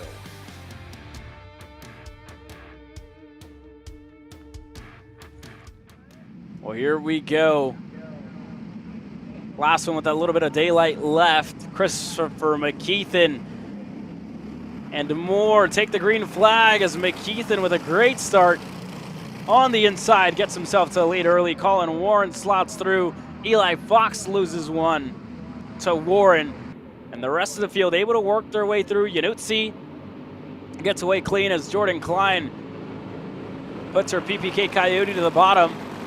not going to be able to make too much headway as we're side by side into the second bowl on the racetrack. Shane Reddy just in the mix there. Everybody stays stagnant as up front. McKeithen in control of this race. 1 lap in. Yeah, right now McKeithen just trying to be the Pied Piper, right? Just trying to make sure the music plays in the same beat throughout the entire course of a race like this. The main thing's going to be, though, we know Warren is hungry to make up for earlier in one of these races with the corner cut. Can he make up for it this time in a big way in a race like this, especially with how darty these drivers are starting to get in the 5th on back group, the 4th on forward group, kind of doing the nice and calm way, keeping it steady. Just trying to be following the way of the masters, it seems. And here we go, this time by onto the backstretch. As a move to the inside, Adriano Iannuzzi goes by on Eli Fox. So that's a move down for the MGM Bradford Racing Machine. Take it down to 4th with Derek Wargo now trying to close in with just right behind him, Stanton in the 292. Ryan Stanton, that is, with the fastest lap of the race. Here's the group further back. Jordan Klein goes to the bottom with Shane Reddy, all able to go through on what looked to be Peyton Worm, I believe, in the 22. Another one of the MGMs out here on the racetrack. With Logan Stevens just right behind him. Andrews, Eli Warren, who we haven't said much of so far today due to the issues in qualifying for Eli, and the 97 puts himself in that group there, and that's a lot of cards to, a lot of spots, I should say, to make up for Eli to get himself back into the conversation here in Jacksonville. Yeah, I'm just not liking it for the Heat points right now from Warren, just with how far back the 97 is, even with the Branson for Heat 3. Just with how the fact that it was a second to last in Heat number 1. It's going to be absolutely on the back foot the rest of the entire weekend just for a decent finish. We'll say, though, do you see some of these groups, how they're navigating about? With the sun starting to set, these temperatures are going to start dipping pretty soon. We talked about the funny number in terms of the temperatures early on.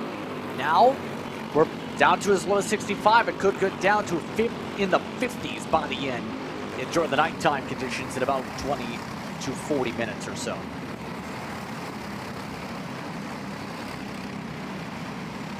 That's a good bit from now. And again, with the dinner break to allow the sun to set, also allow the temperature to cool down just that little bit more. That being said, up front, there's been no changes in between McKeithen, Warren, Iannuzzi, Fox, and Wargo, rookie having an impressive opening weekend here in the senior ranks. And again, just kind of oddly quiet race, if you will, Justin, to start things off. I haven't seen many moves outside of Iannuzzi's. And outside of that, it's been smooth sailing for Christopher McKeithen. We know it's not going to stay that way until the end, but about 5 laps into it, in absolute control for the PPK Coyote as now Iannuzzi sets the fastest lap of the race. And Warren just looks like he's losing that little bit of time. In turn number 2, McKeithen able to extend himself just that little bit more, opens up the gap. Nothing too relative up to this point. And you saw Iannuzzi point forward, wants to go through on McKeithen. Warren still happy to stay in that second spot. You see him there, face to the bottom. Nothing comes out of it, but just kind of sizing up McKeithen here as we get closer and closer to the end. 7 laps down, we start lap number 8 now. Yeah, and I think part of what we're seeing of too is quite simply Warren's trying to gun it. Slow in on the bus stop, get the corner exit launch. Problem is, McKeithen knows exactly what the thought process is. He's won 2 different classes this year with the Grands after all. also picked up a Canadian championship. The experience is there to know where the runs are going to be, even without having to look back. You know by the engine sounds where the moves may come. And McKeithen is playing this cool. Watch for Warren to try and get something set up. Yanutsi trying to set something up too in the bumper. Both of them have been staying within about 6 1,000ths on average pace to each other.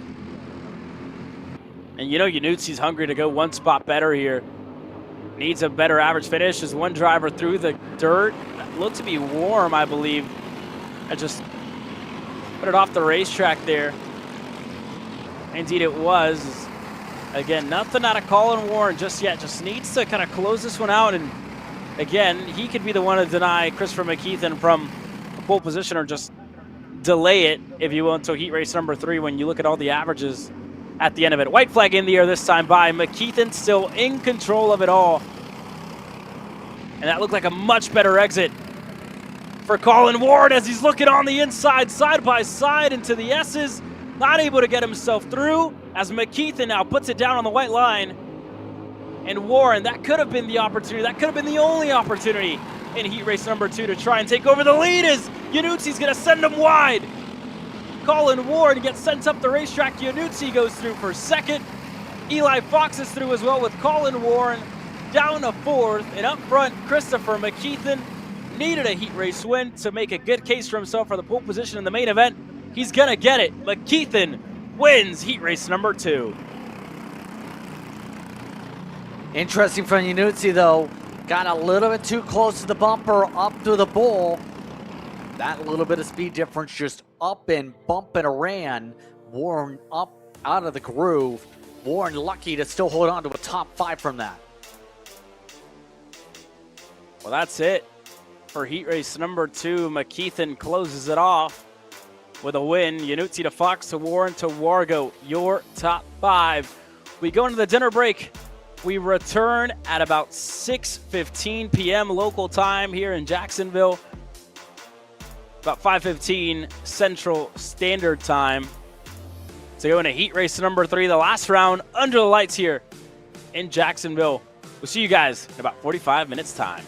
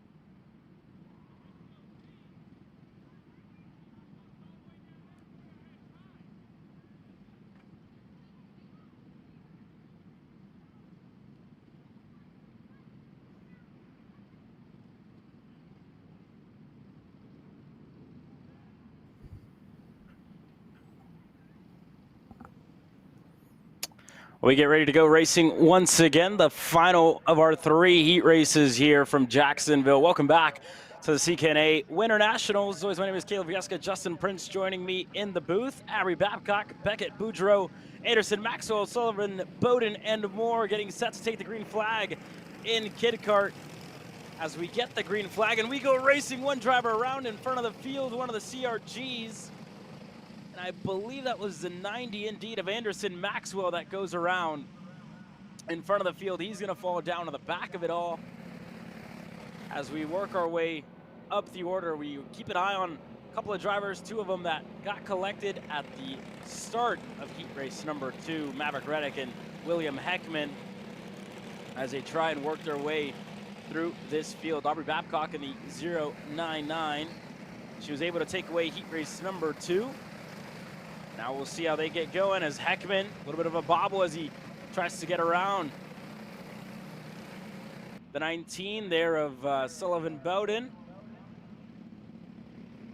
And just ahead, Beckett Boudreau, the driver who's built himself a nice little cushion up ahead of the drivers from 3rd on back. With Maverick Reddick, again, another one of the 2 that got collected there at the start of heat race number 2, finds himself working with a good friend in William Heckman. They work their way on the backstretch. Heckman gonna have the inside line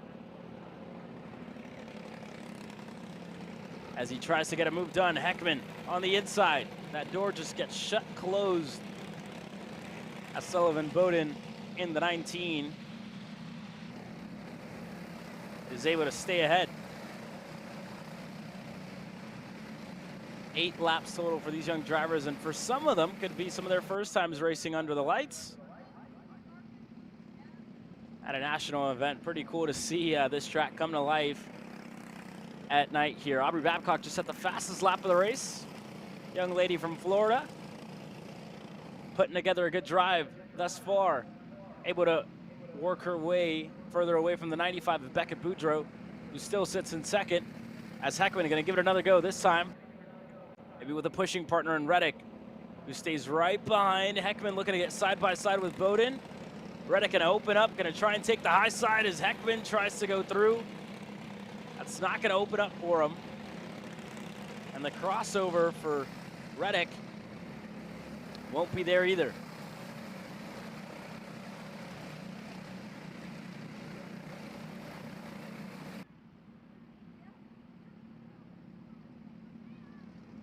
Time by 3 laps completed as they get ready to start lap number 4.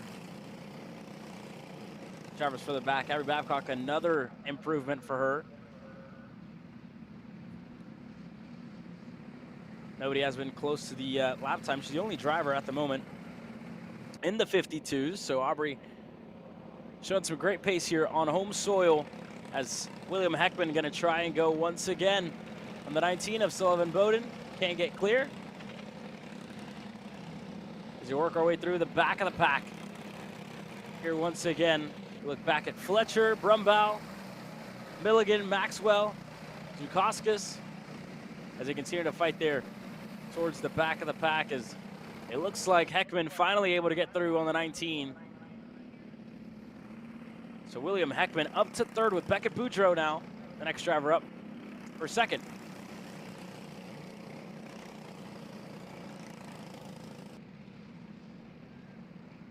As they continue to sort things out here, just about past the halfway point, ready to shuffle things out. Once again, down to the bottom of the racetrack as they sort themselves down the back straightaway. There goes Reddick once again looking for the move on a fellow CRG in the 19. As Heckman now has gotten close to the rear bumper here of Beckett Boudreau. Let's see what William can do. And again, he's been fast, won the first of the heat races. The second one went over to Abby Babcock.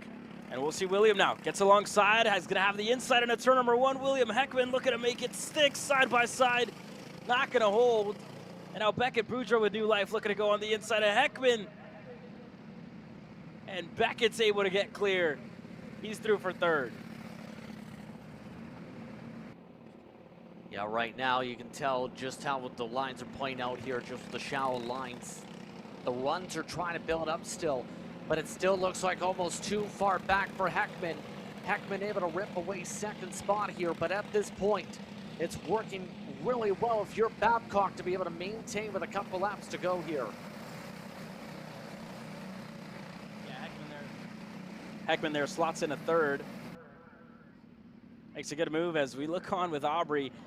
She has put on an absolute tear here in heat race number 3. Just goes by the frame in our turn 1 cam. And here comes the rest of the field.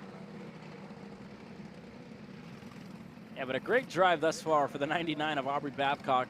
And again, when you look back at the practice session, she was very, very quick throughout the majority of the practices. She was faster than everybody else, and now finally able to stretch her legs in heat race number 3 and put on that little bit of a gap on the rest of the field. I shouldn't say a little bit of a gap, that's a big gap. 5 seconds in between Aubrey and the rest of her competitors. Outright dominant in terms of the distance here to be able to pull away this much as soon as the lights come on here. Looks like yellow flags waving in some areas as they come around to the front straightaway. Last time by, this is going to take away a passing chance for this entire pack here as Heckman tries to settle it down.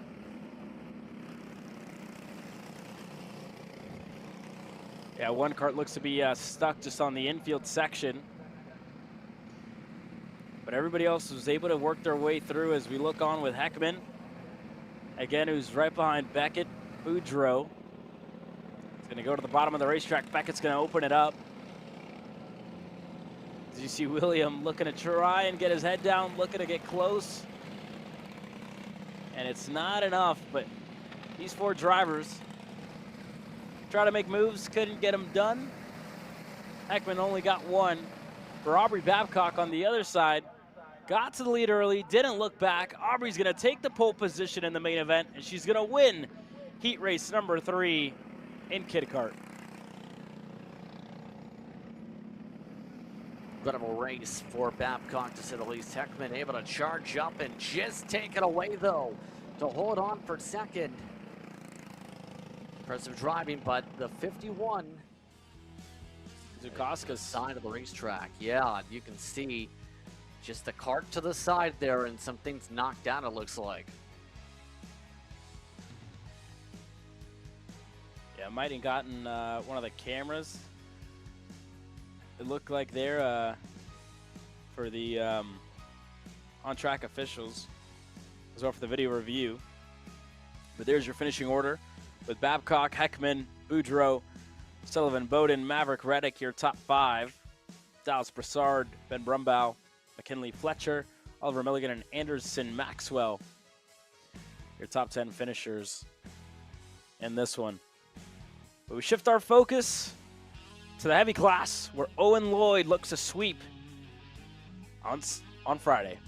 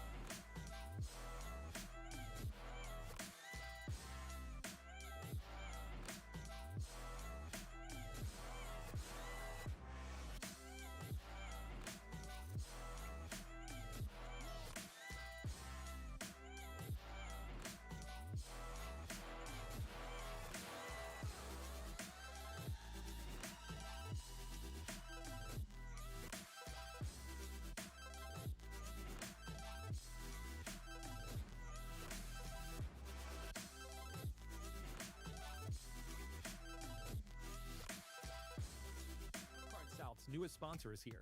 Big B Energy Drinks. Every moment is an opportunity to be bold, be present, and be big. 3 bold flavors: strawberry smash, summer melon, white cherry fizz. With clean ingredients, no artificial colors. A powerhouse of B vitamins, and the energy that actually tastes like a reward. Purchase yours today at BigBenergy.com. Subscribe and save for a discounted rate, and have your drinks delivered monthly straight to your door.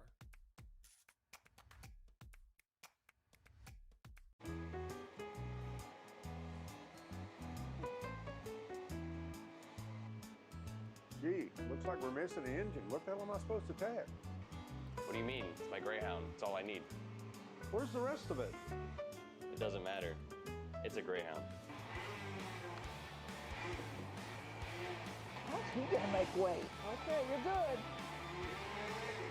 Sitting by here with Kyle, our race winner. Tell me how you did it. You were blazing fast out there, and I mean, you don't even have a go-kart, man. Tell me about it. Yeah, you know, Norberg, Schmorberg, the Greyhound-powered Greyhound was great today. You know, it makes the difference. And the team's been working really hard back at the shop, and, you know, just shout out Greyhound. Thank you, Kyle.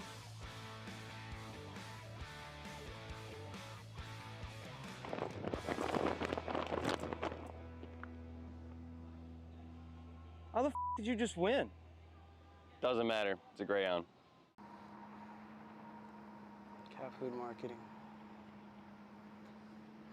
$9.99 a month. Dude, Caleb, wake up. Dude, we're live in 5 minutes. Let's go. Come on. What are you doing? Dude, I'm so sorry. Xander had me in a cat food marketing meeting till like 2 a.m. last night. Come on, man. Do you have anything I can drink? Dude, I got the perfect thing for you. Perico. It's a healthy energy drink alternative. Perico, non-GMO, gluten-free, kosher, magnesium, B12, B6, Yeah, it's good. B5, biotin, and 0 sugar? Pericazo! Try Perico, made with natural ingredients, organic caffeine, and supports your metabolism. Try the new official energy drink of Kart Chaser.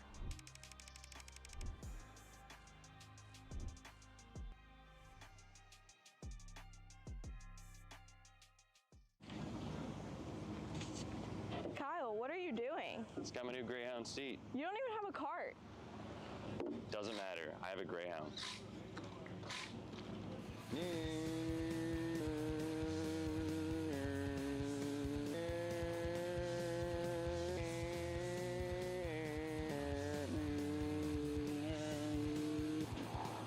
the f is Kyle Cuthbertson? Doesn't even have a go-kart. Doesn't matter.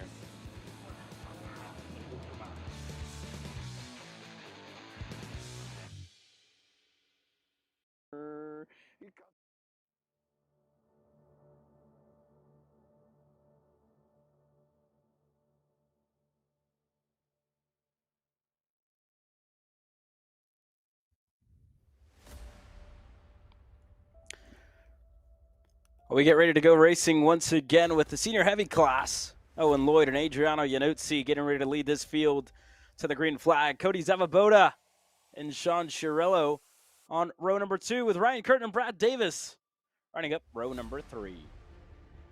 Row number 4, Christopher Mitchell starts in 7th, Logan Stevens in the 8th position. Brady Atwood starts in 9th, with John Young in 10th position. That leaves Ronnie Kleiss along with Chloe McKenzie amongst those in the pack. As right now, it's the matter of seeing who keeps up with the 119 machine. As we'll have to find out how this plays out, especially with Sabota ready to pounce this time. And we'll see, keep an eye on Ronnie Kleiss as well, as he's working his way from the back of the pack after a DNF in heat race number 2. We look for the green flag. Owen Lloyd's been flawless throughout the starts. Looking to get another one here. And he will. A great start on the inside for Owen Lloyd. Not for long, though, because around the outside, Adriano Iannuzzi looking to take the lead. He's got it. Adriano takes the challenge to Owen Lloyd, and not so fast. Owen Lloyd down at the bottom of the racetrack, able to go right back on him. And for Adriano Iannuzzi, he's going to lose 1. Could have been 2 there if he wasn't careful. Chiarello looked to go by. I think Zavaboda for sure, and the 0-5 was the one that was able to get clear. Good bounce back immediately for Lloyd, though, to be able to get up to the front of the field. But at this point, the interesting thing's going to be, how will the runs play out this time? Seeing how Lloyd has gone throughout this entire race, we'll see what happens this time to see if there's a pullaway or if the rest of the pack is able to match up tit for tat.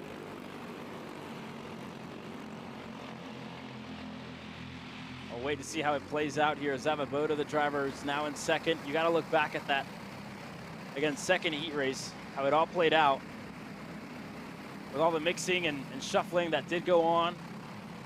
Zavaboda and Yannucci were stuck pretty much in that battle for a second, and Owen Lloyd was just able to run away with it. So you got to see the differences here, right? What's going to be what? And already Owen Lloyd's just fast on his own. 42s and only in the 43s for Cody Zavaboda and company. The second fastest driver is all the way down to Ronnie Cleese, He's down in 9th, looking to work his way through this field. You see Brady Atwood slotting out of line, looking to make a move. Tucks back in as Lloyd now extends his gap to about half a second over Zavaboda and company.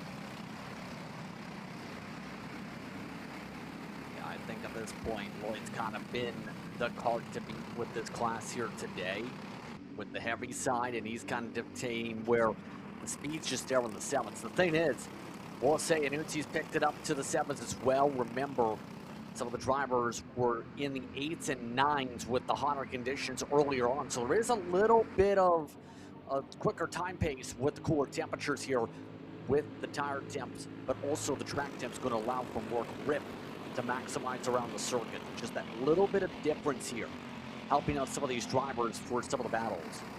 Now, the fun thing's going to be, though, how will they try and work the air to get the Lloyd? Lloyd just seems to have that extra run coming out of these corners again, has that good exit speed that he's able to carry forward to the straightaways. Yeah, Owen Lloyd just looks very comfortable right at the moment. Again, you look back at the great run that he had here last year. He's kind of continuing that here this weekend. But here's the battle just further back outside of the top 3. As Zavaboda goes down in the seat, looking to get a little bit more time. Atwood there looking for a move on Chirillo, side by side. Atwood, the right side tire is into the dirt. He's going to make that move stick. And again, absolutely fearless for Brady Atwood in the number 6 to get himself clear and through for 5th. As now ahead of him, Curtin and Davis stand as the next one's up. But you look at Adriano Yannucci, just set the fastest lap of the race as he's hunting down Owen Lloyd, trying to keep him from sweeping the weekend in the senior heavy class. We'll keep an eye on Adriano Yannucci. We'll keep an eye on Zavaboda as well, who's starting to close in, starting to find his footing halfway through this race. Further back, Atwood looking for another one on Curtin. And that's going to force his hand to go by on Davis. Atwood going to go by on Davis as well on the inside. 2 for 2 into that bowl. And Brady Atwood picking him off one by one. And I think he's just showed his hand of where his favorite passing zone is on this racetrack. Yeah, quite literally made it clear with what he wants to do here. But at this point, it's not about where your favorites are. It's about where you can actually get a run together in a smart, realistic way. And right now, Yannucci seems to be setting this up very well for the final couple laps at this point. Give credit to Boda, able to match up really well with some of these other drivers, just not able to keep up toe for toe and falling back by a second a lap on the difference maker. It's just that extra raw speed between the good, the better, and the best that we're seeing really spread this pack apart compared to some of the races earlier. And there you go, as we keep an eye on this second group once again. Go from Curtin to Atwood, who again try to make a move down there just on the backstretch into the bowl, but couldn't quite get a nose down low to get clear. As now Curtin's going to point forward. Atwood, I think, wanted to make up another spot, get himself up into 4th. You see Curtin not too content with it, but Atwood doing what he's got to do, running his own race. He's going to get clear. Again, make it 3 spots now gained in that same corner. Brady Atwood up to 4th now. And we'll see if he has enough time to try and chase down Zavaboda. This time around 2 laps to go for these drivers. Is again Adriano Iannuzzi challenged, kept Owen Lloyd honest. But I think it's got to be a difference in gearing here in between the 119 and the 41. Because again, it looks like Iannuzzi's able to close down in some places, but Lloyd is just so fast out of the corners where he's able to keep Iannuzzi at bay. You see it there, even on the straightaway too, so it could even be a lower gear for Owen Lloyd, lower than anybody else is able to run. To keep an eye, here's Atwood. Curtin was able to get him back this time around. And again, a white flag will fly this time by. And Atwood, difference to a lap ago where he was able to get by the 37. Ronnie Kleiss is right behind him in the 6th spot. We look at it, white flag in the air, and Owen Lloyd extended that gap quite immensely. Is now Atwood looking again on the inside into turn number 3. He's clear. Brady Atwood back up to 4th. We'll see if he can make it stick on the back straightaway. He's going to go to the bottom. Just trying to defend at this point, trying to hold on for as many spots as possible. Just forcing the run to the outside. Not going to work with what we've seen all day long. Smart play, smart drive. All of this as well. Smart efforts up at the front of the field. Yet again, Lloyd dominating a race in heavy. Pulls away with the distance. Gets himself the victory over Iannuzzi. Sabota in the top 3. Carden and Atwood hold on to top 5s. Lloyd, what else can you say? He is the driver when it comes to senior heavy here this weekend, when it comes to CKNA competition. Yeah, nobody's been able to deny him. Was fast lap qualifier in the qualifying session. Won all 3 of the heat races on Friday. And tomorrow he gets ready to take the green flag in the main event from the pole position. Quick commercial break. We'll step aside when we return. More racing action set to come your way. You're watching Kart Chasers live coverage of the CKNA Winter Nationals. Kyle, what are you doing? It's got my new Greyhound seat. You don't even have a cart. Doesn't matter. I have a Greyhound.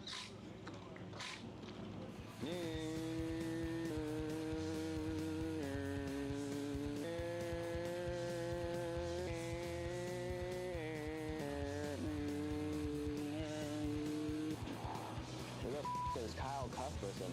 Doesn't even have a go-kart. Doesn't matter.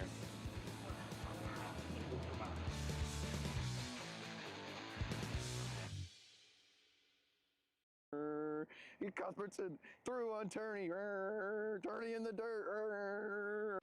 This is more than a race. It's a destination. Cup Karts Canada invites you to the Canadian 4-Cycle Championship, May 15th to 17th at Mont-Tremblant, Quebec. Race on a 1.2-kilometer technical circuit just steps away from the iconic Circuit Mont-Tremblant, where Formula One once raced. When the racing's done, enjoy everything Tremblant has to offer. The pedestrian village, restaurants, shops, hiking, and unforgettable scenery. It's elite 4-cycle competition and a perfect family getaway rolled into one. Racers from across the United States and Canada, this is your invitation. Cup Karts Canada, Mont-Tremblant. Come be a part of Canadian karting history. Are you stuck with your car?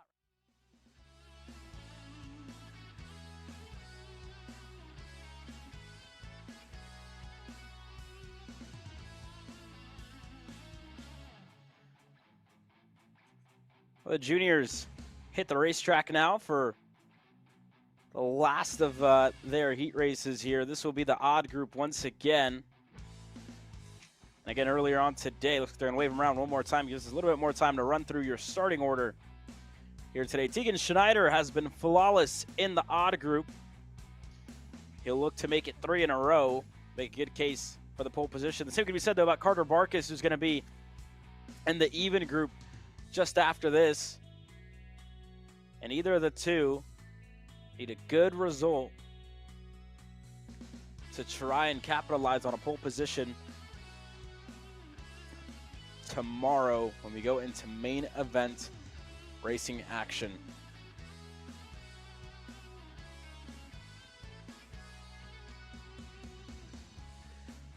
This should be an interesting time for the drivers coming up here once again as they get ready to double up. We've seen Tegan Snyder so far control things on the outside.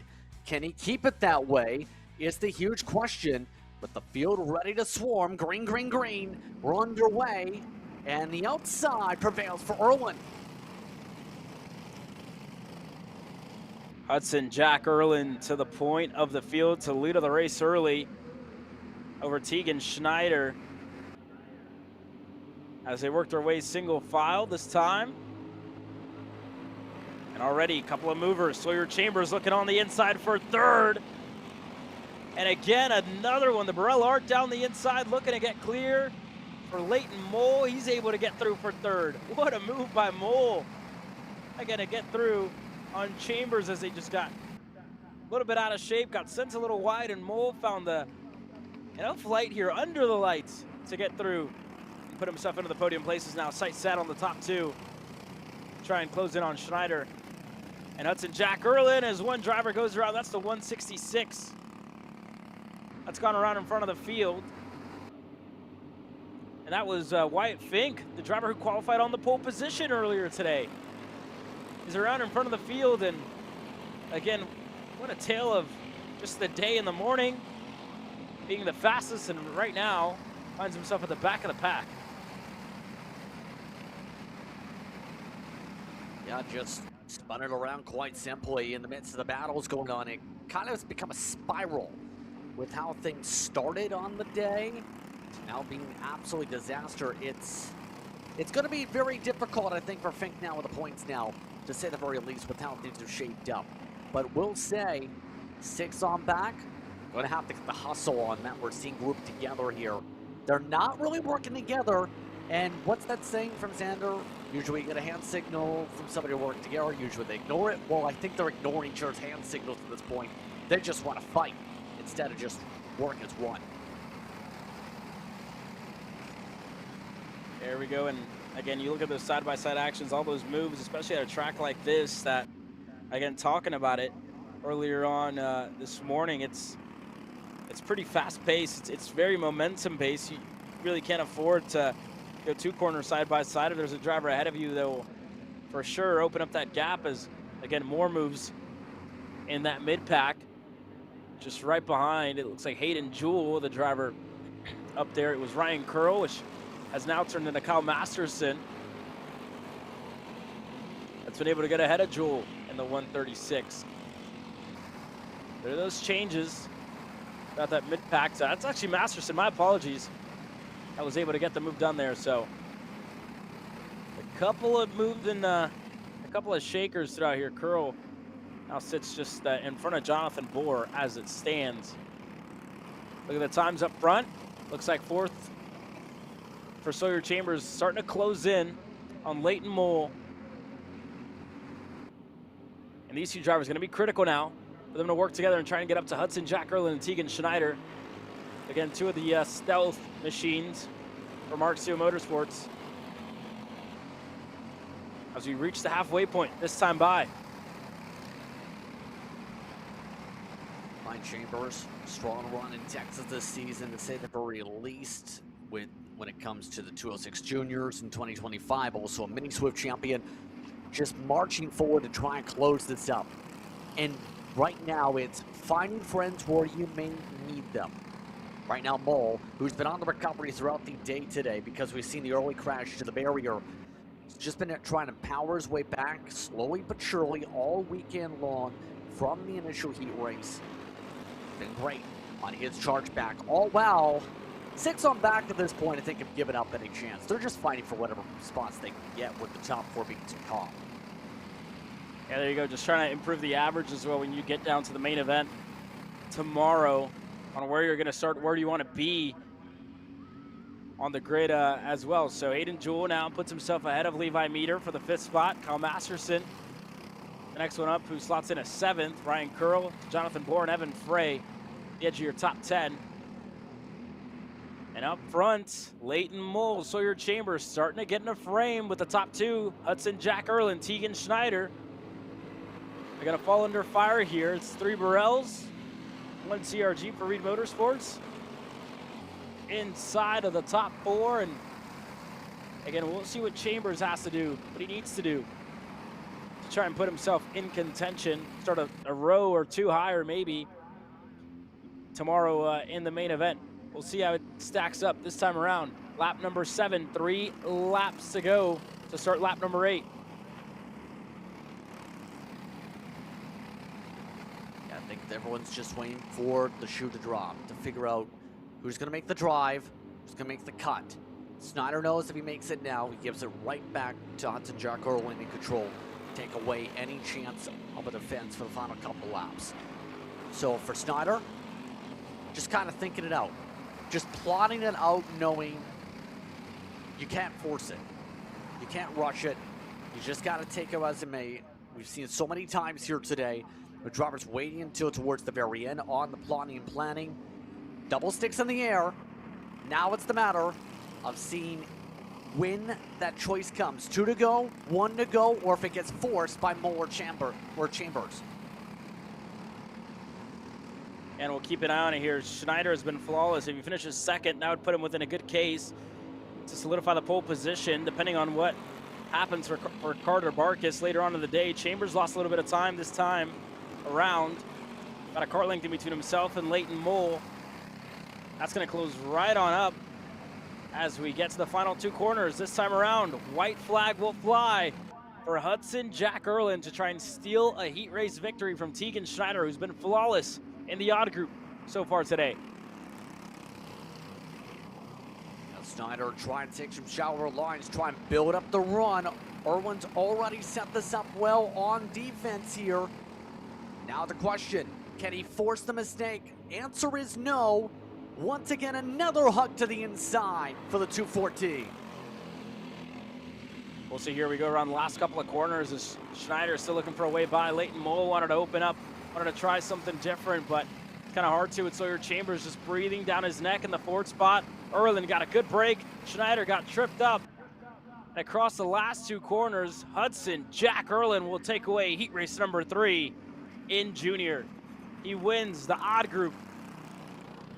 And again, all eyes now lie on Carter Barkas as he gets set to hit the racetrack next to try and solidify a pole position for tomorrow. A second place finish for Tegan Schneider would be pretty good nonetheless. But that would mean that Carter Barkas would need to finish 3rd or worse in the even group. That being said, Hudson Jack Erlin takes the win with Tegan Schneider, Leighton Mole, Sawyer Chambers, and Hayden Jewell. Your top 5 finishers: Jonathan Boer, Ryan Curl, Kyle Masterson, Levi Meter, and Evan Frey. Inside of the top 10 to Ben Howie, Whitney Hatch, Harlan McNeil, Wyatt Fink. Unfortunate for the driver who was fastest in qualifying, down in 14th. That's going to be a lot of work for that driver to do in the main event tomorrow. Adam Platts, Kieran Mays, and Zach Hensel, your 17 drivers.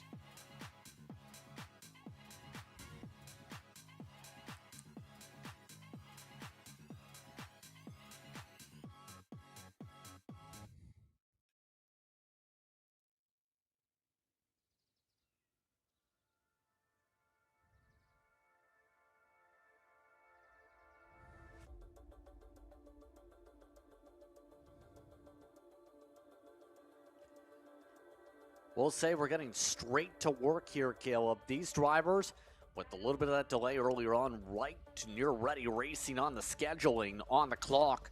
Carter Barkas going to have Jeff Price alongside Hudman and Benjamin amongst the top 4, with Weiss and O'Brien behind. Clay O'Brien has been quiet. Can he make things roar from row 3? Look back as well as Richard Rosinski and Cooper Mole. Get ready to start from row number 4. Christopher Goulet and Wyatt Cataldo on row number 5.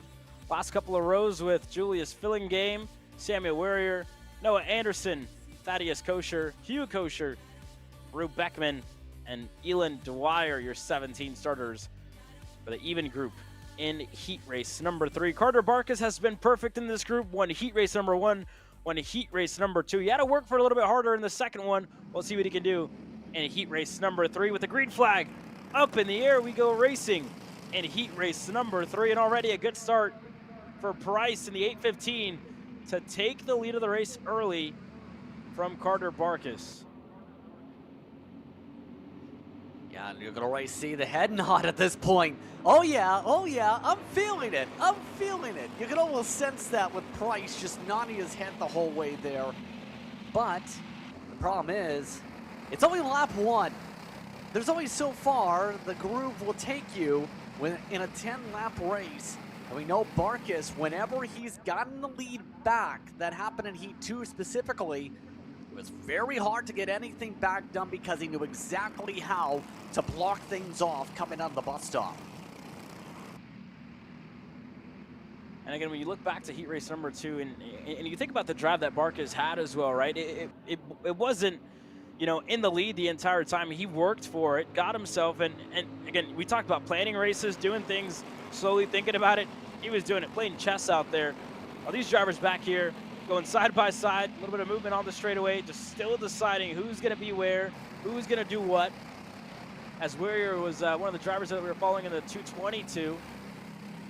That group just still going at it further back, and inside of the front group, still 5 to 6 drivers in this lead pack.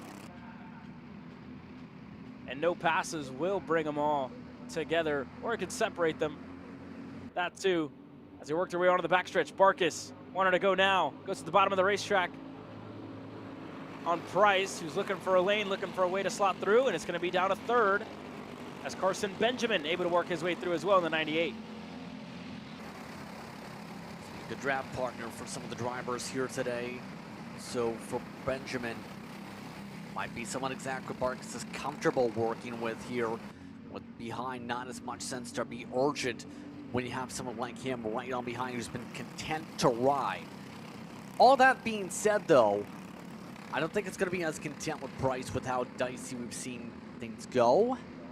I think pretty certain, though, you'll see a cut pretty soon from Hudman, because right now Price is just off rhythm. Can't seem to get the turn in right. Just bobbing a little bit on some of these corner entries that's lost him ground. Oh, one driver off, one of the MGMs it looks like. Gonna be out of this race early, and that's the 07, it looks like, of Rosinski. Yeah, the 07 of Rosinski gonna be out of this race early. Up front, Marcus still in the lead with Benjamin. Price now starting to find his footing, setting a personal best lap time on lap number 4. Able to put it back together with Hudman as well, pushing him along. Trucking their way through the back straightaway. Not too far back, you look at O'Brien as well, who's currently down in 5th. Looking to make a move there was Wise in the 96, able to get clear for 5th. So O'Brien lost a spot. Cooper Mole with the other driver in the other Burrell Art in 7th at the moment. Finds himself on his lonesome, trying to work his way up, tucking behind the steering wheel here, but cross sticks go up in the air halfway through the last heat race of the weekend for the juniors. And I will say, the amount of rubber buildup we're starting to see planted down, it's not like Rhino liner per se. We're starting to see a lot of good grip picked up at the bus stop in particular. This track, for the most part, has seen the groove really plant itself down. A lot of the marbles starting to pile their way up on the outside of the bowl, for example. How things have progressed tonight. And as we know, the more that rubber builds up, the more you have that ability to bite, to be able to get that grip down. You can see just how much this track is just sticking together here for these drivers to be able to plant it, in particular in turn 2, to get those dives. Even with them going as wide as they are, it's still carrying so much momentum. No one's able to just take a complete right turn on the outside compared to earlier where some of the drivers were almost jumping the cushion when they were pushing so hard. Here we go, move for the lead. Carson Benjamin looking on the inside on Carter Barkis. Price looking to go through as well, side by side into the bowl. And Jet Price able to get himself through for a second. So Barkis, again, we talked about him being in control, being in the lead of this race. That's all changed. He's on the back foot now with 3 laps to go this time around. And again, Hudman's right there. The 37 has just been sitting quietly, sitting patiently. It was, again, behind Jet Price for the majority of that previous lap, and now it's going to be behind Carter Barkis, the leader, throughout the weekend. Again, you think about Tegan Schneider. He won both of his heat races and a second place finish, that would ultimately give him a better average when it comes down to it. So Barkas would need to finish second or better here to try and get a pole position for tomorrow. We look at it here. Still a lot of racing left to go. As Barkas now looking to respond, through for second for the number 10 comp cart. And now he's in contention for a race win. As quickly as that, Barkas puts himself back to second, 2.6 in the air, 2 laps to go. Just trying to build up the momentum again for the bus stop. Rumway on through for the right-hander right there. Benjamin getting the cut a lot earlier, taking a page out of Barkas's book to be able to take away the line, make it more shower. For the most part, though, with the way the speed carries in the juniors, you have to be able to open up a little bit more compared to, say, a kit card, obviously. And Barkas is taking advantage of the open up for the side-by-side pass for the outside of the Little Bulls. What a move out of Carter Barkas, able to get a nose down low, get himself clear. Now back in control, and again, they put pressure on the number 10. They shuffled him back, and as quickly as that, he hasn't cracked under the pressure. He's just been there the entire time, stayed patient, stayed level-headed, and you see him just as quickly as that puts himself back in the lead, catching his fellow competitors by surprise. He's now going to put it down on the white line, taking it to the bottom of the racetrack, trying not to leave a cart's width down there at the bottom. Benjamin still looking to go back by. The same for Jet Price, who's in third. Just a couple of corners to go as Price, a little bobble for him over the curve. Not going to be able to go through for second. And Carter Barkas, just 2 more corners to go. They put him under pressure, and he stayed calm under it all. Carter Barkas wins heat race number 3, and he wins the pole for Saturday. Took advantage of the arc, opened up for the corner in the first place. Barkas just able to shove it on through. Right where it starts to blend to the outside from the initial inside curve of the Little Bulls. And it's enough to be able to hold on the rest of the way. Barkas is making it clear. You have to put the 10 as your favorite. Going to be able to control the field tomorrow, pending everything with reviews. But at this point, the 10's in control over Benjamin and Bryce, who seem to be right on par on speed, but Barkas has the racecraft.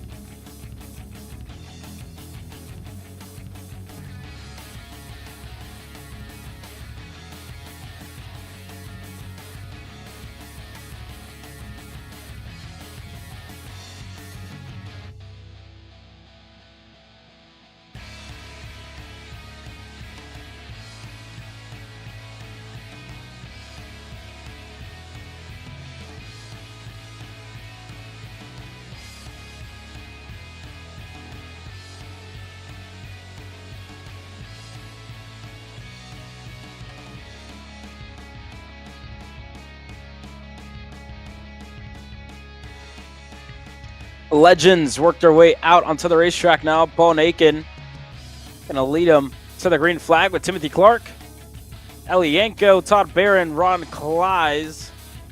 Your top 5 with Tim Hannon joining them on row number 3. And behind him is James Perkins alongside Jeff Chalmers. You'll also have Chad Miller and Michael Wells in row number 5. Once the top 10, you also have James Insko, who has been in a couple spins today. He'll start 11th with Estes in 12. Shell and Pike, along with Peterson and Harwin towards the tail. Just amongst those at the tail here today. And it keeps on getting colder and colder. We'll have to see how the things bear out here as things go chilly in the night here, to say the very least, for the start here, Caleb. Here we go. Paul Nakin has been flawless thus far in heat racing action. He'll take the green flag, and again, another good start for him up front as well. Timothy Clark a little sideways, and again, just avoiding the grass there. Got almost on the edge of the rumble strips as one driver way around and into the dirt. 2 more get collected, almost up and over. That's the 60 that goes around. That's Wells with another one further back. But 3 drivers collected early on in this race, and for Timothy Clark, who started on the front row, you talk about the outside being one of the better rows to start in. He got shuffled to the wayside. I think he's almost down in what looked to be even further back, almost 4th or 5th at the moment. He's just ahead. It's 4th, just ahead of James Perkins. Elianko was able to get through. The same for Ron Kleiss, who's up to 3rd. Yellow flags wave in the back section, as again they wait for those carts to just be moved out of the way. And indeed, 3 carts out of this race early. 3 drivers with their Friday nights ended just that little bit too early. Yikes is all you can say for some of those drivers. Barron, I believe, amongst those in that list yet again. But at this point, we were talking about this during the break. I alluded to this a little bit with the tire temperatures. Cooler temperatures, you have to think, play a huge factor here, Caleb, for the speeds we're seeing really pick up as the night conditions, wouldn't you say? Oh yeah, for sure. You talk about a lot of things that have been different, right? Since the sun has come down. You know, we were just at the peak of the day, the heat of the day. Jackets come off maybe, and again, the temperature gets a little bit warmer. Now you're in heat race number 3. Where laps starting to improve, like James Perkins here starting to come to life under the lights. Engines run that little bit better, a little bit more horsepower, and the colder temperatures. And you talk about the tires, right? Just frees up the go-karts a little bit more, able to do a little bit different, maybe add a little bit more grip, go faster, have a little bit of better exit throughout some of the corners. So everything just really coming to life, especially here in the Briggs & Stratton engine, specifically Yellow 206, just really comes to life in cooler temperatures, and you're seeing it here, right? You were talking about a 2/10 difference within lap times, and you talk about it. These tires have been through 4 heat cycles now. This is the 4th heat cycle that they've been through, and they're still going faster and faster than they have all weekend long. And here goes Ron Kleiss telling Ellie Yanko, swap positions, be smart.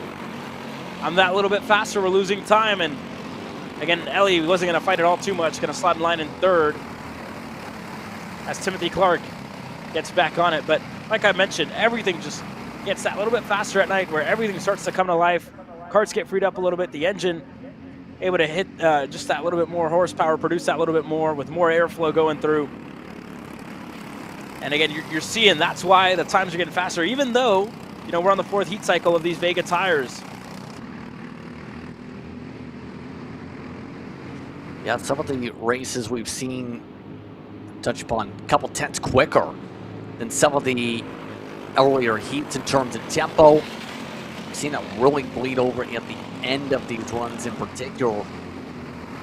It's real. The interesting thing to me over the time here, though, Caleb, is just seeing how the drivers adapt. Because remember, tomorrow it's kind of going to be in between, wouldn't you say, for those temperatures between what we've seen in the afternoon for the Heat 1 and 2 to where a lot of these finals are going to be tomorrow. Yeah, so for these drivers, right, they'd kind of go back to what they had at the middle of the day. Maybe heat race number 2 was was right where it should have been, or maybe heat race number 1 even for those drivers that drove later on in throughout the first heat race, right? The warm up, the qualifying session, and the heat race number 1. That's about, you want to go back to whatever you had there, whatever worked, and if something didn't work, writing stuff down, taking notes, seeing what you could do better. That's what you kind of adapt to. And again, you got to think, right? 18 laps. How did the tire feel throughout the entirety of 10 laps? Did you overcook the tire maybe throughout the entirety of that 10-lap race? So it's just finding the right setup as well. Tire pressures. That's the biggest thing, I think. When you're going to be fast throughout that race, you're going to want to be fast towards the end of it, but you also can't be all too slow at the start of it, where you're losing time and you're losing positions just because you're not fired up fast enough. And we'll see it all play out here, but again, everybody's got to be taking notes throughout the weekend, right? Heat race number 1, that's really your reference point to go back to. As we look up front, again, Ron Kleiss felt like he was fast, and the number 7's definitely coming to life here under the lights as he's starting to close in on Paul Aiken, who again, uncontested throughout the heat races. Won heat race number 1, won the second heat race as well. And for the first time, we're seeing a challenge here from Ron Kleiss getting himself into the mix. You know, Kleiss, I think, has saved his tires pretty well throughout this event, hence why he has continuously stayed up towards the front. Just been able to match up better. Remember, it was Clark who was pounced before. I think he's kind of been the opposite, where you almost push so hard to keep up, where it's absolutely burned things up a little bit more compared to yours on percentages. And that's the tough nuance, right? Is you never really fully know how the tire's going to fare out until you actually do it. You would have to say that's where the experience comes into play, especially for the legends in particular, is you know where those limits of the tires are going to be. You know what percent you have to push in terms of effort level. You can't be 100% this whole entire time. As here we go for the lead. Ron Kleiss looking on the inside now for the lead of the race. Able to get through on Paul Aiken, and already that gap extends to about a car length and a half between these two drivers. And Aiken, who's looking to go flawless today, now has some work to do to try and deny Ron Kleiss. With 1 lap to go, the white flag will fly, this time by. Final time around right now, Kleiss. Can he keep himself for the 99? The 99 of Notkin has been able to control things all throughout the day today. Looks like Kleiss hugging the white line nearly. Still a little space if possible. Not close enough though. Last time by for reference, the pickup was about 3/10 for Kleiss to be able to hold on in front. Those 3/10 being used right now, down to 2/10, down to about 1/10. A little bit of a snap of the wheel for Kleiss. Hugs to the inside, prevent overlap for one more run. 1 peak for the 99, not enough. It's Kleiss who holds on in front. Gets the job done in the Legends over the 99 and the 470. Kleiss just handled that the best, I think, with the tires. He did a good job for sure, getting himself within the right window towards the end of that race. And again, you got to think of the moves that he was making to get himself up to the front. Number 7 finally able to get himself to the top, beating Paul Aiken. He finished second. Elienko in third, just didn't have enough towards the end of the race. Timothy Clark crossing the line fourth. James Perkins finally getting himself back into the top 5. With Chad Miller, Jeff Chalmers, 6th and 7th with Anthony Harwin, Tim Haney, and Brent Estes, your top 10. Quick commercial break from our side. When we return, more racing action getting set to come your way. Are you stuck with your kart racing? Not sure the ideal kart setup? Or going to a track for the first time? Well, Kart Class has the answers for you. Our online portal has a wealth of experience and knowledge to help your kart racing. From kart setup advice to track guides that are targeted specifically to your circuit, or the driver coaching aspects with mindset, racecraft and driving techniques. If you want to take your karting to the next level, visit us at kartclass.com.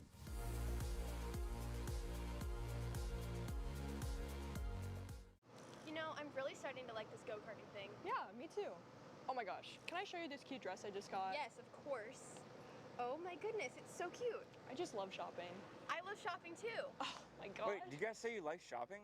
Of course. Well, dude, I have the perfect place to do that at. ShopPayKara.com. At ShopPayKara.com, you can get free shipping on orders $200 or more. You can get anything you want, like MXC rims, gloves, rib vests, shoes, anything that you need, all at ShopPayKara.com.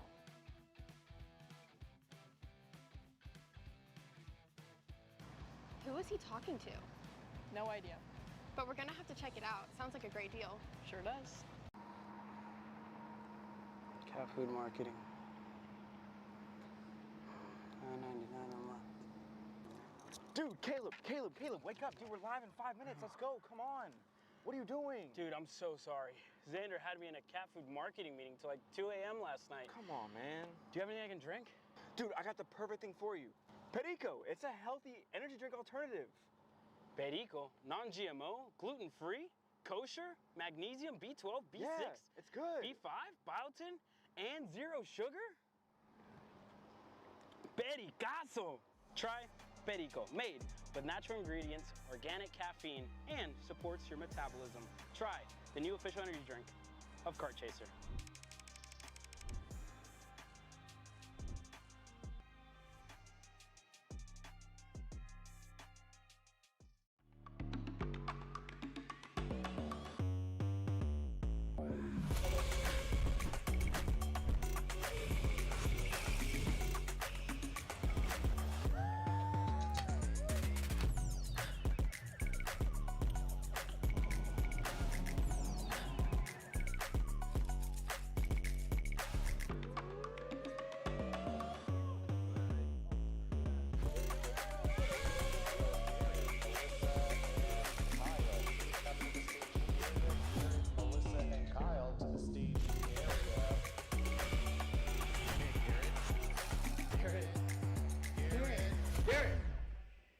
Let's go race.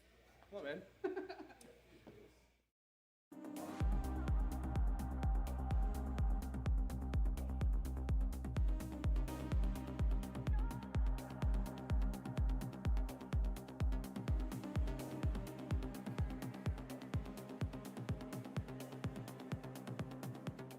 Attention Cup Kart South fans and racers, Big B Energy is looking for affiliate partners. No minimum followers and no complicated setup. If you believe in clean energy, bold flavors, racing culture, and want to earn money, then we want to work with you. Promote Strawberry Smash, Summer Melon, and White Cherry Fizz. 3 flavors people actually want to drink, and earn competitive commissions on every sale. It's simple. You share, people buy, you earn. Ready to be big with us? Sign up at bigbeenergy.com and fill out the affiliate form to get started earning.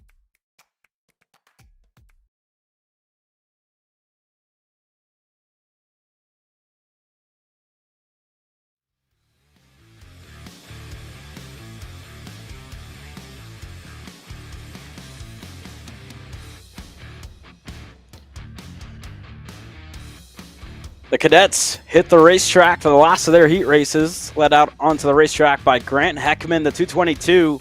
Again, undefeated so far today. Clean sweep up to this point. Starts alongside Hank Lai, Ruben Greer. The furthest up we're going to see him start as one driver goes around. That's the 98 of Mason Poole. And the MGM, Maddox Nieves, starts on row number 2 with Spencer Height, Tom Gagnon. Mason Poole, Cooper DePontes, Joshua Pochlepek, and Mateo Romeo on row number 5. Beckley Anderson and Alex Schomer, with Skylan Mangrum starting 13th in the field. Heat race number 3 for your Cadets, getting set to go green. We got the green flag. We go racing a side-by-side. Heckman into the grass, has to go off the racetrack and rejoins. Hank Lai was side-by-side with him, and he's going to take over the lead of the race. Now as it all changes, as Spencer Height gets himself up to 2nd from 5th on the grid. Still not done. Look at Height. Dives underneath, takes it away, and comes a question here. Does that count as a course cut with that much of a shed, or does that factor in, you think, with the time loss for Heckman in terms of if there's a penalty or not? Now we'll see how it all plays out, especially after the race, and we'll leave that up to the race officials. Do with that what they will. Good thing that's not our job, as now they're fighting for 3rd as side by side, and just like that, Maddox Nieva is able to get himself clear for third. And again, how about the rookie? Now up to third. Talk about Ruben Greer. Where did he finish at the end of that first lap? He's still down in what looked to be fifth, maybe even a little bit further back than that. We'll keep an eye here. No, and I think indeed, so Ruben Greer is in that fifth spot, chasing down Grant Heckman, who's looking to go back on Nieves on the inside, which turned to the outside, able to get a better run than Maddox. And Heckman is back up to third as the top three close together. Spencer Height going to lead them away with Hank Lai right behind him. Heckman with new life in third. Nieves and Ruben Greer now into the fifth spot with the fastest lap of the race. Yeah, we're talking about this a little bit where I think there's a chance Greer comes away with this if he's able to keep focus. What do you say about a mindset like that? Because we've seen Greer charge from the back now, get to the mid-pack, now seems to be in contention. Where do you see that mindset to actually get around these carts from your perspective to be able to get this done with 4 fast carts in front? Well, things change, right? You kind of look at the heat races earlier on in the day. Ruben Greer was misplaced. You look where he finished at the Grand Nationals last year, right? Finished third, finished on the podium. And you look here this weekend, was misplaced after the qualifying session after heat race number 1, and has had to work his way through slower traffic. Now you get to the top 4, the front runners, drivers that are just as fast as you. So it all changes, right? Those moves that were easy to make throughout the first couple of heat races, it's not going to be the same with drivers that have the same speed and, if not, have been faster than you throughout the weekend. And as I say that, Spencer Height out in front, sets the fastest lap of the race, is now Heckman up and over the curb, looking to go for second side by side with Hank Lai. And again, these two drivers going at it. Heckman looking to go again on the inside, side by side on the front stretch, trying to cross him up. And he needs to be careful with how much he wants to fight here for second, because something like this can happen as Maddox Nieves looking to go right back on him in a third. Kind of tell some of the frustration maybe starting to build up with Heckman with how aggressive the battles are. Already though, line going full defensive, everyone going full defensive. And you race yourself, correct me if I'm wrong, Kill. Does that red mist settle in a situation where you have to push off the track like that, or how do you get yourself calmed down? How did you get yourself calmed down in a race situation like this? Well, it just depends on taking a deep breath, right? Whenever you are in the situation like that, you go off the track at the start of the race, you know you could be leading this race. You've won everything throughout the day. Just taking a deep breath as that happens and resettling yourself, keeping a cool head, keeping a level head. You are going to be obviously quite frustrated, angry, trying to make moves, trying to get back to where you know you should be, and that's up at the top, up in the first spot, leading this race, having control of it. It's just taking a deep breath, settling in, staying relaxed, not letting that pressure get to you. That's the hardest thing to do, and that's something you don't really learn until you kind of start to settle into the racing. Once you get older, you can master that at a young age, turn into a great driver in the future. For Heckman, still you see him, right, start to settle in, starting to try and catch his footing once again, staying in line, staying in the tow. Just let the action in front of you ensue.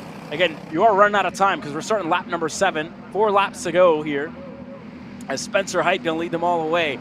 But this is good right now for Heckman. Settling in, taking a deep breath, and rethinking where you're going to go, what hasn't worked, what has worked throughout the weekend, and trying to pick back up. As Romeo now makes a move further back, the reigning Kit Kart Grand National champion gets himself up to 8th. As there it is for Heckman, and you see that, settling in, finding that footing. You tried that move 2 times already. The 3rd time was the charm for him. Gets himself clear, tried it, reset, and now puts himself back in a single file line, looking to go for the 2nd spot here in a couple of moments. We'll see how it all fans out, but again, the 48 of Hank Lai.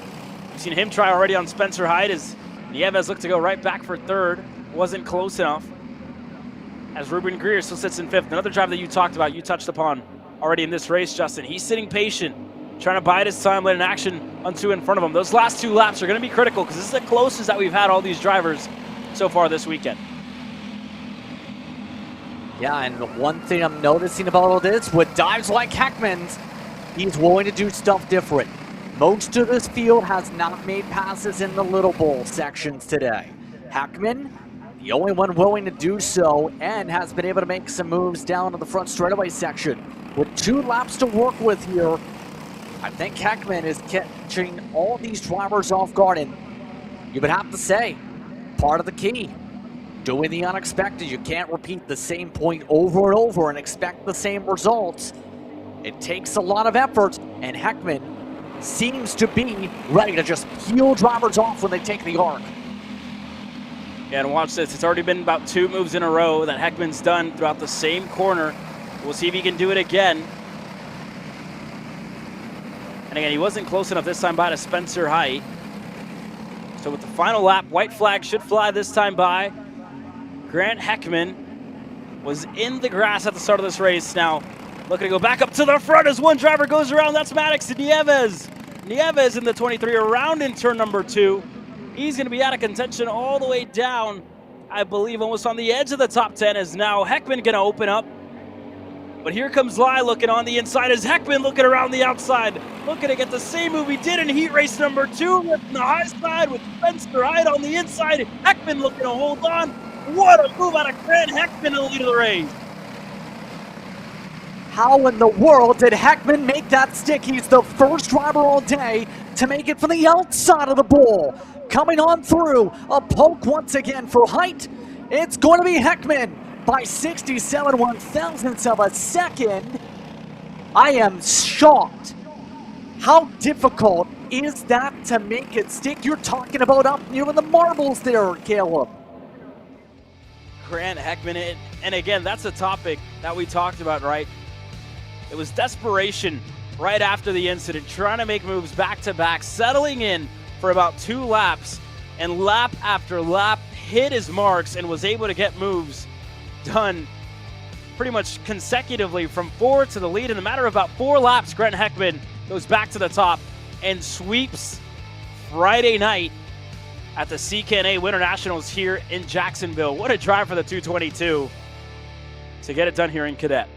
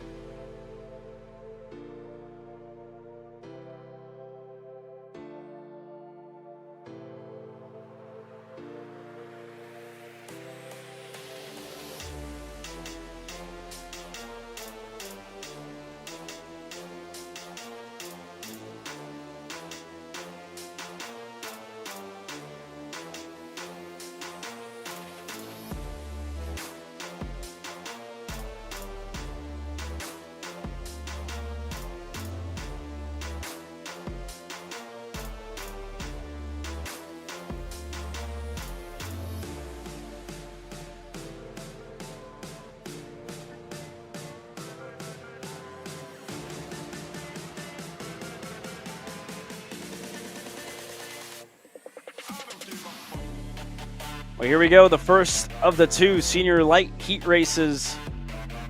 The first of the last 2 senior light heat races. The odds hit the racetrack once again with Henry Wheeler now starting on the pole alongside Derek Wargo. Colin Warren back in 3rd after the penalty for passing through the grass has him starting alongside Levi Getz. Sam Tutwiler in the 5th position, Eli Fox down at 6, Ryan Stanton and Cameron Reed in the top 8. Isaac Malkowit will start in 9th with Samuel Doros in the 10th position. Leonard Beckman, Jaden Beckman starts 11th. Capolongo alongside with Strawn and Bouchard in the 13th and 14th spots. Sibbett and Croker will be in the top 16, and TJ Gillen rounding out the field. How do you think this is going to go, Caleb, especially with what we've seen with Wheeler today in Wargo? Well, so far, again, heat race number 3 is a whole different beast, right? This is going to be one of the different ones. Pretty much have to either play conservative or try to make up as many spots as you can. But we're about to find out. Green flag in the air, and we're racing. And heat race number 3 as Colin Warren was almost sideways on the exit of turn number 2. So much counters here for Colin Warren. He finds himself down the order, almost on the edge of the top 10 as Cameron Reed looks to go by as well. Yeah, almost got 3 wide there for a split second. And obviously, not going to really fit there, per se, with how tight that can get. But you have to give credit to where credit's due off the cover-up for Wheeler. How would you describe his composure with this class today with the senior lights? We've seen him in all these classes do appear in just about everything. How would you describe that versatility, class to class, we've seen from Wheeler? Well, I think so far it's been some of the best that we've seen. Henry Wheeler this weekend as one of the MGMs is off the racetrack, but like I mentioned, right, Henry Wheeler, again, you look back at the Grands in 2023, last year he had a little bit of a quieter run, but even then he put himself well in the mix, and this weekend just seems very level-headed, right? You look at him out in Apex with how calm and consistent he was to be able to beat Cameron Reed that many times at our home track, and now this weekend just seems very level-headed as one driver goes around, and that's the 18 of Beckman that goes around, was just getting passed by Derek Wargo and looped it around. It might have gone that little bit too high and just looped around that prototype Brava there with the Margay livery as Warren now starting to make moves once again. He's back through on Cameron Reed, up to 8th, and now going to chase down Derek Wargo. But for Henry Wheeler in a comfortable position, right? You have Sam Tutwiler and Isaac Malkowit. Ryan Stanton, it was there for a second in the 3rd spot. I believe it might be Malkowit now, and indeed it is. You have 2 other stealth machines just right behind you that, again, are going to work with you here to try and pull away from the likes of Colin Warren and from the likes of everybody else, pretty much, with Stanton now slotting into 4th. Eli Fox down into the 5th spot. So these Mark Steel machines, this is probably best case scenario for them. Having 3 of them up there that are just as fast as one another, this is perfect conditions for Henry Wheeler and company. You know what's perfect conditions too? It's good conditions if you're Malkowit. Able to get the cut once again. You've seen earlier on Malkowit be able to pounce in Heat 1 in particular that comes to mind. And what do you say with Malkowit? Knows when to be precise on passes, but also has that national pedigree, has raced well, for example, in Rock in Vegas, was able to pick up a win in junior. Now he's up at the front of this pack and being able to control things. So where would you stand now, knowing you do have a fellow teammate, believe, to be able to work with here up at the front? Well, for Isaac Malkowit, he's felt that he's been faster so far throughout this race, and Henry Wheeler going to go right back in for 2nd. And again, rightfully so, because Stanton had a pretty good run as well. If it wasn't Tutwiler, that would have been Wheeler for 3rd, so Wheeler would have found himself back in 4th. But for Isaac Malkowit, right, you talk about the year of experience that he had last year now, putting that under your belt, learning from racing in the senior light class. You did the Grands, one of the hardest races, probably got beat up a little bit, if you will, beat up throughout the year, and now you're a sophomore in the class, know how to race, know what to expect out of fellow veteran drivers like the likes of Colin Warren, like Henry Wheeler and your teammate. And now you're able to do things like this, right? On lap number 6, able to put in a little bit of a gap with all the battles going in further back, getting yourself away from the mess early before it even happens as Colin Warren went across to try and pass Eli Fox. Fox went across to pass Tutwiler, and the 2 of them just made side-to-side contact, popped Colin Warren up in the air for a split second, got back down and still able to complete the move. Unfazed for Colin Warren, who's able to make up that spot back up to 5th. And that was a little bit too close for comfort maybe for the 111. He's going to go look here in turn number 2 on Eli Fox. He's through for 4th. As Tutwiler looks to follow him through, he's clear. My concern about this too, though, if you're Warren, you're probably thinking, is this chewing up my tires with all these battles? Especially when you're taking drivers 2 to 3 wide, like these choo-choo trains forming up right behind with Tutwiler getting so shuffled way to the back. There's got to be the thought process, at least to me, to cool down these tires, wouldn't you say? If you're someone like Warren, knowing how much he's been having to push just to get a chance back here? And I don't need correction here, but if I'm not mistaken, I believe they might get a brand new set of tires for the main event tomorrow. So that could just throw that equation out of the window, right? So they won't, just got confirmation, they won't be getting a new set of tires for tomorrow. So could be something that you do bring into mind, but for now, it's just putting yourself within a good starting spot, right? Colin Warren, you talk about him a little bit. Finished first in that first heat race. That penalty in third is pretty much hurting his average, if you will. That third is going to average out to a 6 with the 2 groups even and odd when they do end up coming together. So he needs a good result here. Has to finish inside of the top 2 realistically to put himself in a comfortable position in the main event. We've seen how tight it is to start even with half the number with 17. Imagine with 30 trying to go through those first couple of corners tomorrow. That's going to be something to watch, especially in this corner right here. And that's been one of Colin Warren's favorite passing zones so far this weekend. Overshot that one a little bit as Henry Wheeler is able to go right back on him in a second. I think that's a difficult spot to make it stick. We've seen all race, though, because you go a couple feet to the left, it opens the door. Good move by Warren to get the draft back, but I was about to say with turn 2 in particular here, not sure if you noticed this with just how hard the charges have gone. You have to be almost 3 feet away from the outside, almost to the grass, to be able to maximize the corner with the apex off. But with this last lap, how will Warren get a charge? Where do you set it up? Well, it's going to have to be on this back straightaway is Isaac Malquit again. Last lap, white flag in the air, got himself out early, got himself away from the mess. And again, he's just checking the gap, looking back at Colin Warren, where he's going to be. Warren's not going to be close enough. Further back, Eli Fox starts to fall under fire as Levi Getz and Derek Wargo start to join him, try and break into the top 5. As now just a couple of corners to go for Isaac Malquit to take away his heat race victory, but Warren still close. Again, we saw where he tried to pass earlier on today. Is he going to do it again? Slots back in the line. Isaac Malquit wins heat race number 3 in the odd group.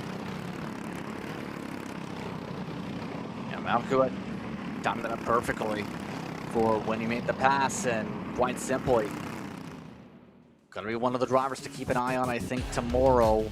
Wheeler, gonna be a one still with a good average though, with the 3rd place run behind Warren. Stanton, that's actually a solid run up from about 8th spot. Be able to get to the top 4 against Wargo, Fox, Tutwiler, Reed, and Strawn.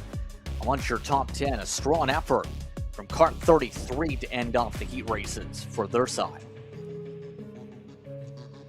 Go back to Bastien Bichard as well, finished 11th. Nicholas Capilongo, Sibet, Croker, TJ Gillian, Samadoros, and Jaden Beckman, the driver we saw go around in one of the bowls. Unfortunately ended his race early, was able to finish out, but finish out at the back of the pack. Coming up next, though, the evens get ready to hit the racetrack.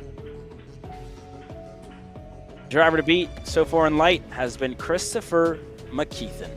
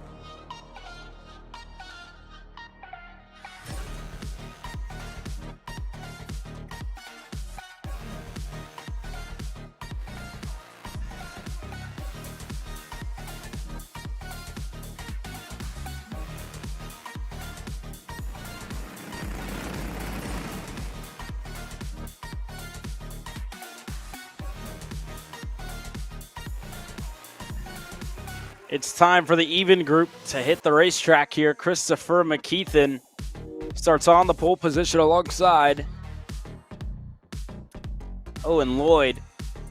Jordan Klein and Carter Kilgo on row number 2 with Dylan Amundsen and Austin Hill on row number 3. Shane Reddy and Ronnie Kleiss on row 4. Jackson Miller and Will Lawler, your top 5 rows, your top 10 starters. Jake Walsh starts in 11th with Cody Lidstrom in 12th with Callahan and Lacharni amongst the top 14. MacArthur and Ergen Gillard will start in 16th. Kuzuo, who has already picked up a point of contact penalty amongst the races so far today. 17th, dead last in this running order. And so far, we've seen for the most part this class was checking the peloton bulletins playing well. Now we got a little bit argy-barginess. A little bit of out of line for the tram lines, I believe. Looks like one driver out of place here. Could have been the 217. One of the MGMs, I believe, either made it out late or an issue or a mishap on the outlap that put him on the back foot. That being said, they get ready to do it again. And McKeithen, out of the drivers here this weekend, has been quite consistent, starting up at the front. Owen Lloyd's kept him honest, has put pressure on him when he's needed to. And we'll see if he can get one better than McKeithen here in this race. And again, we've seen Amundsen work his way through this field so far, up to 5th. This is the highest start he's had so far this weekend in Senior Light. Going to the tram lines now for McKeithen and Owen Lloyd on the outside. Wait for the green flag, and that was a good jump for Christopher McKeithen. Gets himself out in front. Ahead of Owen Lloyd is Jordan Klein, and Carter Kilgo goes side by side with Amundsen, looking to take advantage for 3rd. He's able to get through, move the VLR up to 3rd, the highest he's been in this class so far. Yeah, nicely done to begin the launch, but once again, it's been about, can you beat the man that's been so red hot all season? McKeithen, we were touching upon earlier, so great in Grands earlier on in the year at Gallup, and he's kept that up all throughout the weekend so far. It's not an easy feat to pass this 19 with how well he's played races and how he's kept it clean for the moves, you would have to say, Gallup. And McKeithen's been good in May. I remind you, Justin, that was last year. Grands was back in 2025. This is the first race of the season here this weekend at the Winter Nationals. So for Christopher McKeithen, again, starting from ground zero, trying to pick up where he left off in 2025, and he's done just that throughout the start of the weekend. But again, this is a new variable for these two drivers, right? They've probably gone wheel to wheel with Amundsen in the past, and probably in senior medium have to check what group the two of them were in. But that being said, this is the first time in light that Amundsen's been up there with them. That's been just as fast as they have been, with the fastest lap of the race already in lap number 2. It's the first time that it's not going to be just a one-on-one. It's 3 different karts, 3 different manufacturers that find himself inside of that top 3. Now Owen Lloyd going to be the first to look for a response, look for an answer. And he's got it on the backstretch. Dylan Amundsen pushed him through, and McKeithen now slots back into the 3rd spot with Jordan Klein still sitting there in 4th. And behind them, Carter Kilgo, the first of the MGMs, to get himself inside of the top 5. Yeah, Kilgo, I think it's been quiet all throughout the day, to say the least, and it's been, to me, the type of race where Kilgo's kind of had to scratch and claw a little bit. Have a chance here, be able to fight, be able to have a chance to pounce. We've seen being grand finals, we've seen him be able to charge, for example, at MCC in the Summer Nats 29-13. So it's not a hard feat for him to keep going forward here. Kilgo has the ability to drive. We'll save these leaders though with Lloyd now with the shuffle, but Keithan back to second. Right now they're not making it easy for Amundsen to get into a rhythm here, and the ebbs and flows are, at least to me, Caleb, so critical as a driver. You just can't get into a flow right now. That's a little bit overcooked though. Owen Lloyd sends in a little bit too deep on the exit of turn number 2, goes wide, slots back to 4th, which brings Kilgo back into the mix, and Jordan Klein right there as well. So again, a fellow MGN right behind Owen Lloyd, and a fellow PBK Coyote, Jordan Klein with Christopher McKeithen. And you talk about the rhythm, right, for Dylan Amundsen. Got himself in a second for about half a lap as quickly as that. McKeithen was able to go right back by. So that's going to, slow your momentum down a little bit, slow down that rhythm. Now he gets himself back in a second. So for Dylan Amundsen, what do you do here? Do you make the move? Do you make the pass? Do you get yourself in control of this race? You haven't been in control in Senior Light yet.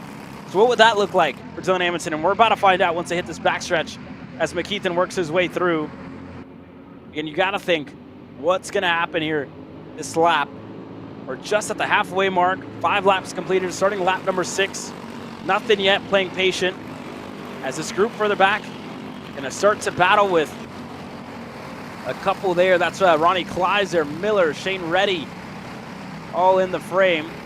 Jackson Miller was down in 7th there as well. So that's how they're stacking up just further back. Shane Reddy's pulled away in the 6th spot for Kilgo. He's starting to lose ground with those top 4.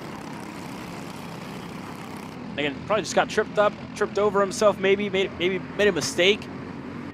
But again, that gap opened up quite extensively throughout the span of a lap. Fastest lap now belongs to Jordan Klein, young lady who sits in 3rd. As we keep an eye, and again for Carter Kilgo, he's out of drafting range now. That's a lot of work to do, the number 4, trying to get back up to these top 4.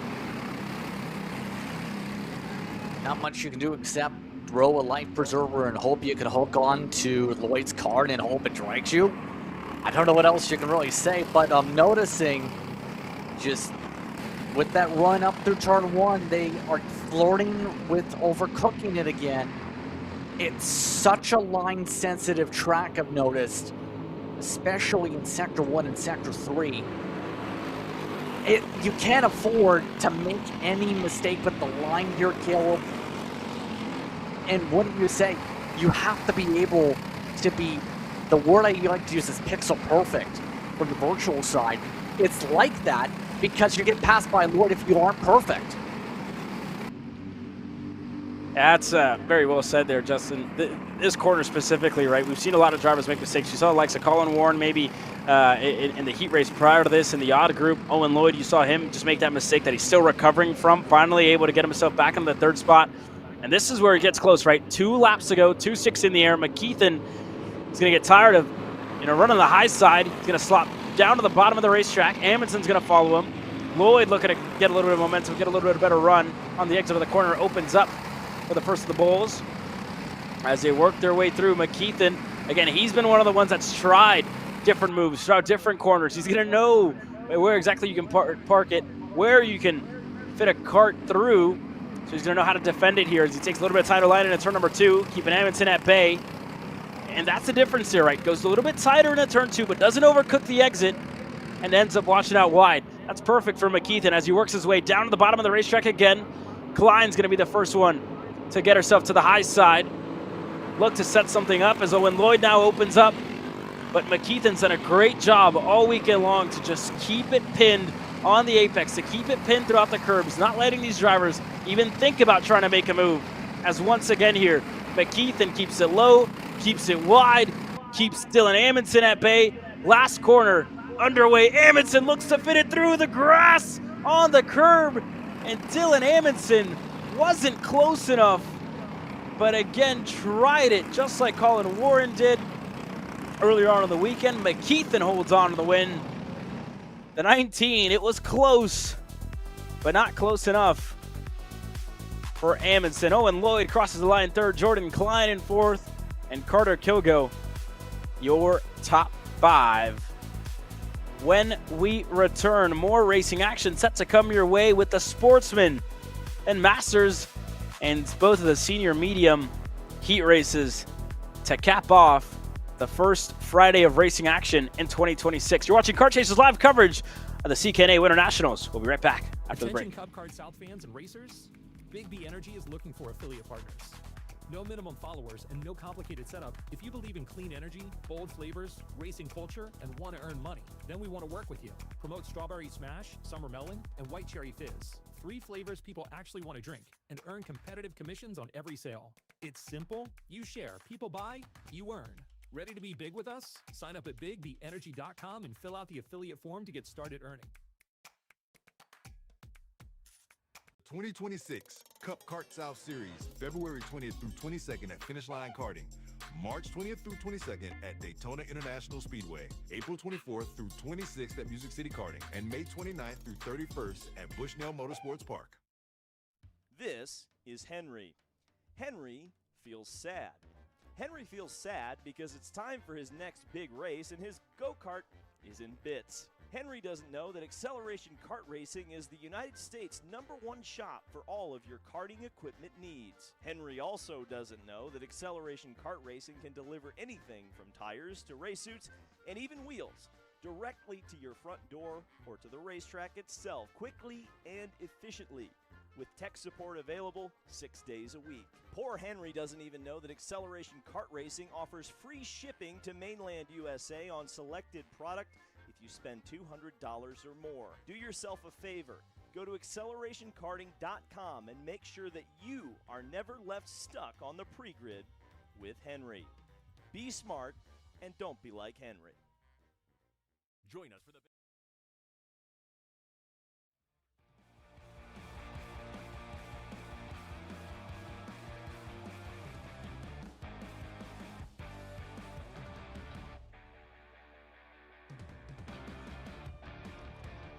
The Sportsmen hit the racetrack now as they get ready to go green for the last of their heat races. Heat race number 2 winner Anderson Hemphill starts on the pole position alongside Bo Stowers, Yusufati, and Jackson Brewster on row number 2. Tanner Gonzalez and Ryder Thompson on row number 3. Mikey Todd in row 4 alongside Jack Casey with Camden Clay alongside Martinez. Crosses will start in 10th, Crosses should say. Cole Decker is on the next page. Defoe and Bodden, the 13th.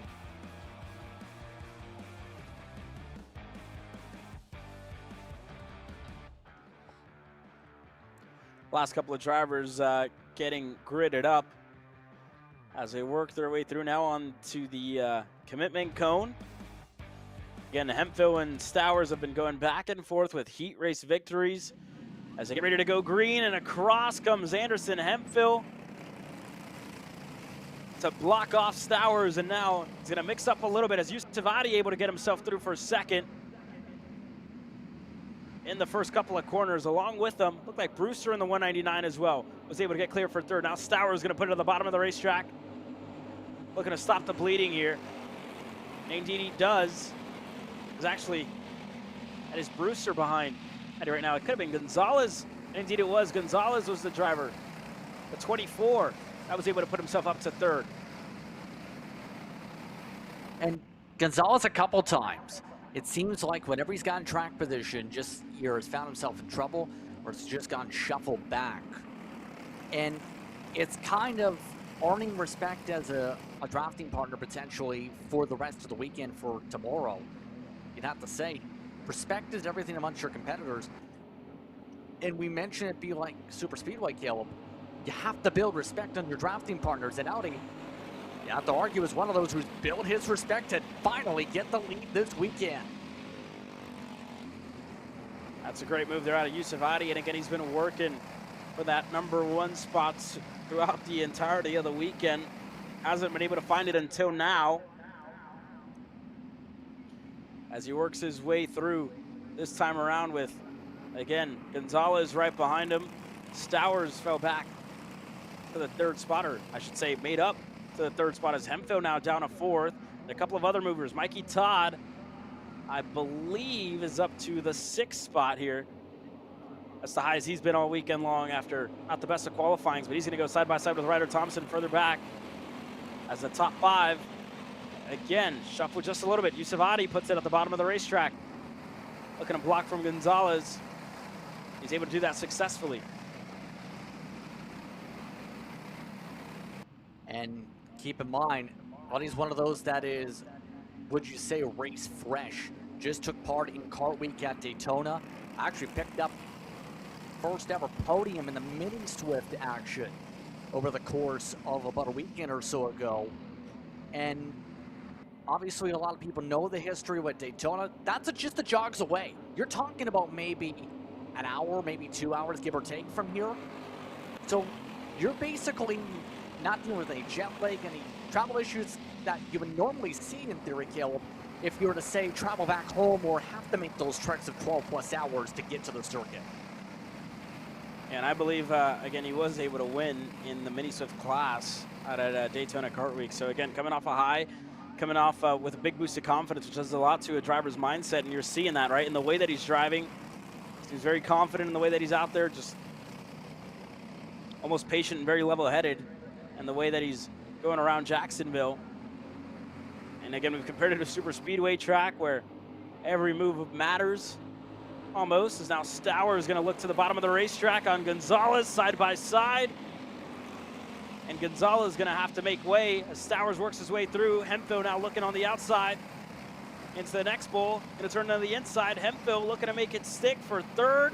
Able to get clear and able to hold on as Gonzalez lost a good chunk of time and lost 2 positions in the process. Now with Brewster right behind him. The top 5 are starting to lose that little bit of gap that they had further back. Thompson, Mikey Todd, and Clay, the 3 drivers further back. Todd with the fastest lap of the race. See what they can do now. A little bit of clean room up ahead as now Adi going to take them all to the bottom of the racetrack. That allows the group of 3 further back to try and close in that little bit more, maintaining the normal racing line. Just trying to figure out, quite simply, what the move is going to be. Oh, it's a repetitive thing, but the problem is here, see, Stour just didn't get a good corner exit. And what did we say? You make a mistake, everyone's going to capitalize. And Hemphill has been one of the drivers, you'd have to argue, who's been able to capitalize the most. Ran away in one of the heat races, ready to try and capitalize to gain some spots here. That 14, very well likely, could be your pole sitter if he's able to get something done, if not in the top 3. This is an important pass to help with the points metric, Caleb, coming up here. Yeah, that's great for Hemphill. And again, he did qualify all in the pole position here in the Sportsman class. So if it went down to a tiebreaker, that would be to Hemphill as they work their way through now. Yusuf Adi still looking to hold back the MGM. And again, we're starting lap number 8, 3 laps to go left in the final heat race for these sportsmen. And again, Adi, you'll see him go to the bottom of the racetrack, keep everybody at bay, and who's going to be the first one out of line? Nobody's going to try it yet. But again, that second group starting to close in. Mikey Todd gets that little bit closer. Ryder Thompson as well with the fastest lap of the race is starting to get himself within an arm's reach of the top 5. And it's just a matter of Hemphill getting creative here. 2 laps to go this next time around. And again, just going to have to look for a way by any way that he can. This time by 2-6, 2 laps to go left in this race. Do you think a move like we've seen cadets could work with a sportsman, similar age bracket?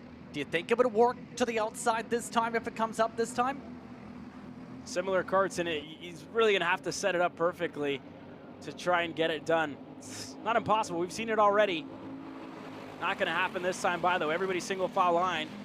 Hemphill's been one of those drivers that's tried it throughout these bowls, throughout the weekend. He stays in line, but again, more drivers in the mix. Thompson now, bumper to bumper with Jackson Brewster. They work their way through. White flag in the air. Last time around is Yusuf Adi. Again, the first time he's led so far this weekend. Looking to hold on to it as they go side by side further back for the 4th spot. Get back in a line. And again, through the backstretch, this is really one of the real last passing opportunities for Anderson Hemphill here as they get closer and closer. Just a couple of more corners to go here for Yusufati. Didn't take the chance to the outside. Hemphill might have to try it. Hemphill looking for a way to pounce to an inside line. Nothing doing. Middle line covered by Audi.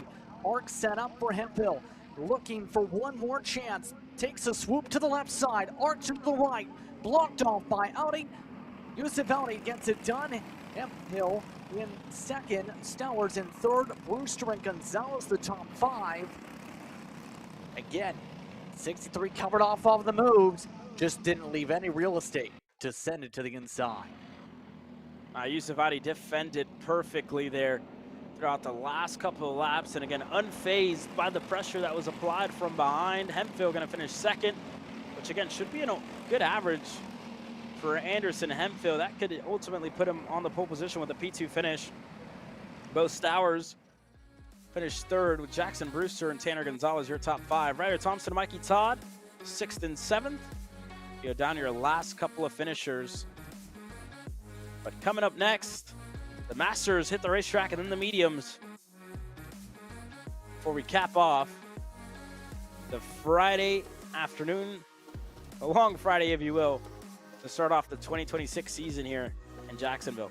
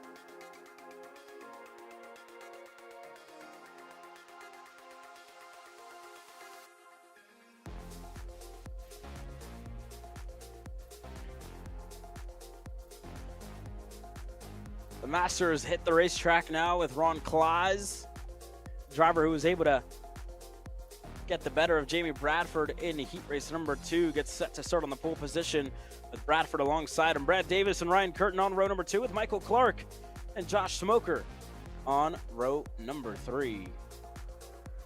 Insco and Notkin are in row number 4. James Insco, Paul Notkin. You also have Kevin Medeiros again in 9th. Todd Barrett, up and down weekend in 10th.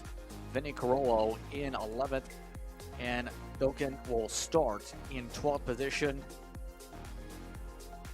Bradford's been in position to try and win, it feels like, every time so far, but just hasn't been able to take the checker flag, Caleb.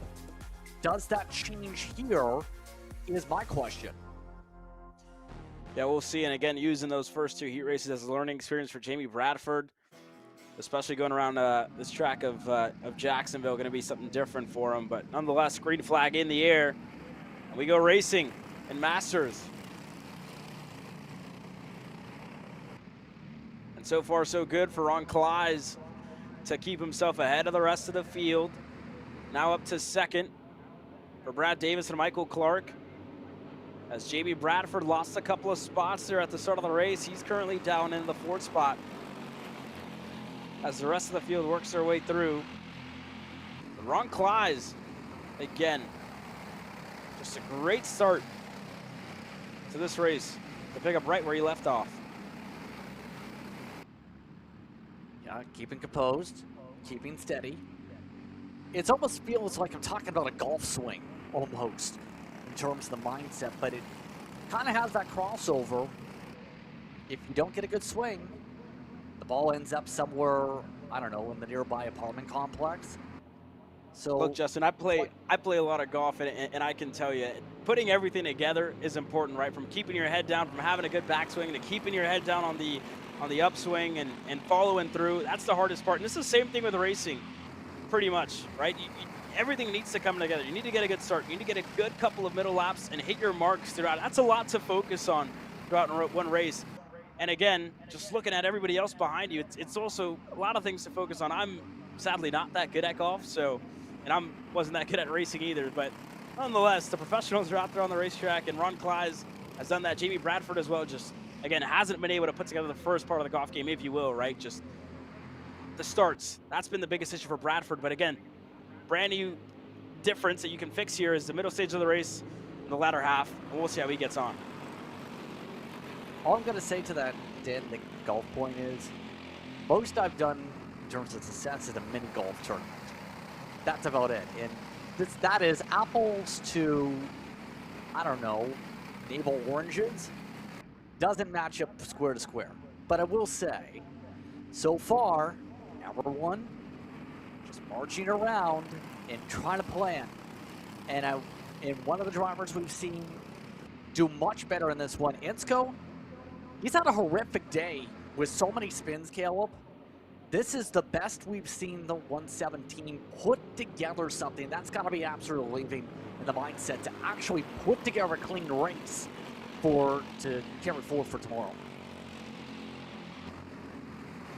And again, this is one of the better races that James Insko's had, right? Getting himself inside of the top 5 is now Bradford. Starting to make that little bit of headway, getting himself up to 3rd on lap number 3 just to close it off. As we start lap number 5 now, and again, Bradford now getting his footing, starting to get back onto it. Chasing down the top 2 is Ron Kleiss. Puts himself up front with Brad Davis in the 2nd spot.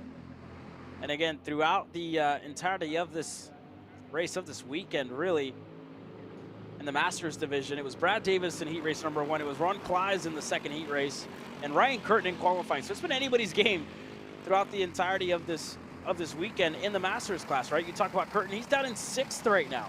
The 37 hasn't had the best of starts, hasn't had the best of heat races either. And Brad Davis able to capitalize in the first one. Kleiss was able to get the better of him in the second one. And now Bradford, who was right there as well, right? Who finished 2nd in heat race number 2, just looking for that last little bit. Looking to put it all together here. And as we hit the halfway mark, the top 3 are nose to tail, bumper to bumper. Anybody's game from here on out, Justin. Yeah, and quite simply, now know the game plan. Think about where the move's going to come, and one of the major things we know, Davis likes to wait until the last lap, get a push from behind. Usually, been here from Bradford, from Kleiss here today. Get it done, make it smooth. And for now, the question's going to be, if you're Bradford, who's lost a race to Davis, do you work with Davis to get yourself a position? Or do you be the petty side and not do that? I don't know. I think he's choosing to take it for himself, just can't get the run right now. Oh, Bradford looking to stick a nose down low into the bowl. And again, that door just shut by Davis, who was following him. And again, Bradford just didn't have the push. He's going to look for it now and through for second for Jamie Bradford. Took about 2 corners to set it up. Able to get clear, and now he's going to block here as they work their way onto the front stretch. But this is, again, that's exactly what Jamie Bradford needed to do. Give yourself a lap or two to try and close down the gap to Ron Kleiss and get yourself inside of those first 2 rows to start the race tomorrow. This is perfect for Jamie Bradford, and now closes down that gap on the backstretch. We'll see if Bradford wants to wait for another lap, and I think he will. Just wants to keep his feet under him, wants to catch that footing, and wants to get ready to set up a pass here in a lap or 2. Now my thought here is, for now, is there anything you can do if you're, say, Clark, to disrupt this again? I don't know if there's going to be enough time here, Caleb would say, for a lot of these other drivers to get the job done. Clark just hasn't been able to close the cushion, wouldn't you say? Yeah, he just hasn't really been able to kind of connect with Brad Davis up to this point, but 2 laps to go. This could ultimately, the only way this goes sideways for Jamie Bradford is if Brad Davis tries to go back in on Bradford here on this final lap. While Bradford, again, he's running his race, trying to set up his move, trying to get to the lead of this race, and that can only be disrupted by Brad Davis at the moment, who sits third, as within an arm's reach of Bradford. We'll find out here shortly. White flag will fly this time by for Ron Kleiss, for Jamie Bradford. Final time around in heat racing action for the Masters drivers. It's going to require the perfect run for Bradford, and the problem is no bumpers to clinch up to from behind.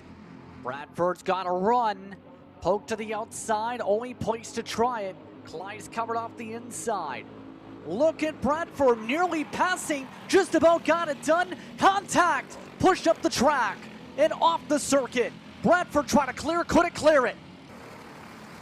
Jamie Bradford into the wall, now side by side up front. Brad Davis looks to go back to the lead. He's clear, and Davis, this would be the second heat race win for Brad to close things off here today. He's able to get clear. Kleiss falls back to 5th. Bradford falls way down the order to 10th after setting it up perfectly to pass for the lead. Just gets together with Ron Kleiss, and Davis will steal the pole on Saturday. He wins heat race number 3. I don't know what it looked like to you. It looked like he tried to close the door for the apex, or for the entryway, should say, to get that bottom groove so he wasn't up in the marbles. The problem was, I don't think that door closed fully, and that was so costly. Clark, Curtin, and Insko, along with Kleiss in the top 5, at least for the 9, able to hold on to top 5, but Bradford really going to be thinking about that one. 11th place in the end.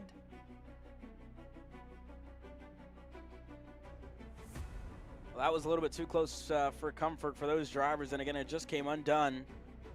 That being said, only 2 races remain. The senior mediums get set to hit the racetrack after the break.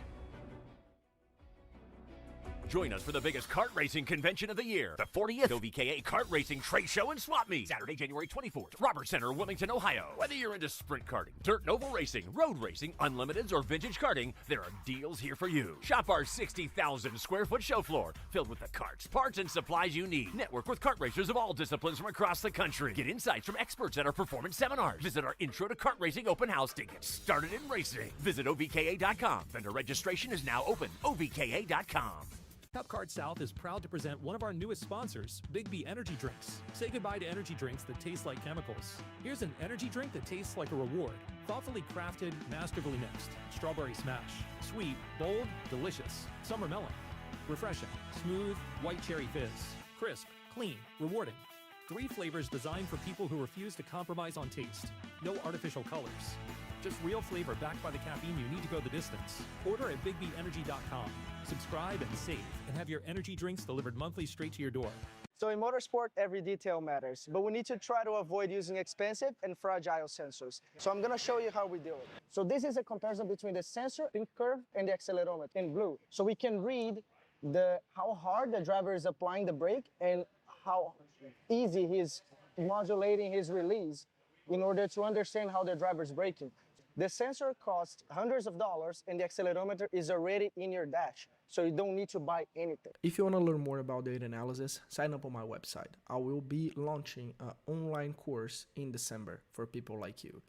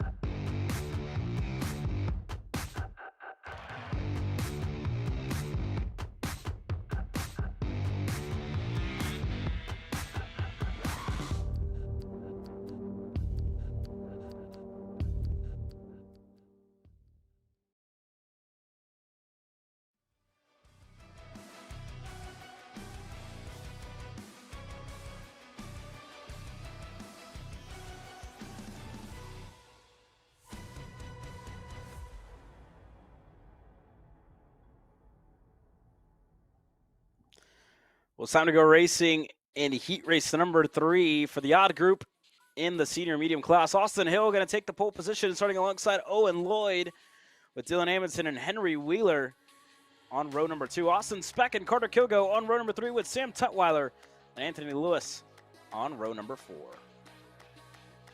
Then you have Capilongo starting in 9th lower, rounds out the top 10. Then you have Getz and Frankenberger in the top 12 with Charlie Mitchell, Young, McLeod, and Crawford up in the field. It should be interesting to say the least. Here we go. Green, green, green. And we're already seeing some argy-barginess as Hill gets the edge. Here we go. 3 wide almost as Owen Lloyd gets put off into the dirt. He's going to have to take the cutoff. Owen Lloyd goes through the cutoff. He didn't have enough room to get clear, and now up front, Hill is up front with Henry Wheeler right behind him. That was a little bit too close for comfort there for Owen Lloyd, who again is going to slot back into 5th and had to go through the runoff there. Didn't feel like he was going to make the corner. Could have ended up almost in plumb last, but we did try to take the cutoff. A little bit darty once again to start, but again, one of the drivers to keep an eye on who got shuffled earlier, Tutwiler. Not sure about what your thoughts are with Tutwiler's performance. He's been pretty solid throughout the day. Seems to be positioning himself well now with a good drafting partner in Lloyd to close on up to this top 4, and being able to find a good blend is going to be beneficial, I think, for a rookie for this type of racing, like Tutwiler after the move up from junior.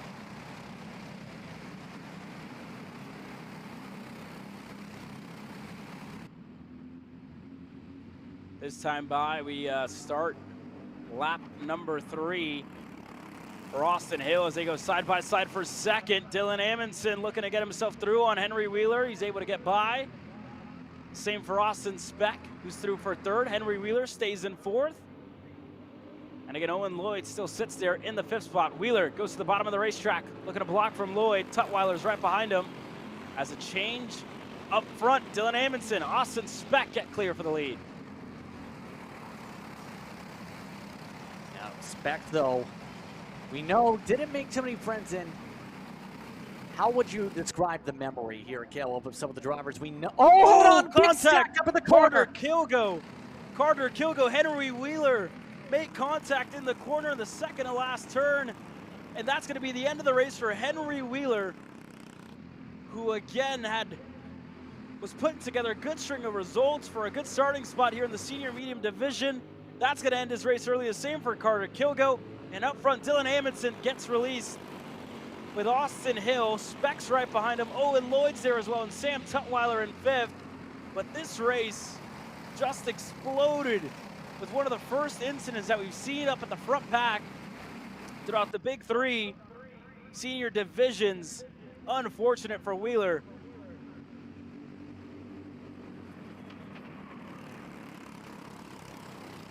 Yeah, all I can really say to that is the point I was about to make was quite simple.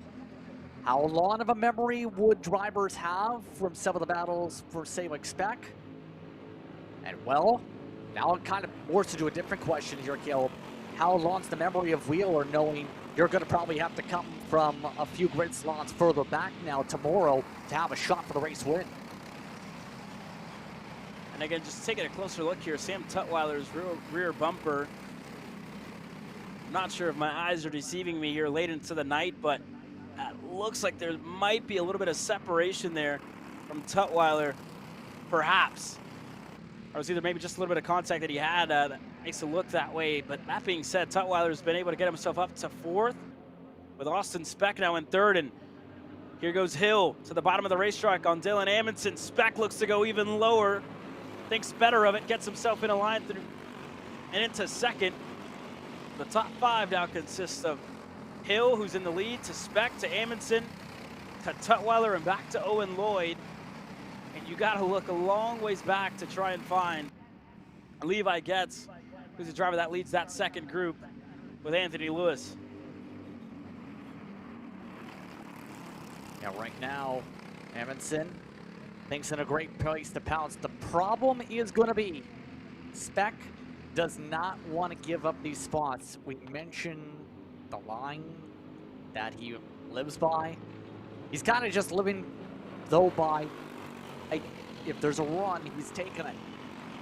And I think a lot of these drivers are trying to play a little bit cautious here, depending on where the two lines open up, to have a chance at Hill, because Hill, what you say, is just driving a solid race defensively, while everybody else has been driving very hard to try and take away the 2nd spot and have a chance to battle with Hill.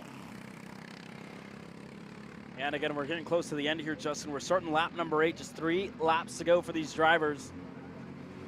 As Hill takes a look over the shoulder, doesn't feel safe enough, gonna put it at the bottom of the racetrack. Speck's gonna follow him down. Amundsen's there as well. Lloyd gonna open up once again, just like we saw him do in Senior Light. And again, the top 5, anybody's game here with the change that we saw for an unfortunate end to Henry Wheeler's race. To Kilgo, I believe Grant Mitchell was the other driver involved there in the 671. That being said, 2 laps to go this time by for Austin Hill to try and take away another heat race victory. He was able to win that 2nd heat race in the odd group. Amundsen was able to get the 1st, and Lloyd was able to get the pole position overall. Hill looking to make a good case for the pole position here today. He would challenge McKeithen if he's not able to hold on in the even heat race. And there goes Amundsen to the bottom of the racetrack. He's able to get clear on Speck, as now Tutwiler looked to go by as well in the MGM. Couldn't find a lane. Kind of what could see potentially happening, but now we see if Amundsen can line this up. White flag is out, final time around here in the odd group. Amundsen needs to set this up, coming out of the bus stop well, trying to launch on forward, slamming the door Hill, yet again, hugging that white line, not allowing Amundsen to build up much of a run, even from the outside of the diamond attempt. And that was perfect there out of Hill. Just open the hands up a little bit, not allowing Dylan Amundsen to get alongside him into the bull. We've seen moves throughout there already. And Hill, the 39, did a perfect job of just blocking it off. 2 more corners to go for Dylan Amundsen. And Austin Hill, as Amundsen looks for a way by, looks left, looks right. Not going to be close enough. Austin Hill closes off with a win in heat race number 3 in the odd group. And just getting confirmation here, just getting reports that Austin Speck, the number 2, with a penalty coming his way. He's to finish behind Henry Wheeler, who finished down in, I believe, what was almost 15th, 13th. Even there's a look at your top 10, and you go down take a look at where Wheeler finished. So that would be a move up for Wheeler to 14th, and Speck would finish 15th ultimately. That's a huge hit to the number 2's hopes for tomorrow. We're also having the same thing to put him behind John Yun. And that's the risk you take when you're over aggressive. That was an area we haven't seen side by side in much of the day. And all it took was one stack up to bottle everything up in the first place. That lost momentum just caused everyone to check everything up.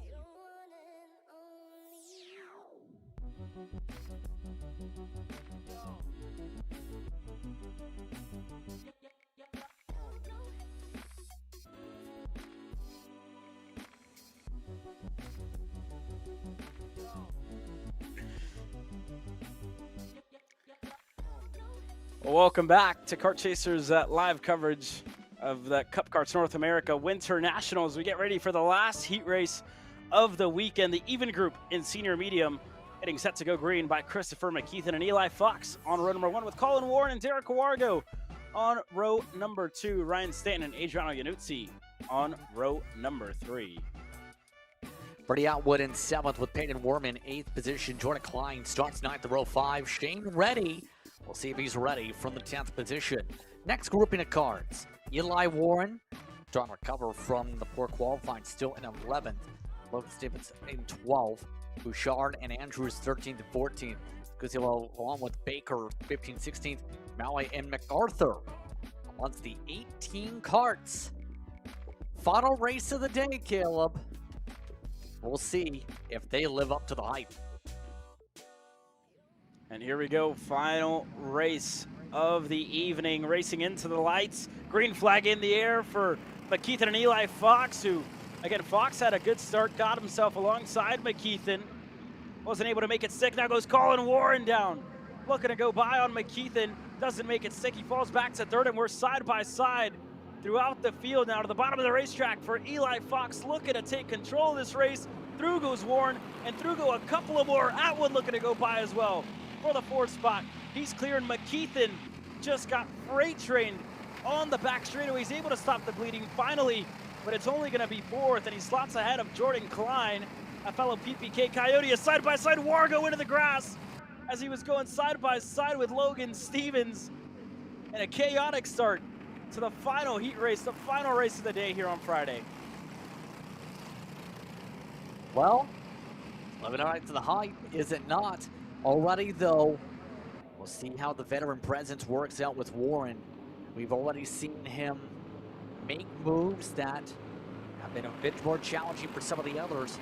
Give credit, though, to someone like Atwood up there already in the top 5. Was one of the droppers bounced around earlier. Seems to be in a good spot.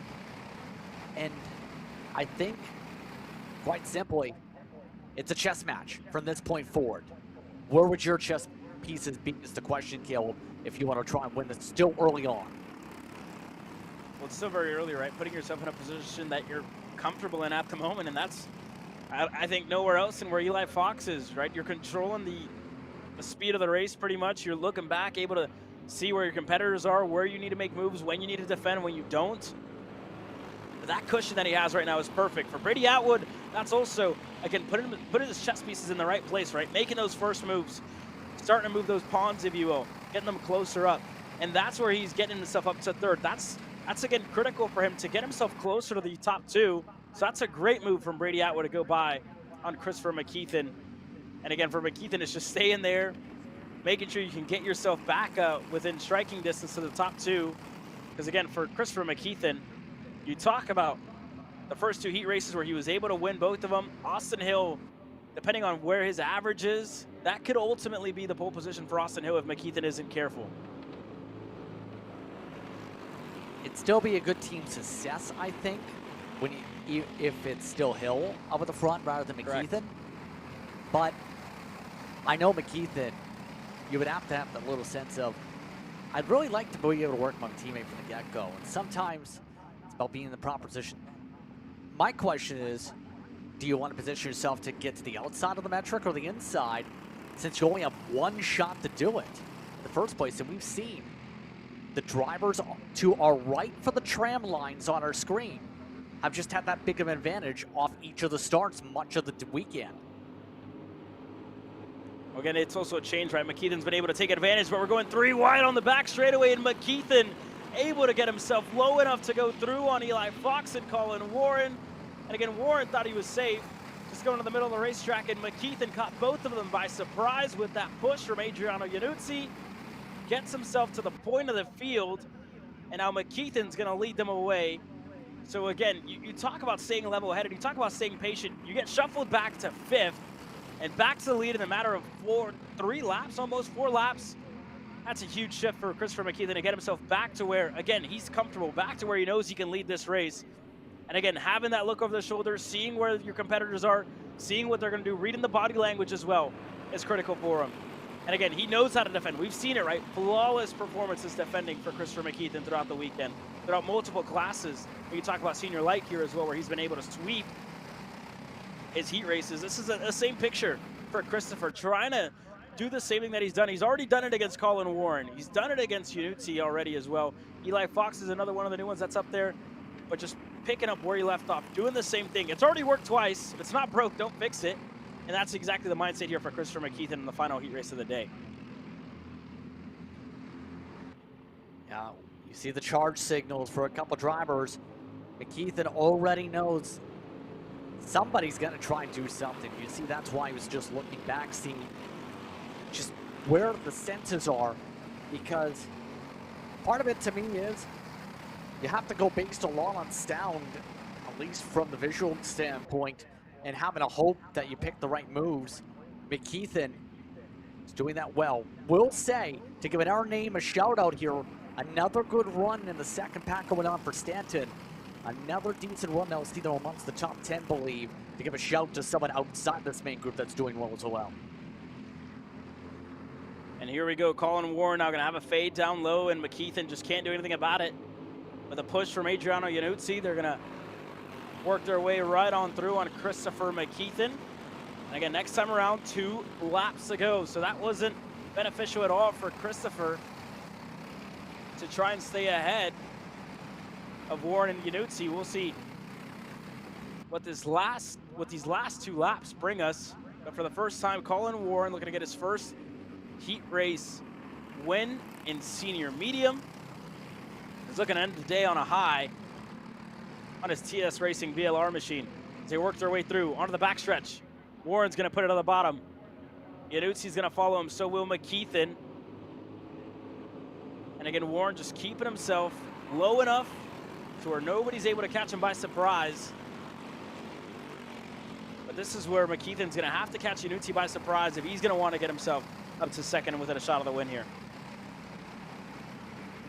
Iannuzzi right in the section here struggled to be able to get the wheel down. There was a couple times he snapped loose, having to get a quick flick back to the right to be able to stabilize. But with the last lap, trying to go for the outside through 2, opens the door for McKeithen. Here comes McKeithen to set up the run. Can he get alongside the 2-1-1 and take the lead?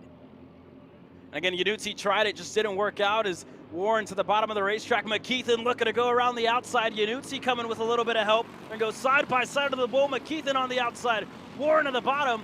Iannuzzi can play spoiler here for Christopher McKeithen. He slots back in a third. McKeithen can't get through on Warren. Last couple corners coming your way here as Warren looking to defend from Christopher McKeithen. This would be the first heat race victory to Warren's name on the day as McKeithen looks to get alongside, and Colin Warren will win heat race number 3 in the even group. McKeithen across the line in second. Should be enough for himself to get a pole position later on in the weekend when we get back to racing action tomorrow. Iannuzzi finished third to Fox to Atwood, your top 5. Jordan Klein, Stanton Payton Warm, Shane Reddy, and Derek Wargo, your top 10 finishers. An unfortunate end to the race for Derek Wargo, unfortunately. Logan Stevens down in 11th, to Bouchard, to Warren, Andrews Baker, Bacuzilo, Malin, MacArthur. That's the way they finished. It was all said and done. But Justin, that concludes our coverage here. The first race of 2026, the Cup Karts North America Winter Nationals from Jacksonville, Florida. First of all, long day of heat racing action. We started in the morning, 8 o'clock a.m. Eastern, all the way through almost 8:37 p.m. Eastern. A full 12 and a half hour day for a lot of us here. First of all, closing thoughts on the day, first racing day of racing action. A lot of drivers settled in. We talked about a lot of names that have made themselves forward, but the big thing is tomorrow. You're talking about near double the distance, a lot more time to plan out moves, a lot more opportunities to make passes, a lot more chances to get the slipstream. Tomorrow is going to be the day you have to be able to sort out, how am I going to defend down that back straightaway for most of these classes? And it's going to be a roller coaster ride to see who picks the right choices so they get the hardware and start 2026 off with the New Year bang. Tomorrow is the day that matters. Tomorrow is main event Saturday for the first race in 2026. You've been watching Kart Chasers live coverage of the CKNA Winter Nationals. We'll see you bright and early tomorrow morning.